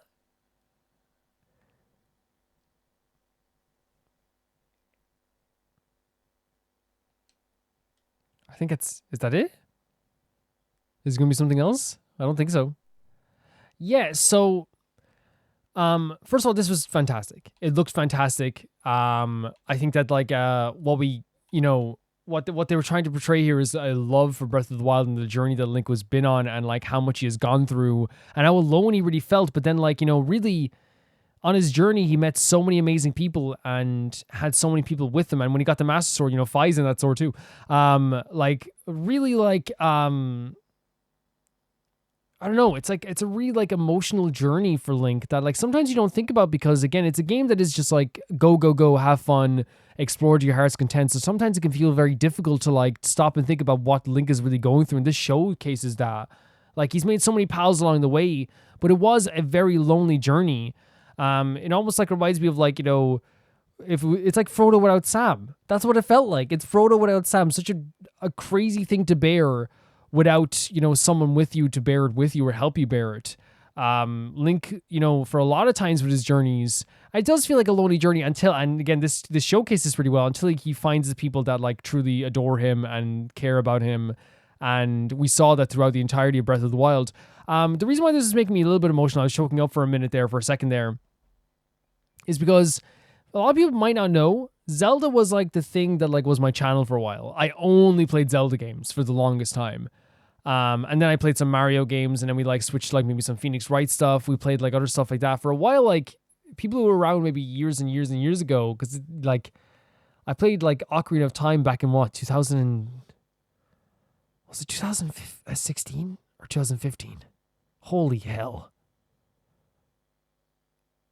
Time should stop.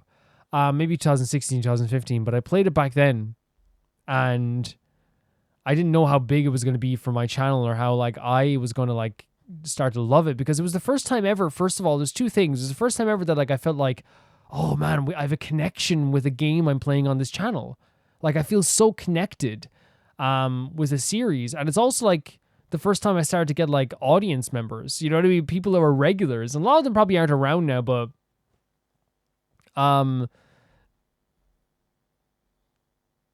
one thing that does happen is that people will come to me and they will say, I was like in middle school when I watched you play Zelda for the first time, and now I'm in college, and I'm like, what the frick?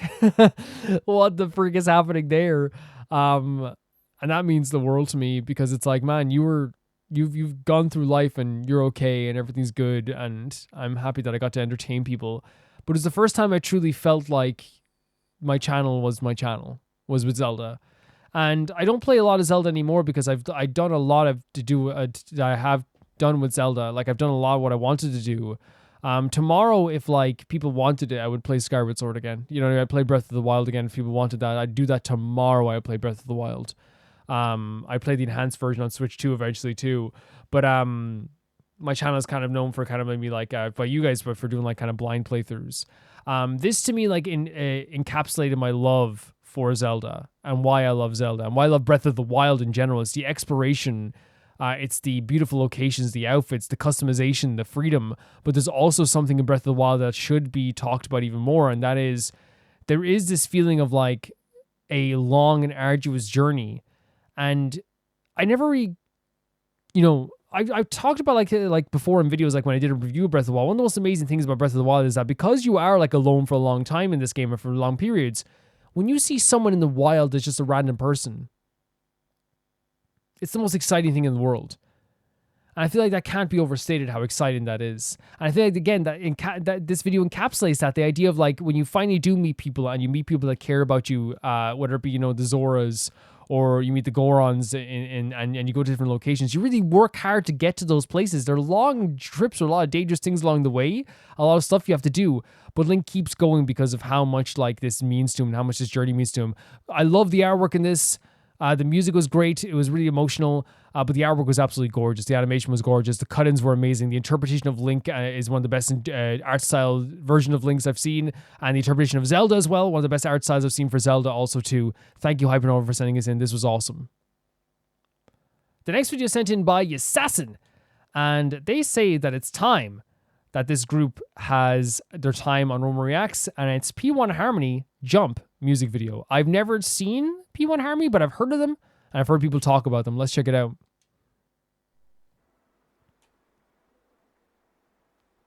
Interesting start, right? We do not have subtitles on. Let's turn them on.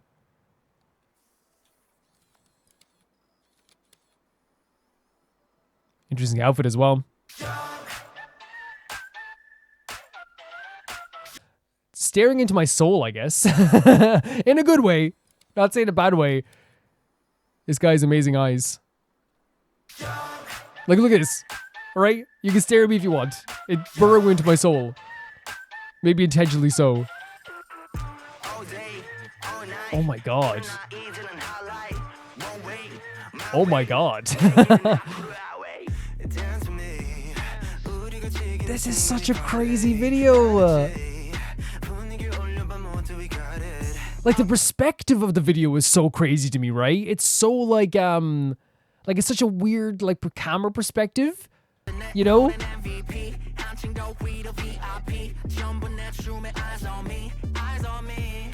Great vocal there. Hello.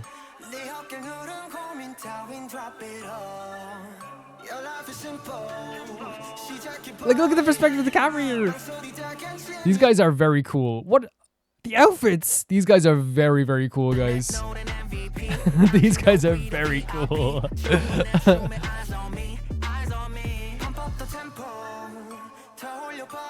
You're beautiful. I'm just saying. Okay? I'm just saying. Okay? Just commenting. You know, just making a passing comment. Maybe under my breath, you didn't hear it. Maybe I said it aloud. Who knows?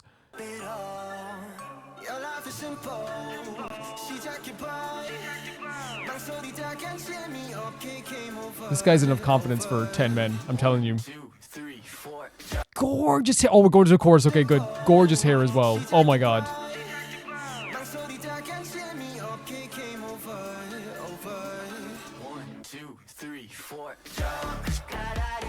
I'm getting some choreo here as well. It's very like I don't know how to describe it. It's like a very cool. You are stunning. What's up? It's a very like I don't know, like it's a very cool and slick video, right? But also the song as well is like very like restrained even in the chorus. I don't mean that in a bad way, right? Like, because it goes really hard in terms of like the choreo and like the actual the song itself. But like it's more about like, you know, creating a track that is like really good to dance to here as well.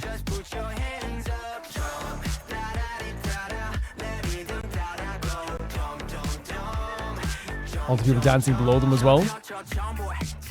They just seem so cool.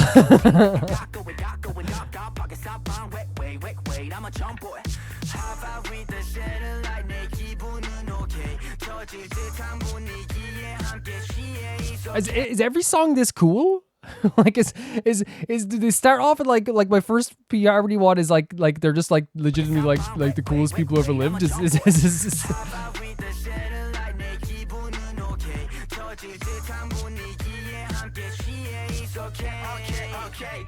oh my god.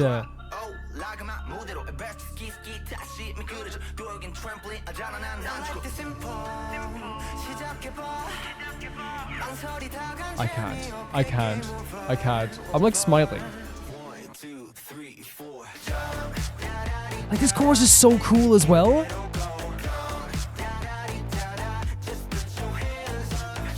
Like it's like you know what I mean? It's not lyrically heavy is what I'm trying to say, but it doesn't need to be because I feel like it is like, you know, 100% about like the beat of the song and the choreo and just like the meaning just behind like the word jump, which like, you know, it probably is like, you know, again, 100% like a very confident term, especially when you're using it this way, right? They're so cool. They're very cool.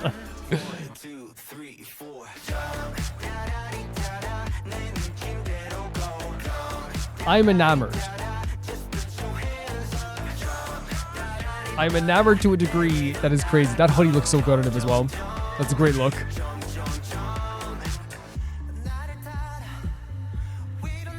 Oh my god. The vocals as well here.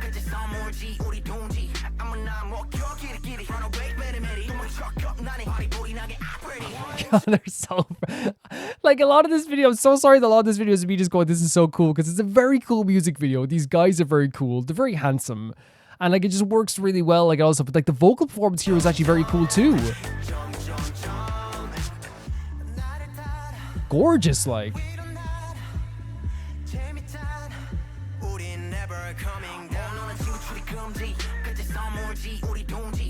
They have a handle on this.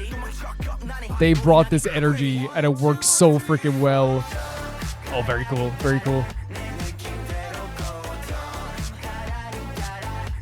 It's just so freaking slick and cool. Oh my god, look at them. Look at them. The choreo is so fun as well.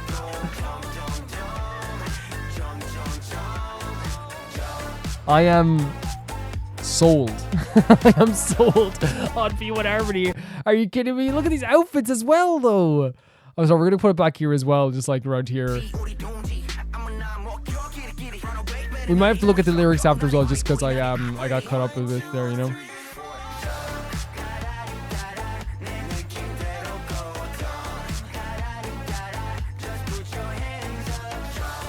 That's such a fun choreo piece as well. It's so fun. That white shirt looks good on him as well. Oh, that's so awesome as well. That addition to the beat as well when they're not actually doing like the vocal part. Okay, it's not over. Some deeper thing going on here as well.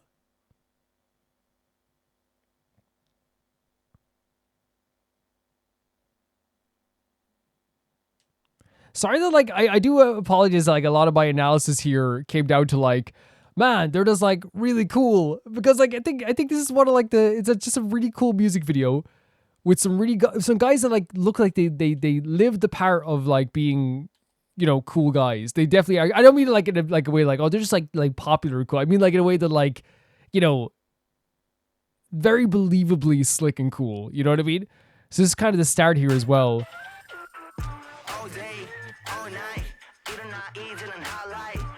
Like, look at even like the yawn motion, right? The choreo is so fun. And it looks like they're like freestyling a lot of this stuff as well, right? Look at that, like, look at that. Look at that. They're living, breathing the coolness of this. The editing is really good in the video too, by the way. It's really, really good.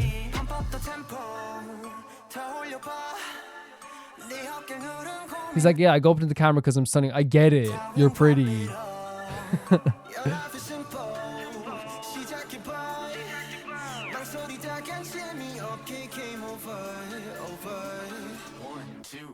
That hair is awesome.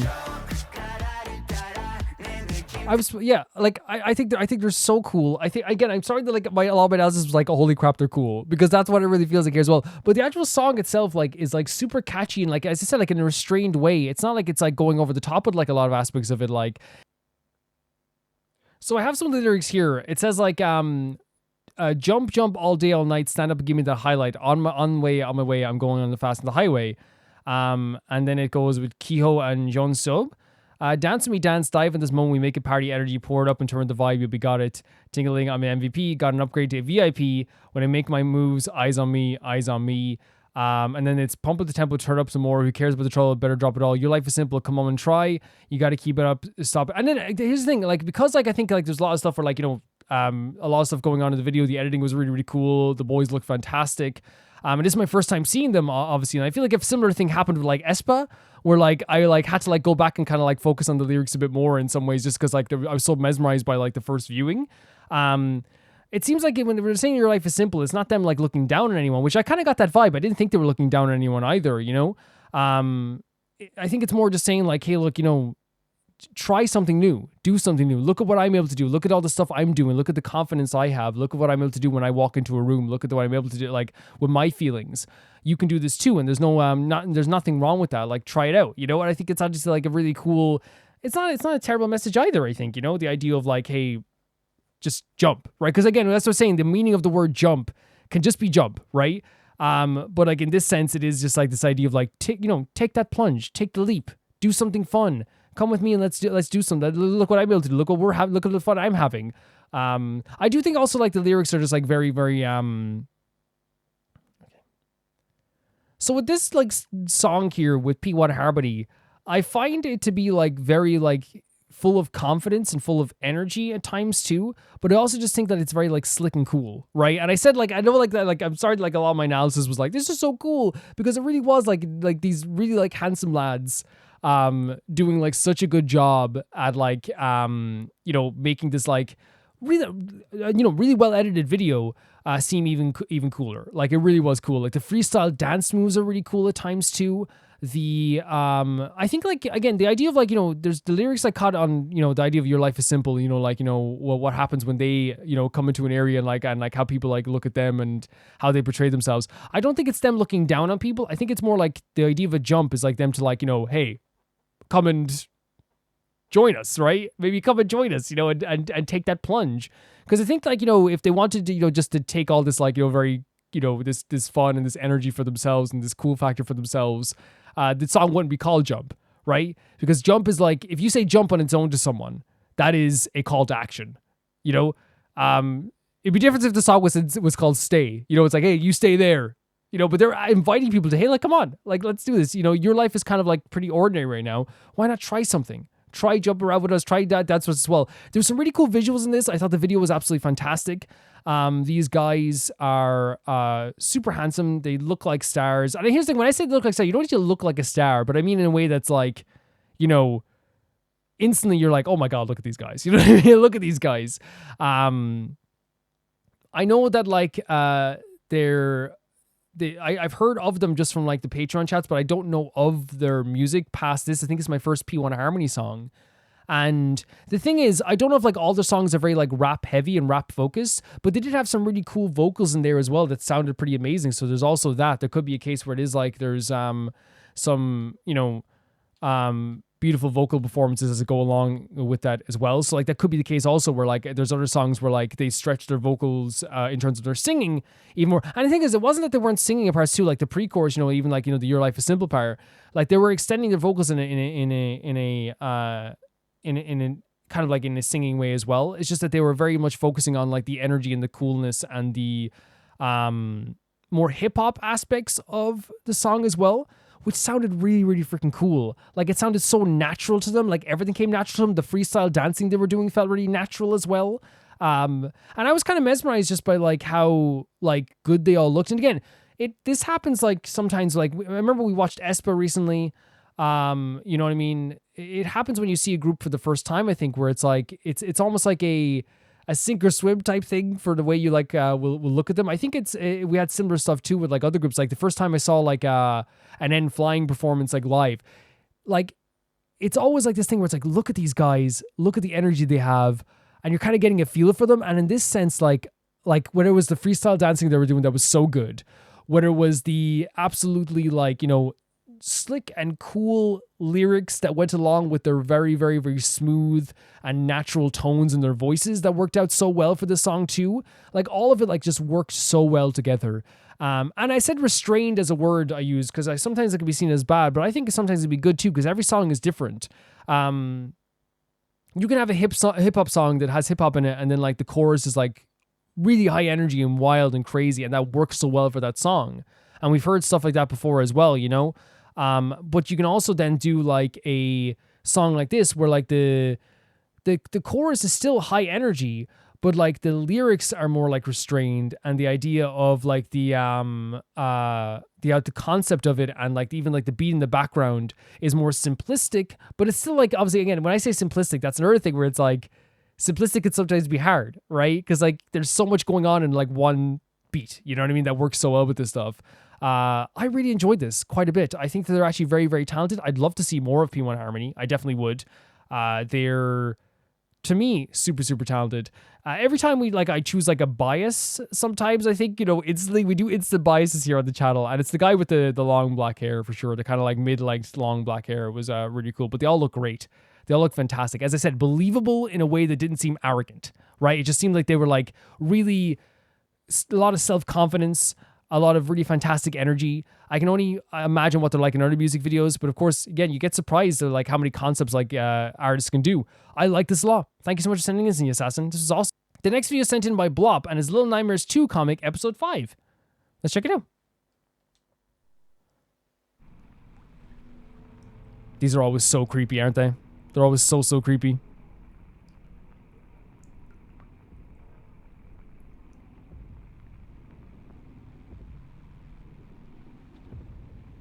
Look at this. Look at this shot as well.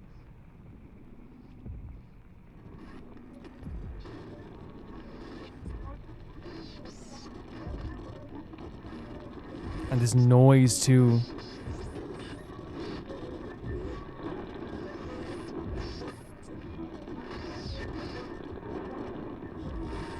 They love making these like droning sounds that make you feel so uneasy, right?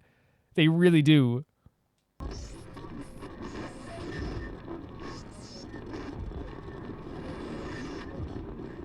this shot as well. Oh my god.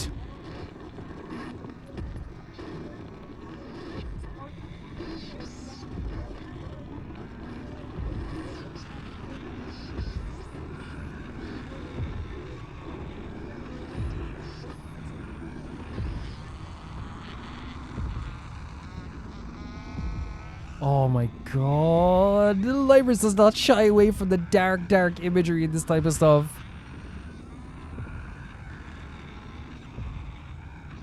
The bobbing head's so unsettling as well, right? So unsettling.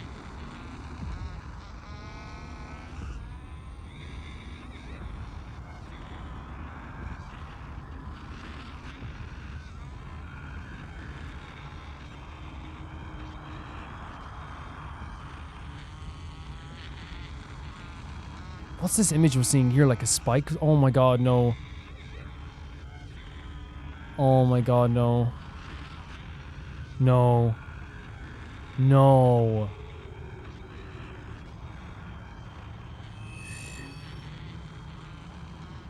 What are we witnessing here? Like what?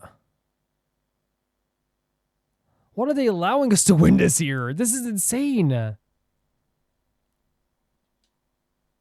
Did I pause it by accident? I did. I did think I paused it. I was like, wow, this is a long pause. Oh, yeah, and those faceless people. Such an unnerving thing as well, right? And this is like, you know, like, we know that the rat was there as well, but like, it's like strangely always adorable when you see like these like, because it's like surviving kids, right? That's the way I always see it. Oh, there's another video there as well, but like that's the energy I get. It's like this, like whenever I see this type of stuff, and look at this again here, it's always like, again, not this part of course, but like it's always like feels like he's picking up the dead rat. It's like surviving, because again, we feel like we're like the only ones there, but there's such like a spirit in this town of like feeling lost that it almost feels like there is some, you know, creatures out there and kids out there and people out there that we haven't even discovered yet. And we're learning from these comics that there is like such a like wide expanse. Look at that. Oh my god. Expansive, like, and then this as well. It's such a wide and expansive place that we can't be the only ones that are still alive. You know what I mean? We can't be the only ones that are there. And you're showing this here too. Like, that's so creepy, those nameless faces, people. Yeah. Little Nightmares 2 is one of my favorite things in general. Like, I have such a admiration and love for those games, Little Nightmares 1 and 2 and the other games as well.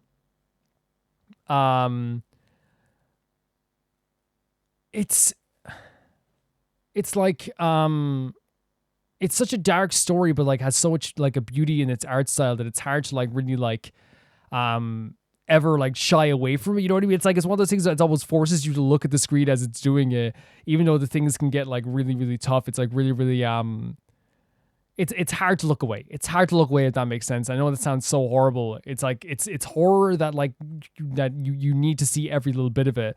And in this case as well, it just makes me sad whenever you see like these kids who are like still trapped here, and they're like all like, you know, the souls of these kids that have like had like such a hard life as well, that it's super difficult to not feel like they could, you know, had you know, that it's super difficult to not feel, even though they like have like monstrous qualities, right? And that's so true in Little Nightmares. Like these kids have been like, you know, warped and destroyed in some cases, that some of them do have like monstrous qualities. Even like the little like porcelain doll kids with the porcelain heads, you even feel bad for them. It's a world that is so effed, right? And I don't know if was he like, we've seen like the eating of like animals before. Was he eating the rat, or was he trying to save it? Because it looked like maybe he was trying to save it from the cage. I don't know. But again, really cool art style, really scary visuals. Just again, Little Nightmares showing off like these really cool shots, this really cool artwork in this comic, and it's dark. It makes you feel really weird and icky afterwards, but it gets totally intentional. Really cool stuff. Really, really cool stuff, but terrifying at the same time. The next video is sent in by, we've another Sonic video coming up. We have a lot of Sonic videos, which is cool. The next video is sent in by, let me get it up here now. Would you believe how professional I am? You guys know how professional I am. Just getting it up right away, you know? Here it is. It is from Jackal Sniper. Every year, Sonic Twitter account gets to voice the actors to answer questions. This was one of Sonic and Shadow focused on the year of Shadow last year. For the year of Shadow last year. Let's check it out. So I heard about this, by the way. I did hear that they do answer questions sometimes from fans, right? At Liamphibia asks, Shadow, why did Big make you smile? What's this? You actually smiled when you saw Big the cat? I don't know what you're talking about. He doesn't know what you're talking about. Don't play it cool now. He is cool. I'm a little jealous. What did Big say to make you smile? I didn't smile. It was a small gesture.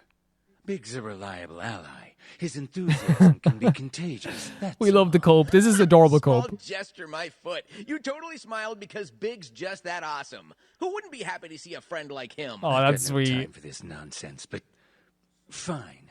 Maybe Big's presence was a little more welcome than I expected. See? I knew it. Oh, his facial Maybe expression. the three of us can go on a fishing trip soon, huh? Yeah, whatever. That's not a no. That's not a no. It's not a no. Ignore him. Those monkeys need to put on some pants. Never mind. Forget I said that. Fluffy Cupid the Fifth asks, Shadow, can you, as the ultimate life form, do one of the things that Sonic can't? Swim. Wow, they really sent in a whole letter with this one, too. That's a quick and easy way to show up Sonic in a test of skill. Wait, why are you on his side? Don't give him any ideas. Yes. Actually, I can swim. There we go. As quick and easy as it would be to show him up in a swimming competition, it wouldn't be satisfying. Oh, and why is that? Afraid I might surprise you? Because you'd be dead in 30 seconds.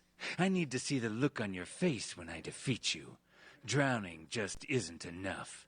Oh, well, fine. Then why don't we have a plummeting to Earth contest next and see who survives that? No! Are you gonna need floaties for that? No, one too? don't you dare. That was one of the most emotional moments. Oh, he's talking about his floaties. That was the most emotional moments I've ever felt in my life. Oh, well, fine. Then why don't we have a plummeting to Earth contest next and see who survives that one? Are you gonna need floaties for that one too? They're not floaties, they're a fashion toy! Let's move on. What's this? Skill issue. A skill issue? Cedric Henderson asks a question to both of us. We always see you compete to see who's faster, but who can beat who in a good old-fashioned thumb wrestling match? Who cares? I'm not wasting my time on something so inconsequential. Sounds like you saw these thumbs and cowered immediately. You are so annoying. Okay, fine. 1, 2, 3, 4, I declare a thumb war. Wait. I love he stumbled over the words there as well. I win! I win! I am the ultimate I never liked thumb wars. wrestler. You did not. You're only saying that because there's no one here to witness this absurdity. Don't forget, everyone, these thumbs are officially legendary. There is a very funny way they're showing the competition between the two of them, right? It is a very funny way they're doing it. This is beneath me. Spider Titan Man asks both of us, if you and Sonic would do a 1v1 in a video game, who would win? Well, I'd win easy, and then pull out one of these. Wait, no, the Macarena? Hey, Macarena, Your form is all wrong. I love that that's the problem he has, is Just the sloppy form. all around. Here, like this. And they do This is how everyone sings it. Hey, Macarena. Even just hearing Very your fun. voice, I didn't know voices could naturally be an octave that high. What did you just say about my voice? How did you do that? It is called acting, my friend. Amelia asked, They're having a lot of fun with if this. you and Sonic could swap lives with each other for a day, what's the first thing you'd do? Oh, I know. I'd skate all around the world in your air shoes and tell everyone I see what an amazing hedgehog my good buddy Sonic is. I'd wake up and say, I'm Sonic, and I'm stupid. Come on. You have to at least try. Like, you know what I mean? It's a competition still, but it's very, like, lighthearted, you know what I mean? I would run up to Amy and say, "Hi, Amy. I'm Sonic, and I'm stupid." Hey, don't bring her into this. Why not? I just didn't want to be like, hey, I'm stupid. Don't want to embarrass yourself? Wait, no, she's just. Look, she's not here to defend herself. He basically said you like Anyway, Amy great question, in what Amelia. in uncertain terms. Go there. Never. In no uncertain terms. Very fun stuff. Very fun. Very, very fun. I think what's like so like adorable about that is they showed the competition between those two characters, but in a way that, as we said, was like super lighthearted, and that's always like really awesome to see. I find that like with Sonic and Shadow, like so far, like I don't know them as well as other people might know the relationship, but like from what I've seen in the comics and what I've seen in the games, they are two people who like, you know, are born to like butt heads but also work together, if that makes sense. Like it seems like they like are like both like they seem like the type of people that like, you know, you're two friends who fight all the time, but then like they buy each other the best present, you know, for each other's birthdays. They fight all the time, but it's like, oh, where's Sonic? Oh, he's with Shadow hanging out at the quarry. You're like, wait, didn't they like fight yesterday? Yeah. Yeah, it's like that. It feels like that type of friendship. This is really fun as well. You can tell the voice actors were having such a fun time. And I think that's like such like an important thing when it comes to stuff like this, is like, you know, showing people how much like fun you're having with this and actually making it a very, very fun time for everyone watching too. And it's clear that's what it's clear they're just having like such a comedically fun time. Just like a lot of really like inside jokes. The joke about Amy, I think, is absolutely fabulous. Broke my heart, the joke about plummeting down to her. But I guess since he's alive, it's fine, right? You know, since he's alive, it's an okay joke. But I would have been upset if it was any other situation, I suppose, as well. But I genuinely think this is like really, really adorable and such a good idea. You know, such a good idea. Because I think we saw like answering Twitter questions before, but this is like in a different format, I think, as well. Like it's like more animated, like in a fan animated way. But they had some really adorable animations in this, like the eyes opening up, or like, you know, the floaties, or like the changing of Sonic's body form when he was becoming like a different or voice acting in a different way. Like all of it was like really, really cool, and all of it like was really adorable at times too. I think that they like are born, as I said, born to get along more than they know. Born to get along more than they know. But this is really fun. Thank you for sending us in. The next video is sent in by Malcolm Kunde, and they say one of the most interesting and large and life video game entities I've seen is Aperture Science, a science-focused company present in many Valve's games, creators of teleportation technology from Portal, and as well as ones behind the AI antagonists from both the DAT and Death Job, and a big player in the Half-Life games. Their focus is advancing science of any kind in any way, performing all types of experiments, even when unethical. Oh, it's a mysterious company that supposedly started making out shower curtains to somehow end up in an underground facility too large for the human mind to comprehend, with all sorts of crazy inventions. Maybe one of them can turn the tides around in Half-Life 3 when it comes out in 2058. I wish Valve still made games. There's no such game. There's so much game potential with how large and cool the Aperture Science is. The video is an exploration to the background of lore, the mystery of the company. The issue is, I think, always like, you know this better than I, Valve makes so much money they never have to make a game again. You know, it's just the truth. It's horrible, but it's the truth. Let's go. I don't understand the lore. What's happening? I'm joking. What would you do if I said that right away?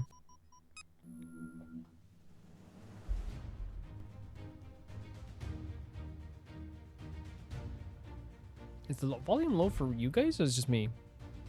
Far below the surface of Upper Michigan, there lies an abandoned labyrinth of testing centers, offices, and enrichment shafts.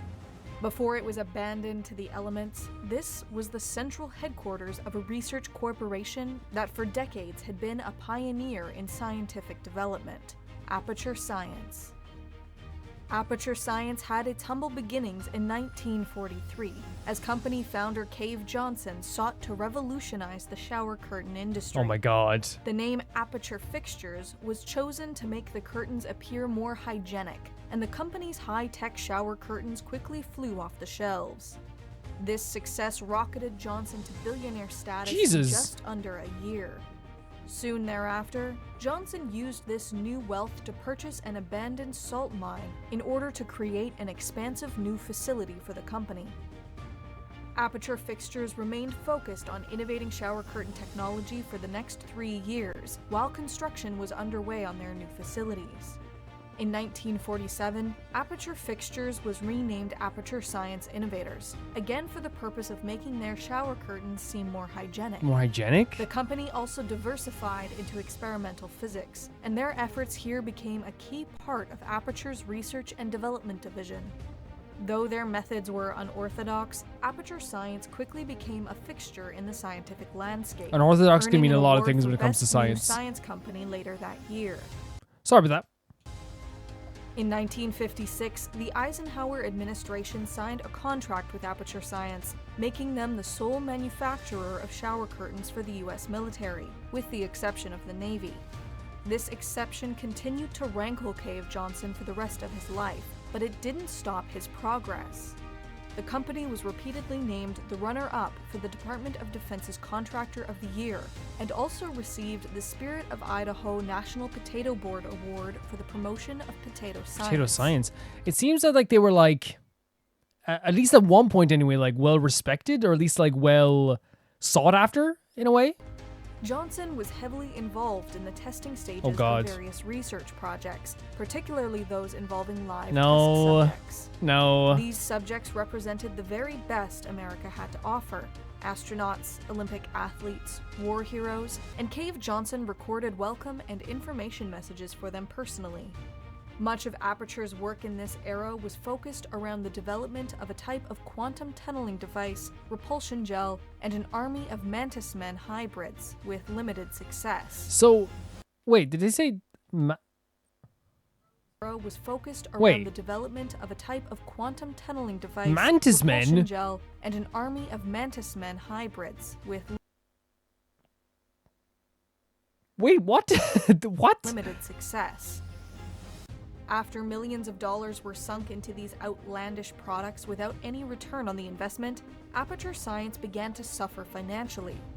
In addition, many of its more conventional products had been pulled from the shelves nationwide for violating health and safety regulations. I can imagine. They don't, again, it was like, it really feel like they were like, maybe somewhat like really respectful at the start, but it seemed like, again, they were just trying to like, maybe cover some stuff up as well, because like a lot of this stuff sounds absolutely terrifying. Under increased governmental scrutiny, Cave Johnson ordered Test Shaft 9, the site of Aperture's most secretive and unethical projects, be sealed. More unethical than mantis men?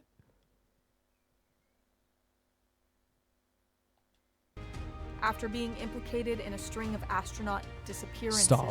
in 1968, Aperture Science was forced to appear before the US Senate, declaring bankruptcy soon after. Hopefully they destroyed everything. Johnson refused to give up on his company, however, and continued his tests with less desirable subjects. Kill this guy! End him! Propulsion gel was perfected by 1972, but this success was overshadowed by the looming threat of Aperture Science's greatest rival, I've heard of Black Mesa, right? I've definitely heard of Black Mesa. I think that's like something that like is like referenced sometimes in like memes and things like this. While Aperture languished, Black Mesa was flourishing, and Johnson suspected the company of corporate espionage. Without any evidence, Johnson grew paranoid and frantic. The company further relaxed its standards for test subjects, actively recruiting child orphans, psychiatric patients, and the What?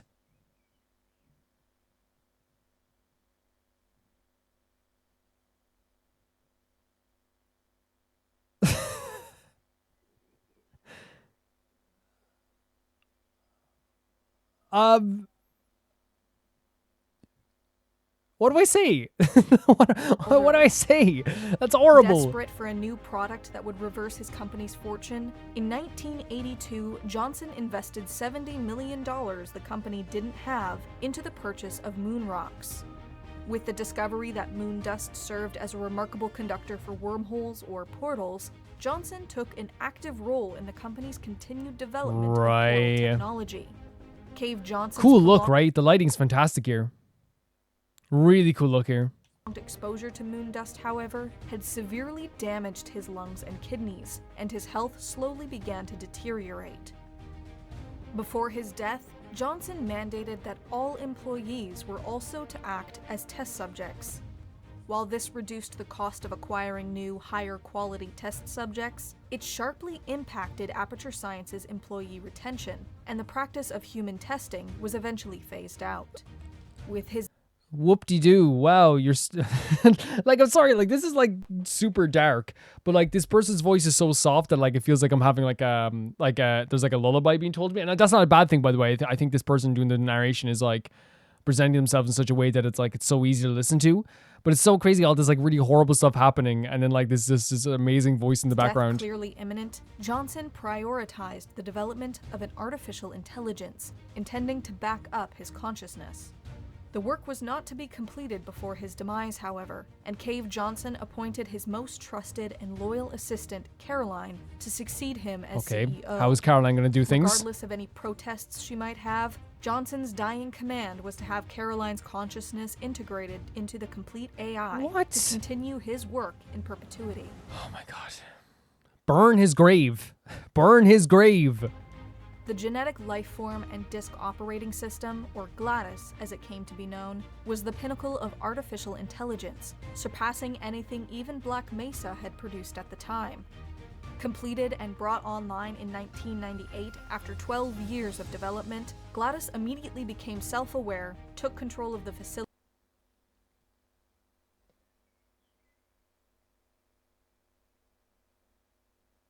I'm sorry.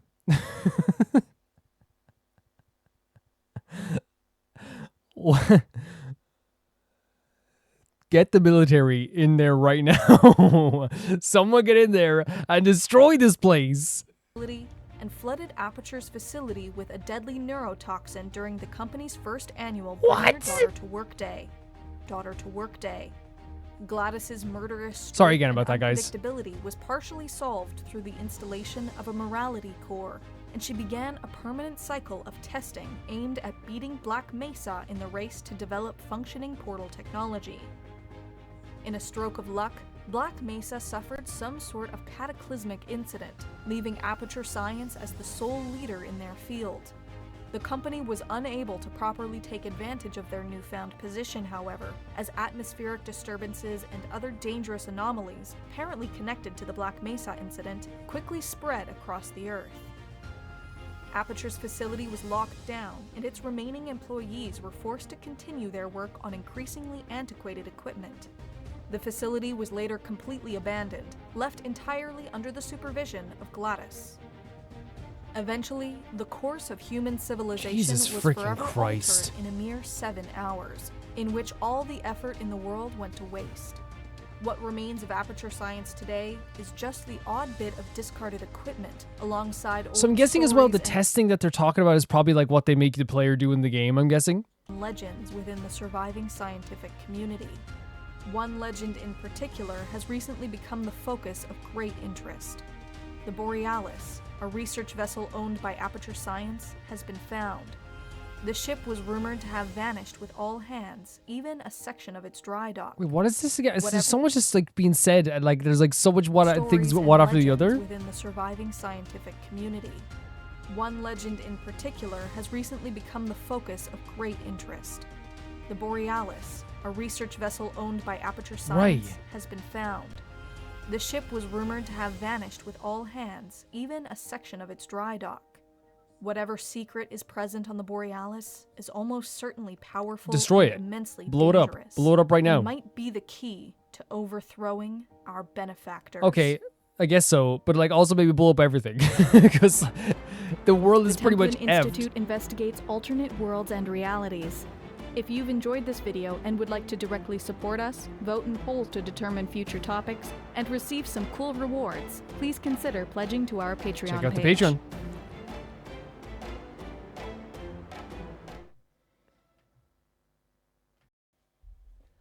Being completely honest, like I obviously don't know like all the full story of what's been happening here, right?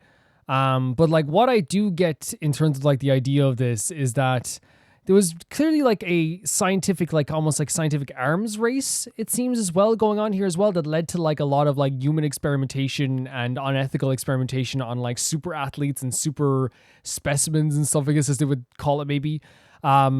that like seem to have like, you know, led to the events of what is in the Portal game. I'm imagining then like what happens in the game, just from like visual stuff I've seen, like with the robot talking to you. I wonder if it is like a thing where the consciousness that was put into that machine that, you know, became sentient itself, I guess, is in a constant way of testing you. I wonder if it's like that's what's testing the player, is like they're constantly testing you. I don't know. I'm not sure about that. But so many times throughout this video, like I was like, I'm not even joking. I was actually have my hand on my head being like, stop. Like, who, like, again, this is like what happens. Again, there's nothing wrong with like wanting to do like experiments and scientific research, right? But it's always the people that do the scientific research where it's like on human subjects or in that's like going too far, that it always ends up being like this thing where it's like so damaging to not only themselves but the entire world around them. And I feel like that's exactly what we got here, was like a constant damage of the world around them due to like the stuff that they did here. It's like really like awful. Like it's super awful what we've seen here. And like I do get the like 100% energy from this of like someone who believes no matter what, like what they were doing was right. And I got that from the guy in Cave. Like I really got the idea that like he really felt like whatever I'm doing is 100% right. Like it's for the greater good. It has to be for the greater good. When in reality, that's like not the case at all. And it's just like more damaging to the world than it could ever be. You know what I mean? It really is. And you saw like the effects that this type of stuff has on the world. And even then, like, you know, it said like humanity's efforts were for nothing. So obviously they couldn't stop all the stuff that was happening. And even then, like a constant wave of testing from a machine that only knows that they has to test people. You're not going to stop the stuff. That gives like a whole new energy to like Portal to me that like I didn't even know was a thing. It seems a lot darker and more sinister than I thought it was. Just judging from like what we've seen here with like Aperture Science. Because again, it is one of those things that like I feel like it happens all the time in real life too, where like a company has like a front for what it actually does, and like shower curtains was a thing here, right? Where like they're doing like something behind the scenes where it's like this kind of really horrible experimental stuff. You know, they're violating human rights laws. They're doing stuff that should not be happening behind the scenes, whether that be with like mechanics or like human stuff. You know, the you know, being involved in like disappearances of astronauts and things like this. Like it's like all this stuff like shows that like behind the scenes they were doing something absolutely horrible. But like in real life, I feel like that does happen. It did happen through history. It's like, oh, are you conducting experiments?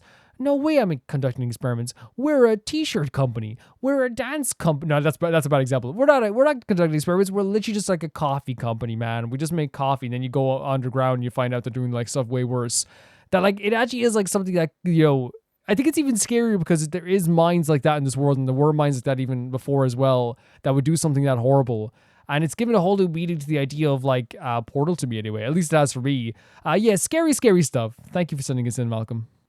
The next video is sent in by Pauline Grint, and it's I wanted to send a Taehong video, but then I found this because yes, you were absolutely right last time I sent a Yogi video because I know he's one of your biases. Tavid, next time for sure. You said whatever you want because they're all awesome videos. But yeah, that's very, very sweet. Thank you so much. Their comforting words are everything to me. I know they've helped so many people. I can't believe they're coming back soon, which to me is actually going to be incredible. Like I am so ready for the energy and the vibe of the internet when they come back. I really am. Because like it has to be so exciting. And even for me who like only recently has been getting into them, it's so exciting, the idea of them coming back. That's awesome. It's so awesome. This video, of course, is over 10 minutes. As you guys know, we have a 10-minute limit, but you know, Pauline gave me a time to start at, which is 2:20, and we'll end at the outro of the video as well. And yeah, that's just like, and as like Pauline knows, everyone who sends in videos that are like, you know, because we do it sometimes, we do like time limits. So this is never me saying it to any of my patrons, but to anyone who's like new to the videos being like, why only watch it 10 minutes? It's just so we can make sure we get to everybody, and everyone's okay with it. No one ever complains. Everyone's 100% okay with it. They understand. But just to explain to you guys why we do that. But let's get into this. This is BTS comforting words to cheer you up. Let's check it out. 모두들 잘 지내고 계셨으면 좋겠지만 만약 조금이라도 괜찮지 않다면 Oh my God. 저희가 온 마음을 다해 위로해드리고 싶습니다. 윤기 형이 섬 속에 갇힌 것 같다고 이야기했지만 그래도 절대 포기하시지는 않았으면 Holy 좋겠습니다. hell. 여기 한국이라는 나라 그리고 서울이라는 도시에 나를 이해해주는 누군가가 있다는 점을 Already, I'm sorry I have to pause on his amazing words. Like, the idea of just saying, remember, there's a person in Korea in the city of Seoul who understands you. Can you imagine how hard that hits for the people, like, directed? Like, that would mean so much. 기억해 주셨으면 좋겠습니다. 우리 모두 각자 다른 환경에 살고 있고 다른 상황에 처해 있지만 적어도 이 순간만큼은 우리 다 같이 괜찮다라고 서로 위로해 줬으면 좋겠습니다. No, seriously, like legitimately, like the like I think they know the reach they have. I think at this point they know the reach they have. That's why they've done so much good, and I've seen that, like, you know, that they've done so much good, you know, with the United Nations stuff, and speaking out on certain things about, you know, loving yourself and having self-love and loving other people. But like, if I heard, like, I don't know, if I heard someone, how do I say, if I heard, like, my favorite artist say that, like, hey, don't worry, there's someone in the world right now, and, you know, basically saying it's me who is thinking of you, and especially if you're going through such a hard time and such a terrible situation, that hits hard. It hits hard. Here's Taehyung. Oh. No one can understand what you're going through.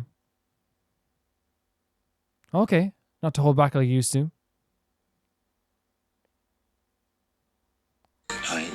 제가 해드리고 싶은 말은 So that's very important as well, right? The idea of, like, not, like, again, you know, people understand you more if you express how you feel about stuff as well. And I feel like that's such a good message for people to have as well. I think that part was muted because it's probably part of, like, a production or something like that got copyright, which is understandable. 남이 힘든 일이 있다고 해서 자기가 힘든 일이 안 힘든 게 되는 게 아니잖아요. 그러니까 언제든지 힘들면 남들한테도 힘이 들다. Amazing. 나 좀 많이 봐주고 위로해줘라라고 언제든지 꼭 얘기해주시고요. Absolutely amazing. 머릿속이 새하얗게 변해서 더 이상 앞으로 나가기 어려워지기도 하고요. 작업을 하면서 수없이 겪는 일입니다. Holy hell. 그럴 때 그래도 딱 한 번만 더 라는 생각이 저를 일으켜 세울 때가 많습니다. 나 자신을 한번 믿어보는 거죠. Well, I'm like nearly in 완벽하지 tears. 않아도 처음보단 두 번째, 두 번째보단 세 번째 더 나아지는 것을 보며 주저앉지 않기를 잘했다고 생각하게 됩니다. Incredible stuff. 사람이란 게 서로 존중하고 이해하고 이 배려 Yes. Oh. 그런 게 있어야 이 사람이 이 사람과 통하고 가까워질 수 있고 하나가 될 수 있다. There's such a weight when it comes from people. And again, you know, like, it's like, and they're not putting themselves on a pedestal. They know that for a lot of people, they are, like, revered, and some people that people adore, and using their words so wisely in such a caring way is such an important thing.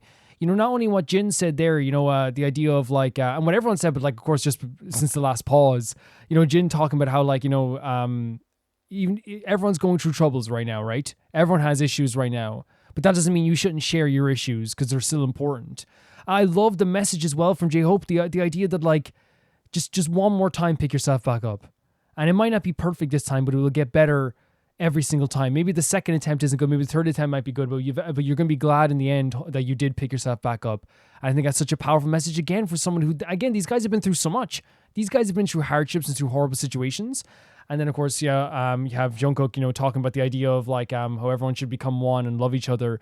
It's so important, and it hits so hard. 기준에 꼭 맞출 필요 없는 것 같아요. 막 너무 항상 보면 꿈을 가져라라는 말도 많이 하고 뭐 그러는데 굳이 뭐 다들 그렇게 막 되게 치열하게 살 필요는 없는 것 같고, 치열하게 살지 않는 것 같아도 치열하게 사는 분들이 있거든요. 와우. 그래서 막 너는 좀 치열하게 살아야 돼. 너는 막 꿈이 없어. 그런 말 들으면서 너무 그런 말 듣는 게 This is like hitting me hard, man. 듣지 마시고, 뭐 그게 진리가 아니에요. 그 말 하는 사람도 자기가 뭘 하고 싶은지 아니면 뭘 하고 있는지 정확히 모를 가능성이 굉장히 높습니다.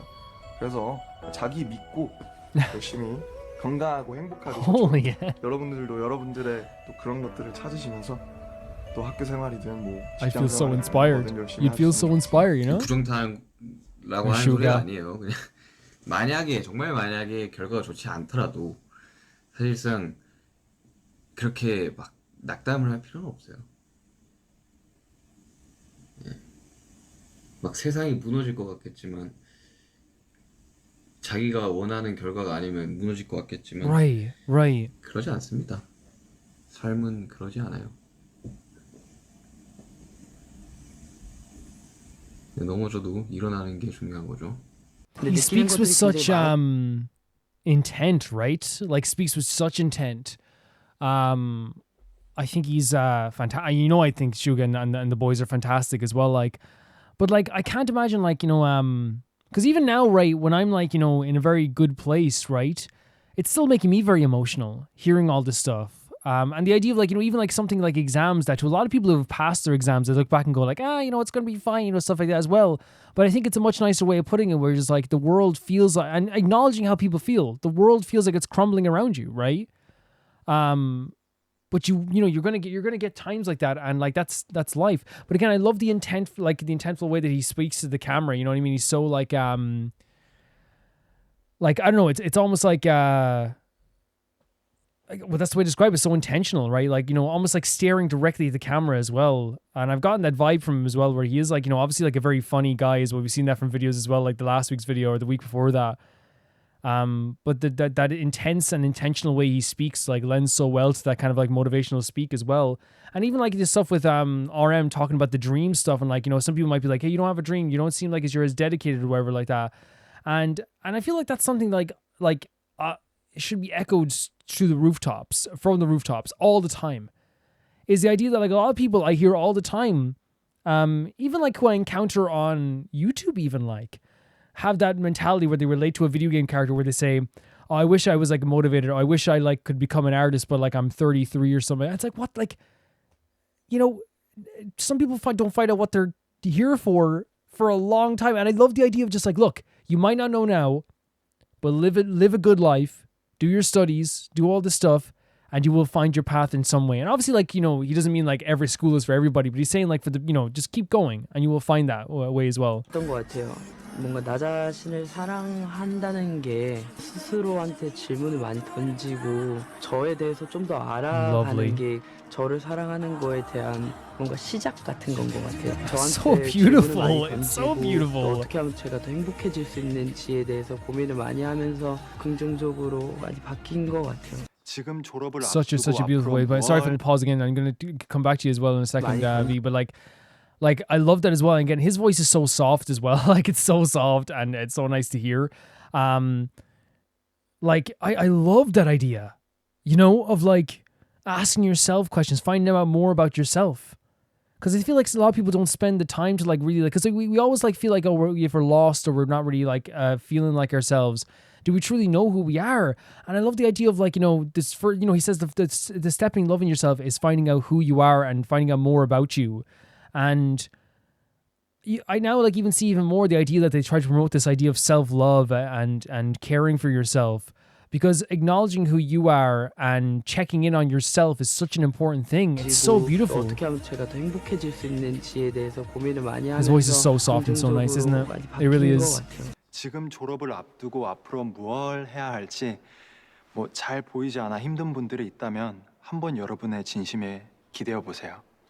지금은 조금 힘들어도 그 끝자락 어딘가엔 기회와 행운이 기다리고 있지 않을까요? 저는 그렇게 믿고 있습니다. Like I'm getting hit like so hard, like so quickly. These boys are so amazing, and you know how I feel about them, like with how beautiful they are. You see how beautiful they are throughout this whole video. Like, you know, that's like another thing altogether as well. But it's also lovely to see like these messages, and especially like, you know, from the perspective of someone who will need it so much as well. It makes you choke up every single time like I'm hearing them say something new, honestly. 느낄 수 있는 건 어제도 말했지만 진짜 공식 같은 부분이죠. 다음이 여러분들.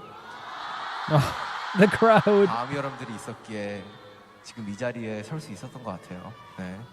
You can hear the tears. You can hear the cries in the crowd. 근데 아미와 함께라면 그 목표도 이룰 수 있을 Oh 것 my 같아요. god. Can you hear that's genuine reactions in the crowd as well. 사랑합니다. Genuine happiness. 스스로 꿈을 만들어야지. 뭔가 주위의 강요에 의해서 그 꿈을 못 만들게 되면은 참 마음이 아픈 것 같아요. At this kind of message, stage, short and sweet. it is no one's fault. It's not your fault. It's not my fault. It's not our fault. It's not anyone's fault. And we're the people, and we're the humans. We're just doing our best. We're just doing what we can do. And, you know, we have those 6-7 years. You know, we've been to America, we've been to Asia, we've been to everywhere, and we saw our faces, we felt our energy, we charged each other's batteries. We literally did all those kinds of things. And I believe in those years and the time, you know, the belief and the energy that we built together will never betray us. So I'm happy, and I hope you could smile and feel the same and vibe that we're doing right now, like together. Wow. I hope you're happy and stay safe. Thank you very much. Holy hell, man. The idea that, like, you know, as well, like, just, I think some people need to hear that sometimes as well, with the idea of, like, I know it's probably like it's maybe a specific situation, but the idea of, like, it's not your fault, it's not this is fault, and the idea of, like, humans just do their best is such, like, a powerful message as well, because I think sometimes, like, we can judge ourselves based off other people, and the idea that, like, RM would stand up on stage and say, like, hey, you know, you're doing your best, you know what I mean? I hope you can find a way to smile. I hope I'm happy right now. I hope you can be happy. I can feel that energy that we've had, you know, with this connection we've had. And I hope that, like, you know, that connection, you know, he says that idea, that energy will never betray them. And I think it's such a beautiful way of looking at it, where it's like, you know, this is a connection that has helped so many people. This is a love that has helped so many people. And they're totally 100% aware of this. You know what I mean? They're 100% aware of this. That we're doing it right now, like together. I hope you're happy and stay safe. Thank you very much. So beautiful. So beautiful. 제가 작년 신년 인사 때 저희 팬 여러분들한테 꿈이 없어도 행복하면 됩니다라는 말을 한 적이 있는데, 항은 꿈을 꾸는 법을 가르쳐 준 적도 없지만 항상 경쟁을 유도하고 말 이런 걸 보면은 끊임없이 노력하는 사람이 잘 된다 이런 말이 있잖아요. 저는 애초에 실력에 만족한 적도 없고, 그렇기 때문에 저는 계속해서 꾸준히 노력을 해야 된다고. 오케이. 아주 고생한 자신에게 한마디. 그래, 진아. 너는 정말 수고를 많이 했고 앞으로도 수고를 굉장히 많이 할 테지만 너의 수고 내가 알고 있으니까 너의 수고는 너 자신만 알면 돼. 그래. 앞으로도 화이팅. Just so, like, that's just, there's such a message here across, like, all the stuff, like, again, through everything that they've been saying here, like, from Shuga here talking about, like, the idea of dreams not being necessary, and the idea of competition, or Jin, like, even saying, like, like, it's almost like you don't have to, like, if that's what I'm getting from this as well, and maybe I could be. 즐거운 점이 있었다면, 밝은 점이 있었다면, 이 꽃만의 또 새로운. Did I skipped too far forward? So sorry. 앞으로도 수고를 굉장히 많이 할 테지만 너의 수고 내가 알고 있으니까 너의 수고는 너 자신만 That's it. 알면 That's the line. 그래. 앞으로도 화이팅. That's the line. Only you. Because again, there's so much, like, again, there's all that promotion of self-love, but it's also, like, you know, so anti-competition in a way. You know, so anti-competitive in a way, where it's like, you don't have to listen to what other people have in store for you, right? You know how hard you work. You know what's inside of yourself. And only you have to think about that stuff. Don't worry about what other people are thinking about it, you know? 예를 들면 꽃이 이렇게 두 개가 있으면은 이 꽃이 있고 이 꽃이 있고 둘 다 아름다운데 이 꽃만 아름답다고 할 수 없듯이 이 부분의 화양연화에 저의 좋은 점, 즐거운 점이 있었다면, 밝은 점이 있었다면 이 꽃만의 또 새로운 매력이 있다고 생각해요. Such a beautiful interpretation. 무섭지만 그래도 저에게 또 다른 화양연화가 찾아오지 않을까라는 생각. I think it's, like, as well, the idea that, like, you know, it's like it's not just, like, again, anti-competition, right? It's like, you know, two things can be beautiful at the same time, you know. 생각해요. 그래서 저는 무섭지만 그래도 저에게 또 다른 화양연화가 찾아오지 않을까라는 생각. 걱정이야. 뭐 누구든지 있을 수 있고. True. 굉장히 큰 걱정이 있을 수도 있고 작은 걱정이 look at them. Look at them. 수 있겠지만 그 다음 순간으로 지나가는 행복함을 또 느끼잖아. 그리고 뭐 가끔 위버스 같은 거 봐도 Weverse. Is it Weverse? 이제 되게 뭐 되게 슬픈 일들 그냥 뭐 저희한테 슬픔을 주시려고 그런 목적이 아니라 이게 슬픔 뭐 나누면 반이 되잖아요. 그래서 그런 어떤 슬픈 사연 Yes. 뭐 Oh my 본인이 어떤 일이 God. 있었고 최근에 They're saints. 뭐 어떤 게 슬프고 이런 게 뭐 그렇다라는 그것들을 봤을 때 우리가 느끼는 그런 감정들 그러니까 우리가 지금 공연장에 서서 우리와 이 사람이 되게 신나는 노래로 같이 교감하고 있을지언정 우리가 늘 좋은 상태로 그게 그렇게 True. 하는 건 So 아니잖아요. 그 true. 순간이 그럴지라도 그래서 그냥 네가 지었던 그 표정이 아니었구나 라는 깨달음에서 되게 시작을 했고 웃는 게 아니야라는 뭐 그 옛날 노래처럼 스스로에게 하는 얘기이기도 하고 근데 저의 입장에서는 저는 그냥 여러분들이 해주시는 되게 각자의 아픔들 쏟아진 아픔들이죠. 그래서 쏟아진 아픔들이 이걸 내가 다 어떻게 안을 수 있을까? 다 안을 수는 있을까? 감히? 아니면 뭐 내가 들을 수는 있을까? 내가 이 개개인들의 아픔을 과연 나라는 이 한낱 작은 인간이 이게 위로한다고 가당키나 한 일인가에 대한 스스로에 대한 stunned. 고백이고. Like, I'm sorry, but like this whole message like is so important here as well. It really is. 그런 어떤 슬픈 사연 뭐 본인이 어떤 The 일이 idea 있었고 of, 최근에 뭐 you know, 어떤 게 슬프고 sharing your 이런 burdens 게 makes them feel lessened, right? 그렇다. It really 라는 does. And 그것들을 he 봤을 felt 때 like the fans didn't want to share them, I guess, 우리가 entirely because 느끼는 그런 감정들 그러니까 yeah. 우리가 지금 공연장에 서서 우리와 이 사람이 되게 신나는 노래로 같이 교감하고 있을지언정 우리가 늘 좋은 상태로 그게 그렇게 하는 건 아니잖아요. 그 순간이 그럴지라도 그래서 그냥 네가 지었던 그 표정이 아니었구나 라는 깨달음에서 되게 시작을 했고 웃는 게 아니야. Like this is so important. So the reason I'm looking over it again as well is because I feel like it was a long message, but I feel like it's important. The idea as well is like the idea of like, you know, we're all together.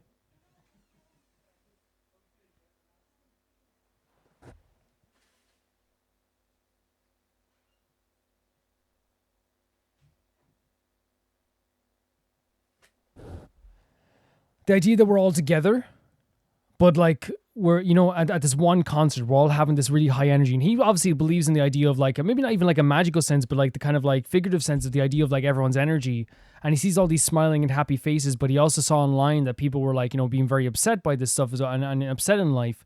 And you can't always, you know, be happy. You can't.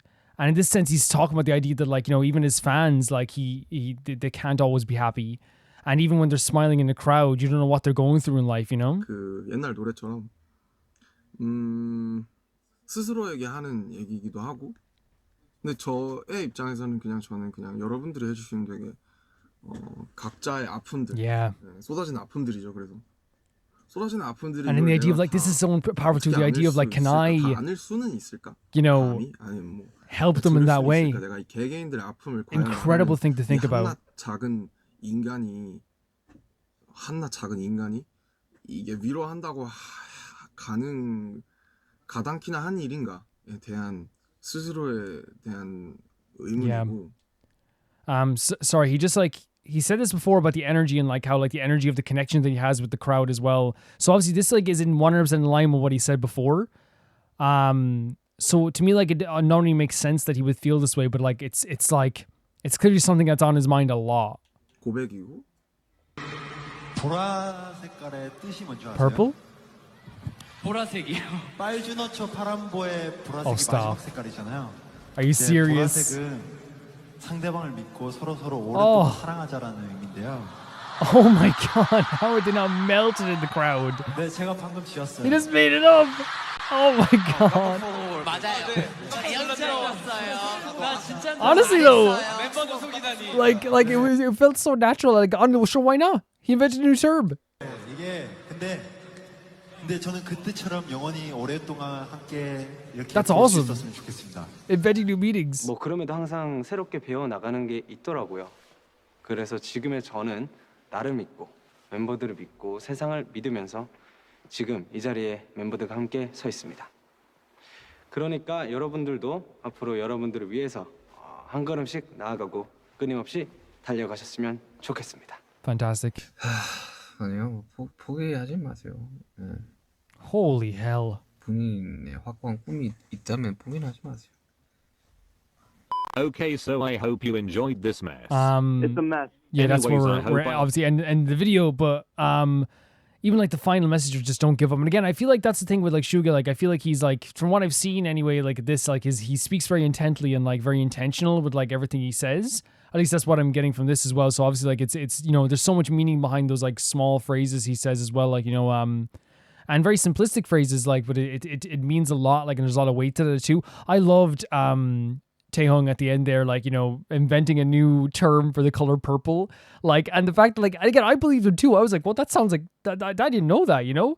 But it's really cool that was like something he thought about, because to me, to think about something like that takes a lot of like a lot of like emotional intelligence, and like the idea that he, you know, thought of like the idea of a rainbow and the color purple, and all of this was like a really big meaningful thing for him.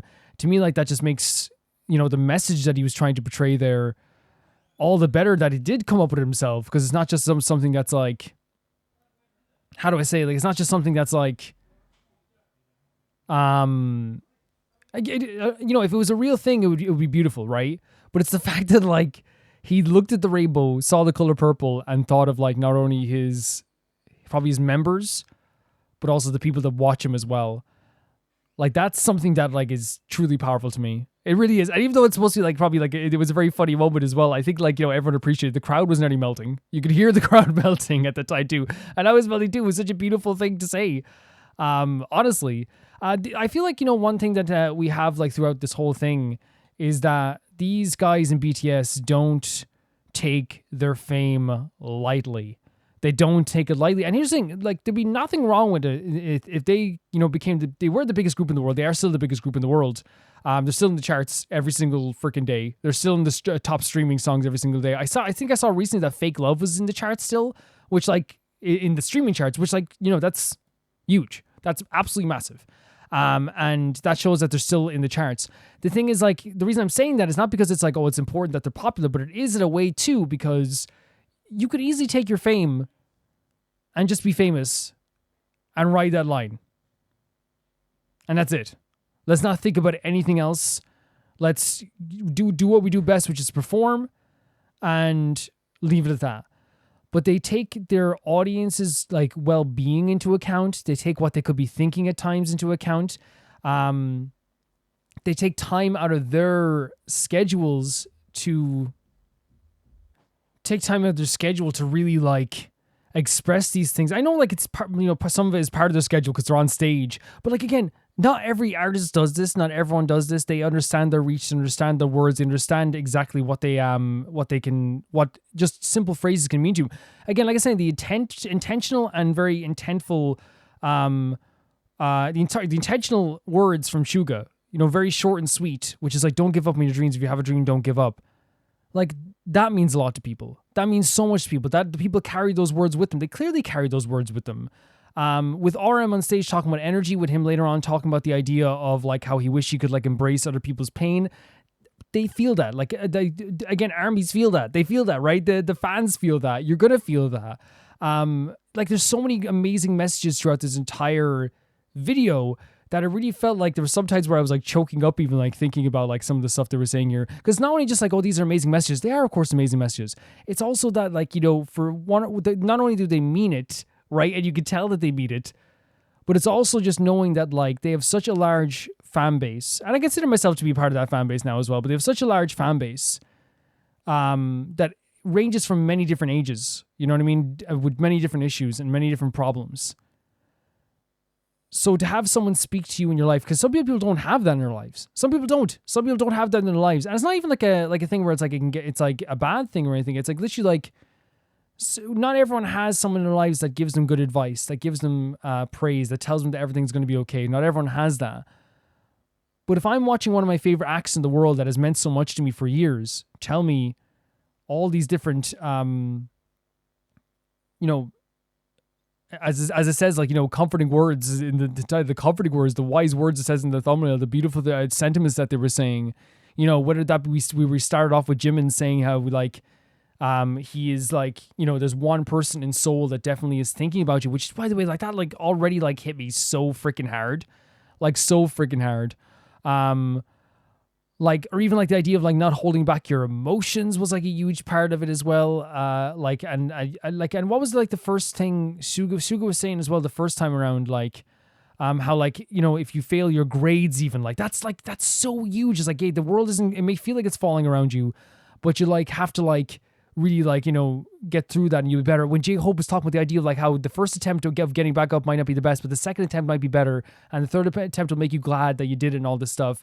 Or like even like, you know, Jimin saying you should learn more about yourself. All this stuff is like an amazing thing that you could say to people of all ages, and especially young people as well, right? Who are going through stuff also, to know that they're not alone, and knowing that like, you know, in some way, even if it's not a direct personal connection, you do have an emotional connection to the group that definitely wants what's best for you. And I think that's what we got here in this BTS stuff. I think they're fantastic. I really do. I always say that like they're, you know, part of my, 4 favorite K-pop groups now, and it's definitely like big reasons for this too, like the behind the scenes stuff and the funny videos and these videos, and it just makes me love them even more. And like I said, I know that for a fact that like they are like you know, unbelievably beautiful and handsome and adorable in so many ways, but it's also like, you know, the reach and the message that they have that is so important that you can see even in this. Just such a fantastic thing. It's such a fantastic thing. It really, really is. And all of them knowing and understanding how much of a presence they have and how much of a how much weight the words have is so, because again, the fame could have been given to bad people. It could have been, but it was given to great people. Thank you, Pauline, for sending us in. This was fantastic.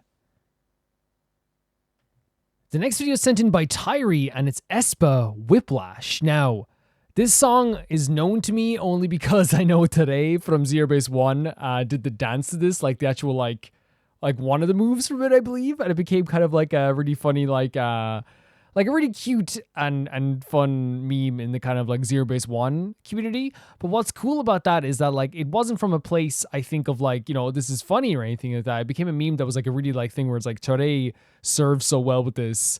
And he has such an appreciation, clearly, for K-pop in general. Like, because I feel like, you know, I've seen him reference so many other groups so many times because he's just a fan. You know what I mean? And it's really cool to see him do that. Like, what a diva. This is Whiplash, and it's my first time seeing this. Do I have subtitles on? I do. Oh my god. It's one look, give him whiplash. That's sick. That's so cool. I give him one look and I give him whiplash. That's awesome. These guys are really cool though. They have such a dangerously sick vibe to them.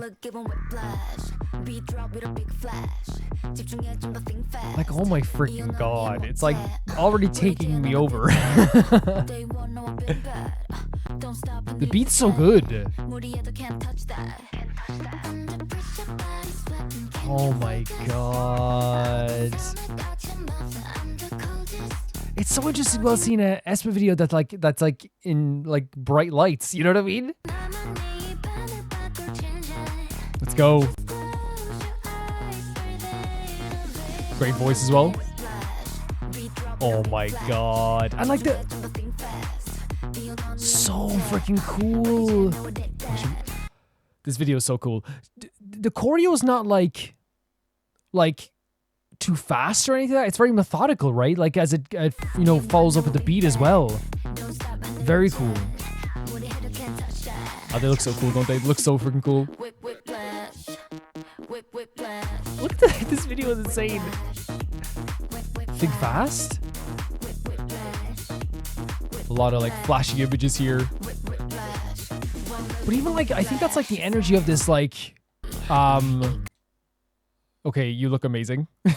Look amazing. I think it's the energy of this video they're trying to give off is like, not only just like a very sleek and cool vibe, but like it's a very like the term whiplash obviously is like, you know, when like, I think it's when you like, you can hit your head or you turn your head too fast or whatever, and like can give you like a whiplash. Like it's also, but like in a more kind of like, generalized term, it's also like, you know, like just a term, like how do I say, like a figurative term for like when you're like, oh, I saw it and it gave me whiplash. You know what I mean? Like in this sense, they're saying like one look from these gals would give you whiplash. But I feel like the video as well is like, you know, there's a lot of sudden changes, which I think comes along with like the idea of whiplash as well, which I think is very cool. You know, this choreo is awesome. I like how methodical it is. I wasn't expecting it to be, I thought it would be like more more fast, you know, faster. You look so cool. You look so cool. You look so cool. You look so cool. Classy. Her voice is great. So cool.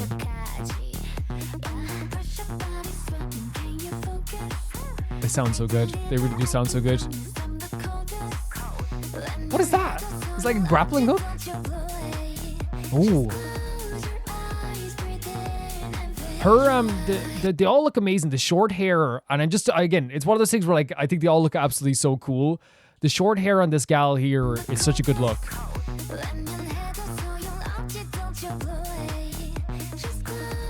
I don't know if someone gave you advice that said this would look good on you. I don't know if you decided for yourself. I don't know if you had a dream or a vision.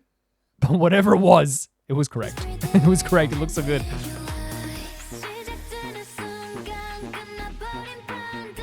Gorgeous voice. Wait.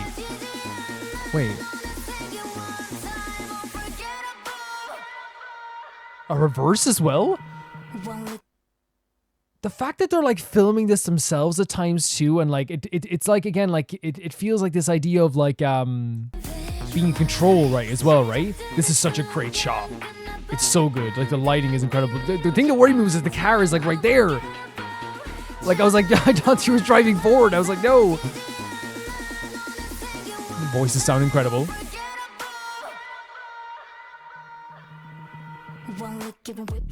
Oh my god. And holding the camera almost like a celebrity as well.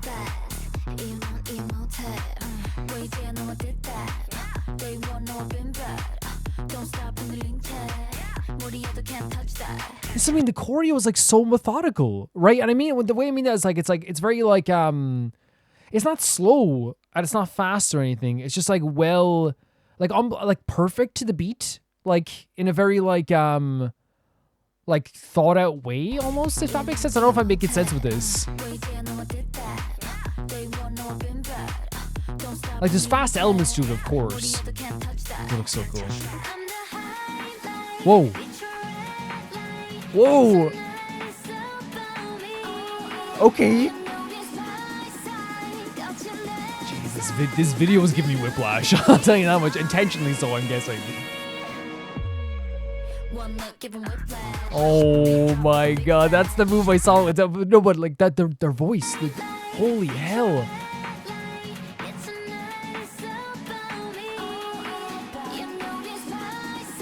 Listen to this. They look fantastic as well. Gorgeous. I wish I had a face cam because I'm dancing. Not very well, but I love them taking control of this shoot as well.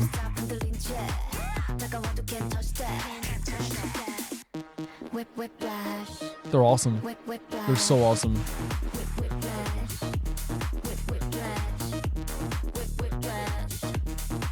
Like every single moment they're on the screen is a new way it feels like they have like taken control of the screen. I don't mean that in very like in a control way. I mean that in like a very like in a star power or like or that kind of like essence that feels like so like dangerously confident in the best way possible. Like Aespa so far, like in the songs we've seen, we have seen like I think this is our third Aespa song we've seen. I use that word, you know, to describe anything that's not like bad. But to describe something that like is so cool that it's almost like sharp as a knife, and that is like sharp and dangerous. It's dangerous. It's like it's deadly. You know what I mean? And they fit that energy so freaking much. So fucking fun. I swore. I swore. That's awesome. I love the shot here with the camera coming into the frame as well. It's so cool.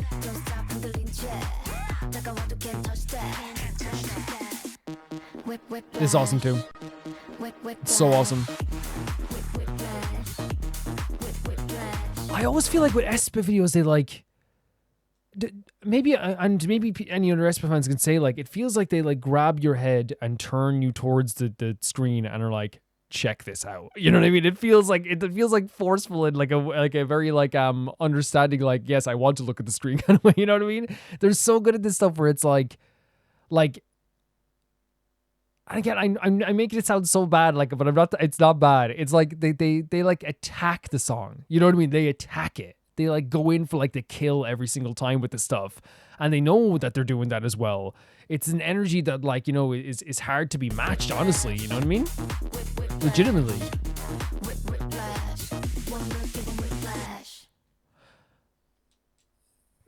Incredible looks here as well. By the way, incredible looks.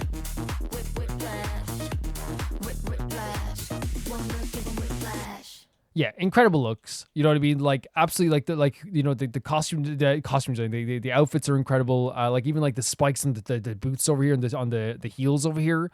And again, like, I want to make clear, they all look amazing. The girl center left, like, I think it's such a good choice, that hairstyle. It's so good. This gave me whiplash. I know people probably make that joke all the freaking time if they reacted to stuff.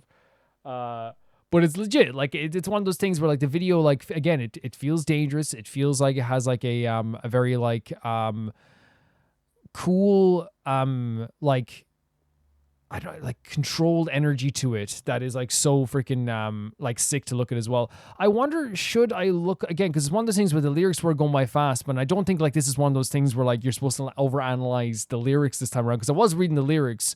But I think it is like a cool song nevertheless. So like Whiplash. So the Whiplash lyrics are, and again, it's like one look given Whiplash, beat drop with a big flash, coming hot better think fast. This look is a must have. So again, it's like, again, fits the vibe of the video, right? You look at what they're doing here, giving you Whiplash. The beat is dropping, like, it's a great beat. And the look that they have is a must have. When you see it, I know I did that. Day one, you know I've been bad. Don't stop, better press gas. Going hammer, can't touch that. So then this is all, like, again, the energy of the video as well, which is like, keep going, keep going, keep going. I think it's an Aespa energy to me as well, like, where I'm sure they're able to do like other concepts 100%. But like, one thing I do like about the Aespa songs I've seen so far is that they are like incredibly good at like doing like the more dangerous, like a more like very in your face concepts as well, I think as well. Yeah, it's under pressure, body sweat, and can you focus? Under pressure, but I'm not even gonna. It's such a cool refrain as well. I deliver. I can promise. I'm the coldest. I'm the star. I'm the only one of the changer. Just close your eyes. I'm very confident as well, right? But like, again, the confidence like is coming through in the video as well.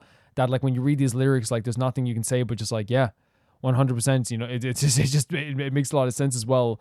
And like kind of like a similar like a going forward there. It's if you want it on side, push the button right.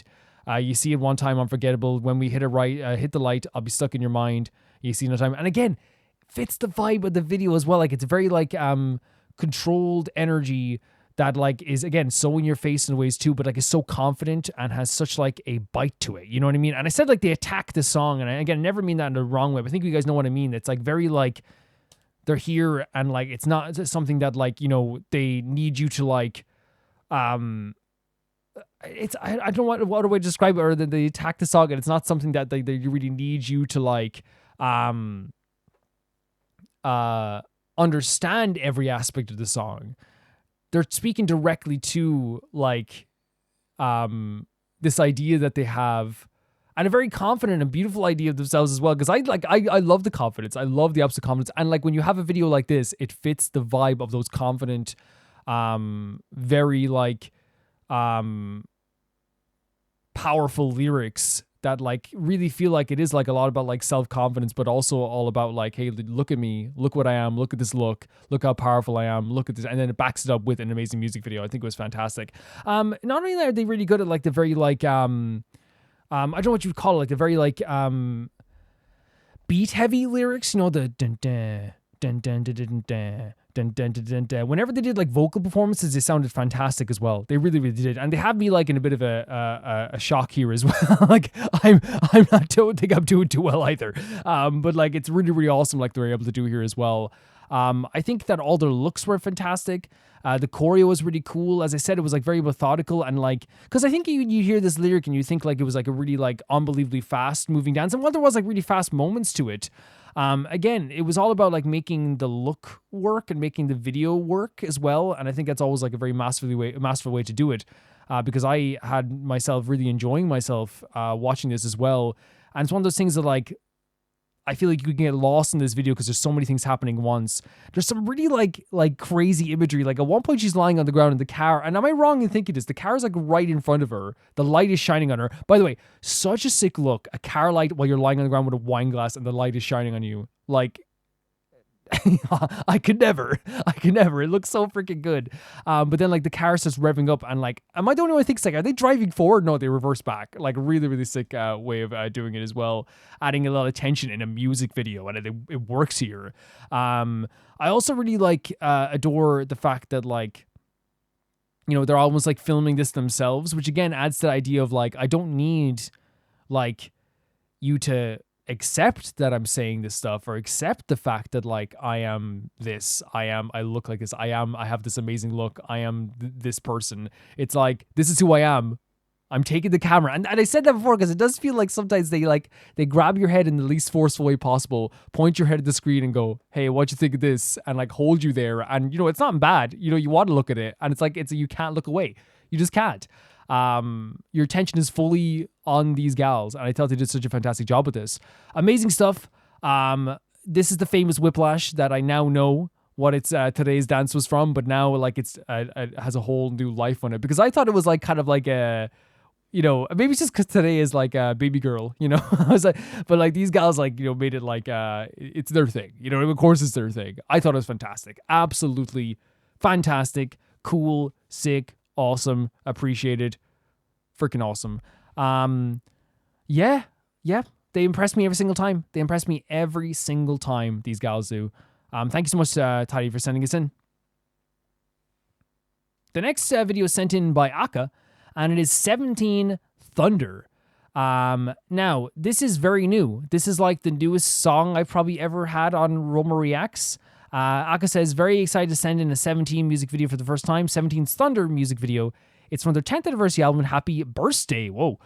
Which they have marketed as a milestone for them as an explosive rebirth. Every teaser and trailer I've seen from this comeback has been sick and with a big budget, so expect something big. And yeah, so we saw the 17 medley last time. And I think I said that like, and again, here's the thing. That was years ago. They're probably gonna look different now, so forgive me if I don't recognize everybody in the same way I recognize now, because I think a lot of them got haircuts. It's going to happen that way. So there's going to be new reactions to new haircuts, new faces, new all this stuff. But hopefully, like, again, I don't know their names all. Like, I know of like the likes of Joshua and stuff like that. But we'll see how it goes here. 17 Thunder. Let's go.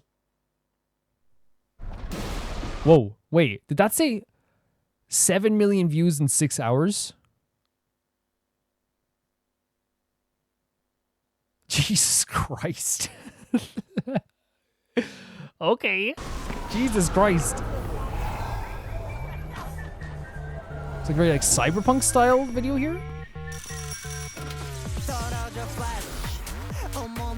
Oh my lord.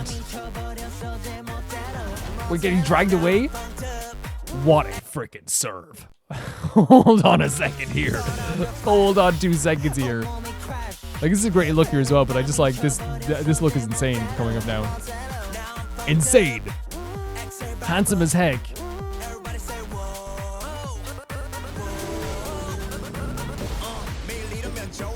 Intense. They keep like keeping in the bike. Sorry, I'm just keep pausing. They're keeping in the bike sounds as well.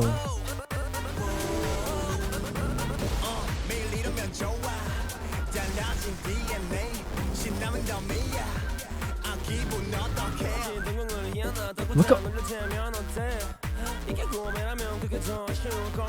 Oh my god, the look. What is...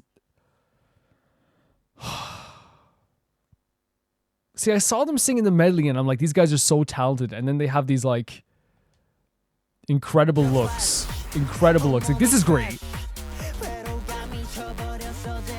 Love his voice. insane. Absolutely insane look. 10 out of 10. Would give up my life savings if they called. You know? I love keeping in the revving the bike.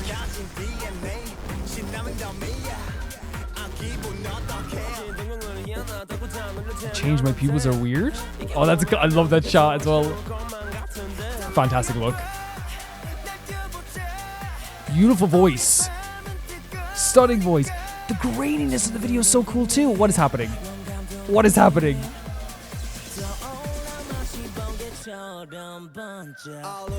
Just super. Okay, everyone gets a superb look.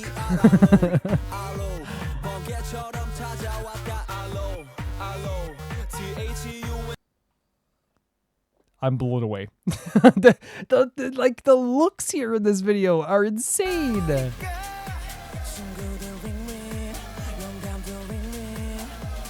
It's very fast paced as well. Very fast paced. This look is insane too.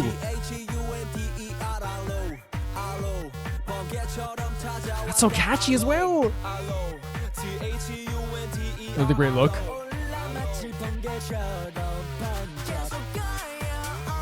Oh my god. And there's the guy who, am I right in saying he like composes a lot of the songs? He like writes a lot of the songs as well. They are so talented. This is so fast paced and so high energy though. Like I'm getting out of breath. I'm getting a little bit out of breath.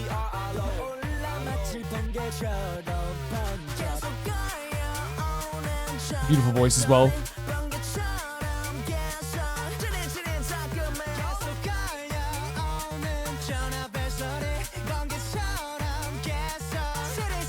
They have such stunning voices as well. And it's so interesting because like they have like these like and that's one thing I love discovering about groups is like they have this is an insane video. This is a high octane, high fast paced insane video.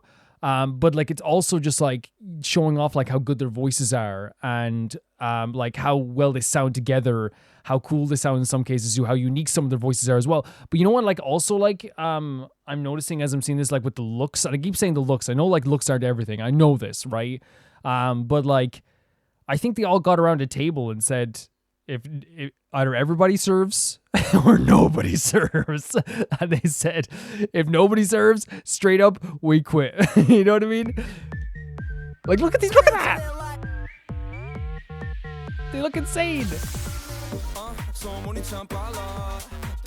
They all...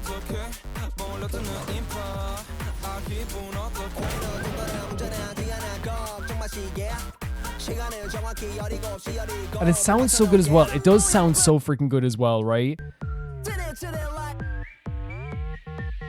But I'm nearly out of breath. Like, let's go. Like, that sounds great. His voice sounds so good too.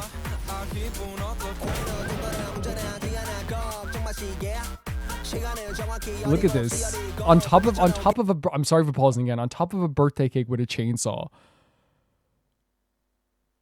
And people want me to act normal? Incredible. Honestly, their voices are so good, so like it's making every moment like so interesting.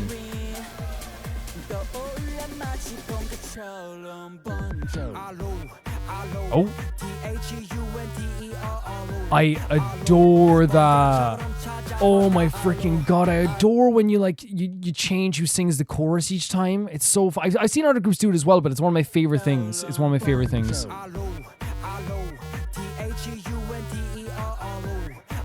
Almost like a deeper like tone here as well, you know? Get it, get it. The laugh as well.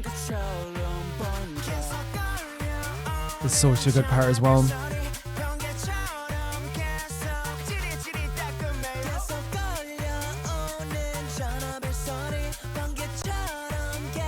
This is wild.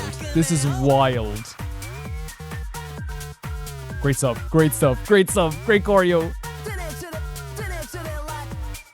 Whoa. Whoa.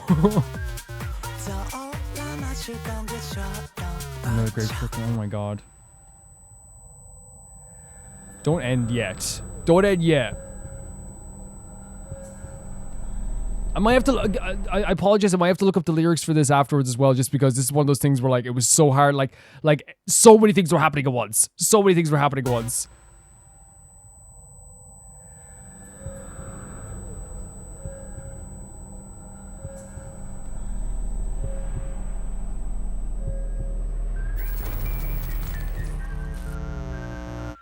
Happy birthday. Yeah, before it goes into anything else here, like the transition from like chorus to verse to verse to chorus, but I just think that there's like, and like we're not going to listen to all of it again, but like I think there's just such a fantastic, unique array of voices here and plethora of voices that it makes for every single moment to be like so interesting, you know what I mean? Like such a unique voice. And a contrast here again. You're gorgeous. You're gorgeous. Okay? I said it. I'm brave. I'm brave. I said it, okay? Like, this is wild. Like, look how, like, how much energy this is. Like, how much energy juicing this is. It's gonna be so much energy. This is crazy as well.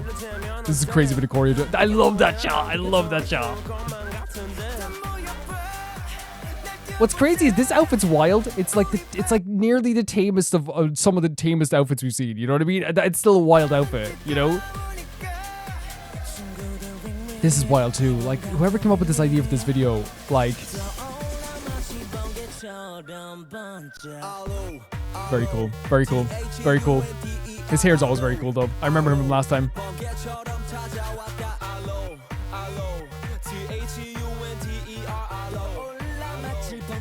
I love like the coming out of the crowd even as well, it's like panning to the crowd and then like they like come out of nowhere almost, it feels like, you know, it come out of the darkness in some cases. Yes, he's like, I think he's like the composer of most of the songs. He was very reserved last time as well. Very reserved. Yeah, okay. I'm gonna end up watching the whole video again. There's other parts here that I obviously like that I wanted to really kind of like get to as well. But then again, we've almost watched the whole thing. This is a great look as well. With the piercing.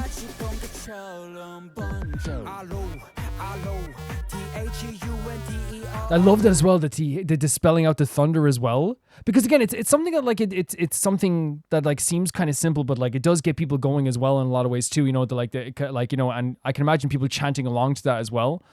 Again, like there's gonna be people like that, like I will say they do, a lot of them look quite different. Obviously, like this guy here I could recognize from 10 miles away, you know what I mean? There's someone that I could recognize from 10 miles away, right? Some of them, like, I'm not going to recognize from last time. It's just legitimately. And I think even, like, they put, in the Patreon, they put some pictures there as well. I'm sorry if I don't recognize them entirely, right? Because obviously it's, like, a new group. There's so many people out of the crowd. I will eventually get to know a lot of them as well.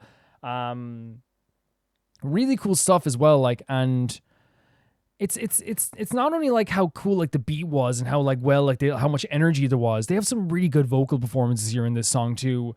And their voices are so varied and unique, and they utilize all of them to like such like a great degree that it really feels like you get to hear all their like unique voices in like, you know, and there's so many in this group, right? There's like there's 13. So, and I don't know if everyone got to sing. I'm a new group. It's my second time hearing this group at all. You know what I mean? So I don't know if everyone got to do their thing today, but I really think that they're very good at hip hop. They have some really beautiful vocals as well. They all look great. They all, again, like as I said, they all sat around the table and said, if no one's serving today, if either everyone's serving or nobody's serving, and they all look fantastic as well. So please help me out. Like, I would like to think that afterwards in the Patreon, people will tell me like all the names and stuff like that, like and point stuff out as well. But I found this to be just like really, really enjoyable to listen to also. So let's look up the lyrics here as well, because why not? Because I'm not. The video was so like high octane. It was, and there's nothing wrong with that, by the way. There's nothing wrong with that. I think they were going for something that was really high energy in a lot of ways. Maybe the lyrics, and it's so new, maybe the lyrics aren't even up yet. And they might be wrong, because again, they're so new. Falling flash, whole body crash, circuits going crazy, out of control, now I'm fucked up, step on the gas, everybody say whoa, is this the song, isn't it? Yeah, happy birthday. Excitement's a bonus, what a feeling. This also says, I hope it's like this every day, different DNA. So what if it's like this high energy that they're feeling? I guess that's what it's going for. The video was a high octane, high energy thing, and the song is definitely about like, you know, having this high jolt of energy. And it's like the excitement's a bonus. What a feeling. So what if they mock me, say change my pupils weird? What a shame. It all turns out to be a dream. So they say it as well as like, hey, I don't care if people look down at me. I'm having the best time of my life. I don't give a goddamn whatsoever at all. Gathering all, let's go wild because our night's getting hotter. Friends ring, inspiration rising up, flashing like a thunderbolt. So it's like, I guess like the inspiration is like the thunder, right? Here, the thunderbolt. With the friends ringing you to like maybe like come out and like maybe have some fun, but like then it's like the inspiration is like a thunderbolt.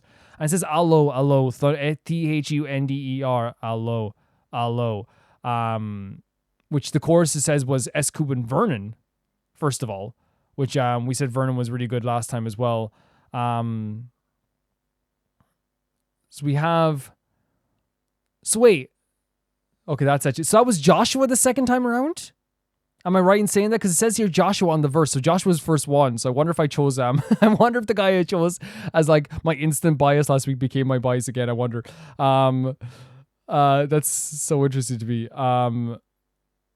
Yeah, the lyrics are like very much like, again, they fit with what I was thinking. It's very high energy. It's supposed to be high energy. It's supposed to be high octane. It's supposed to be like very, very crazy. It really is supposed to be. And it's interesting as well for you as well that I like you can watch a music video and feel like you are, and I feel like it's kind of like we just watched Whiplash as well. And like there, I felt like I was like glued to the screen. You know what I mean? 17, it feels like I'm like out of breath here with Thunder. We watched P1Harmony earlier, like, and I was like nearly like I was like nearly had my figuratively chin in the hands, like blushed face, watching it.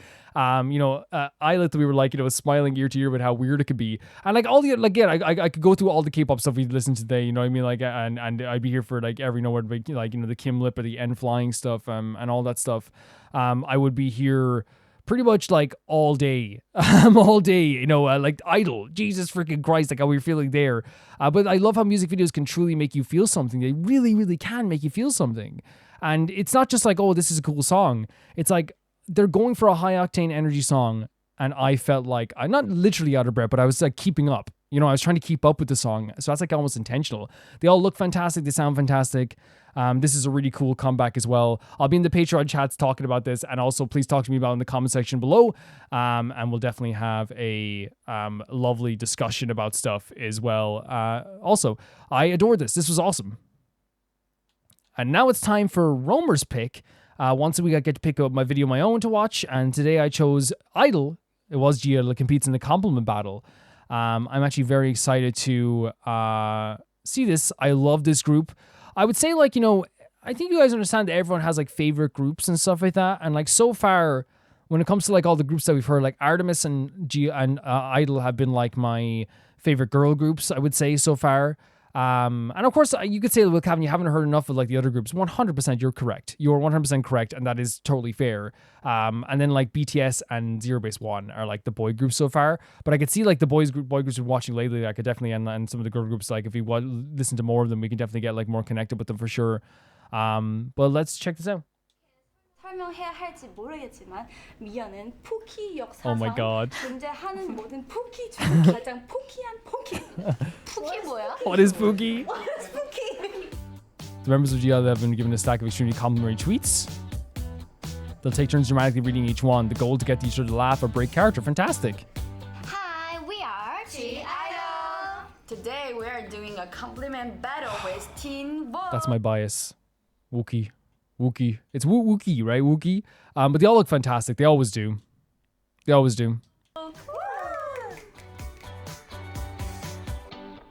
Oogie has more ways in a single leg than most people Probably have true. in their entire body. 오. 오지 마. 안 나와? 계속 미소 짓고 있어. No. A B C D E F G H I love you. Will you marry me? Okay. Okay. 기분 나빠. Okay. 웃고 있잖아. Oogie was born to be a star. True. Fact. Yeah, of course. Born to be a superstar. Oh my God, she's right. 아침 시사로 라이브 보컬 모는 여왕 전소연. 이거 완전 칭찬이 진짜 real comment. Your eyes are very beautiful, Oogie. Yes. 나 이거 I love that she's like, no, she should accept herself and like and compliment herself. 이 질문인데 소연 너는 내가 두려워하는 You're the moment I fear. 말투로 그렇게 웃기려고 너는 내가 두려워하는 얼굴로 웃긴 거잖아. Whatever. 얼굴로 웃긴 거 Who 아니야? cares? Mia looking like a Soyeon princess. is such an inspiration. I look up to her and admire her for her determination and mindset. Great English, right? She's also But I mean, I say great just so English, but like these gals and like a lot of K-pop stars know more languages than I do. So like me compliment, oh, great English. It's like, yeah, okay. They'll tell me, they'll go, yeah, I speak like 4 languages. You know what I mean? cute. 소연은 그런 영감을 준다.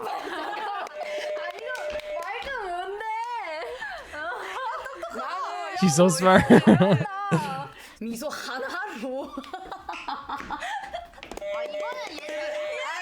아니야. 놀랐어. 안 놀랐어. 자기도 하는 거. 그럼. 그냥 웃으면 안 돼. 미소 하나로 수백 명을 구한 미연. 잘한다. You're good. Thank you. Ruki's outfit is incredible, by the way. 실제로 보면 너무 장엄해서 진짜 같지가 않아요. 그녀는 정말 연기자예요. It's magical. Girls don't want boyfriends. They want 조미연. 어. Oh. Mini best for that. 미모 엄청나다. So much beauty. 진짜 우기 Woogie wrote that. 누가 했어요? I love the self-confidence. 미연님 진짜 대박. Dude, no. 미모 엄청나다. This is most replayed, by the way. 진짜 우기 이거 우기가 했네. 아니 누가 했어요? 우기 포스트. No. 미연님 진짜 대박. 무대 표현을 대박. 비주얼 대박. 미연님 진짜 세상에서 제일 예쁜 존재예요. Heart. Thank you. Versus Minnie. Oh my god, she got even last. Sorry. Okay. Category is doll face. Miyeon is Barbie doll. Barbie doll. I adore her so much. They're all fantastic. Minnie is so gorgeous. I'm falling down the stairs. Oh. Thank you. 나안 웃었는데? 웃었어. 내가? 언니 웃상이네. 언니 누가 할수 있나? 미연이에게 윙크하는 법을 가르쳤는지 당신이 인생을 망쳤다는 걸 알아줬으면 해. 누구 인생을 망친 거야? 그러니까. 언니 인생 아니야? 언니 인생. Minnie invented the siren voice title in K-pop. No one compares. I fair. 오. She's trying so hard. 어떻게 설명해야 할지 모르겠지만 미연은 포키 역사상 존재하는 모든 포키 중 가장 포키한 포키입니다. 푸키 뭐야? What is Boogie? What is 푸키? 그냥 아무 말이나 하시는 거. I love 푸키. This shuha got me not functioning. She's so hot. KDJSHSHDHS. 이 슈화 때문에 고장났어. You are the most beautiful human being. 와. 인강입니다. 인강입니다. Shuha needs to pay for her crimes like it's criminal. She's this fine. 좋은 뜻이겠지 뭐. 좋은 뜻이야. 잠깐 싫어야지. 죄인이네. Me? How are you real? How are you real? 왜 저렇게 있는 거야? 나 진짜 그래. This is so fun. I'm sorry, like I'm just laughing my head off with this. It's like I'm smiling for your ear. This is so fun. Stop with those pics of Shuha. If I see her one more time, I will start frothing at the mouth. 왜 이래? 겁은 날 수도 있지. 겁은 날 수도 있지. 양치하고 있을 수도 있지. Miss, eyes are so 매력적이다. Eyes. 감사합니다. Why are you so adorable, amazing, and beautiful? 세상에서 제일 귀엽고 예쁘고 러블리한 인간 소연은 어때요? 와. It's so interesting. I'm so used to Soya with the pixie cut now that like the pixie cut like seems like the normal one now and the long hair seems like the abnormal one now. 근데 둘이 약간 진짜 안 웃을 것 같아. 슈아 You are my tree. Nature and sunshine always shine bright. 화났어. I love like Shua and Wookie taking the compliments and like being like, yeah, of course. 뭐야? 방금 무슨 소리야? 이거 이렇게 이 바비는 프로듀서 자가 댄서 미카스입니다. 오, good at everything. 왜? 언니 왜 불러? 너 썼잖아. 나 썼어. 나 여기 스케치 하고 있어. Thank you. That was really fun. That was really fun. Thank you. Thank you all the comments, all the compliments. Thanks Team Vogue. Thanks Team Vogue for all those compliments. Because like from what I've heard, right, I say it again, the same thing I said. It's like me complimenting their English is like, it's like, okay, Calvin, like you can only speak English. You know what I mean? But like Minnie's and Wookie's English like is like apparently really fantastic from what I've seen from like YouTube shorts. And like Shua's, I believe, like learning like English, she's getting better and better. And this is a long time ago in fairness. It's only a year ago actually. Okay. But like they're like, you know, it's the fact that I believe like, you know, Shua like knows like multiple languages. They all know multiple languages. I think even Mion like knows Japanese. I think Wookie like at the very least knows Chinese, Korean, and English. You know what I mean? Like it's at the very least, you know, and like freaking Minnie's from Thailand, so they know a lot of this stuff. But yeah, this is just a really fun thing, and I wanted to watch it for a while. So I was like, and even though like someone said they were eventually going to send it in, I feel like, you know, they were very happy to see that I was picking this as Romer's choice this week. But before anyone asks if it's going to be a lot of K-pop stuff, I'm trying to get caught up on my K-pop lore, okay? And so I'm getting some fun videos in as well that I want to watch too. It's really taken over my life. It's taken over my existence. K-pop is my life now. No, but I enjoy it so much. So like it's of course I'm gonna put this into the video as well. I absolutely like adore Idol, and I think that like, you know, along with Artemis, they are like my favorite girl group. And they both offer something very different for me, I think, with Idol and Artemis. I think Artemis like have like a very like almost like ethereal vibe to them sometimes, while Idol have a very like uniquely like self-loving vibe, if that makes sense. Like a lot of the songs every set, even like, you know, recently, like, you know, with we saw earlier on the video with Good Thing, and last time with Girlfriend. Good Thing like really does feel like it is a song that's about kicking a boy that doesn't deserve you to the curb, you know what I mean? Girlfriend's about like talking about the similar things as well. And I do love that here as well they have this like absolutely hilarious energy that even like when they're like making fun of Wookie, like, oh, like did she write this? Like they can just laugh about it like a minute later as well. And all of them as well, like all these girls are stunning. They're absolutely stunning, and they're just so freaking talented. And the fact that even on these like media days as well, they're having like such a good time with this, and like the criminal aspects of this as well. And I will say that, and I know that it's one of those things where they have to like, they're doing press tours around like different places, right? And I know they have to move on. It's criminal. This is only 6 minutes, 22 seconds, right? It's criminal. They should have like a whole like hour of mini. I know they do variety shows and mini games and stuff like that as well, but yeah, they should. Thank you guys so much for watching this episode of Romer Reacts. This was a long one, of course. I don't know how long it was, but I'm guessing it was a long one. I had a lot of fun, of course, as always. And that's gonna do it for this video. Thank you so much for watching this episode. Thank you so much for supporting this series. It actually means the absolute world to me.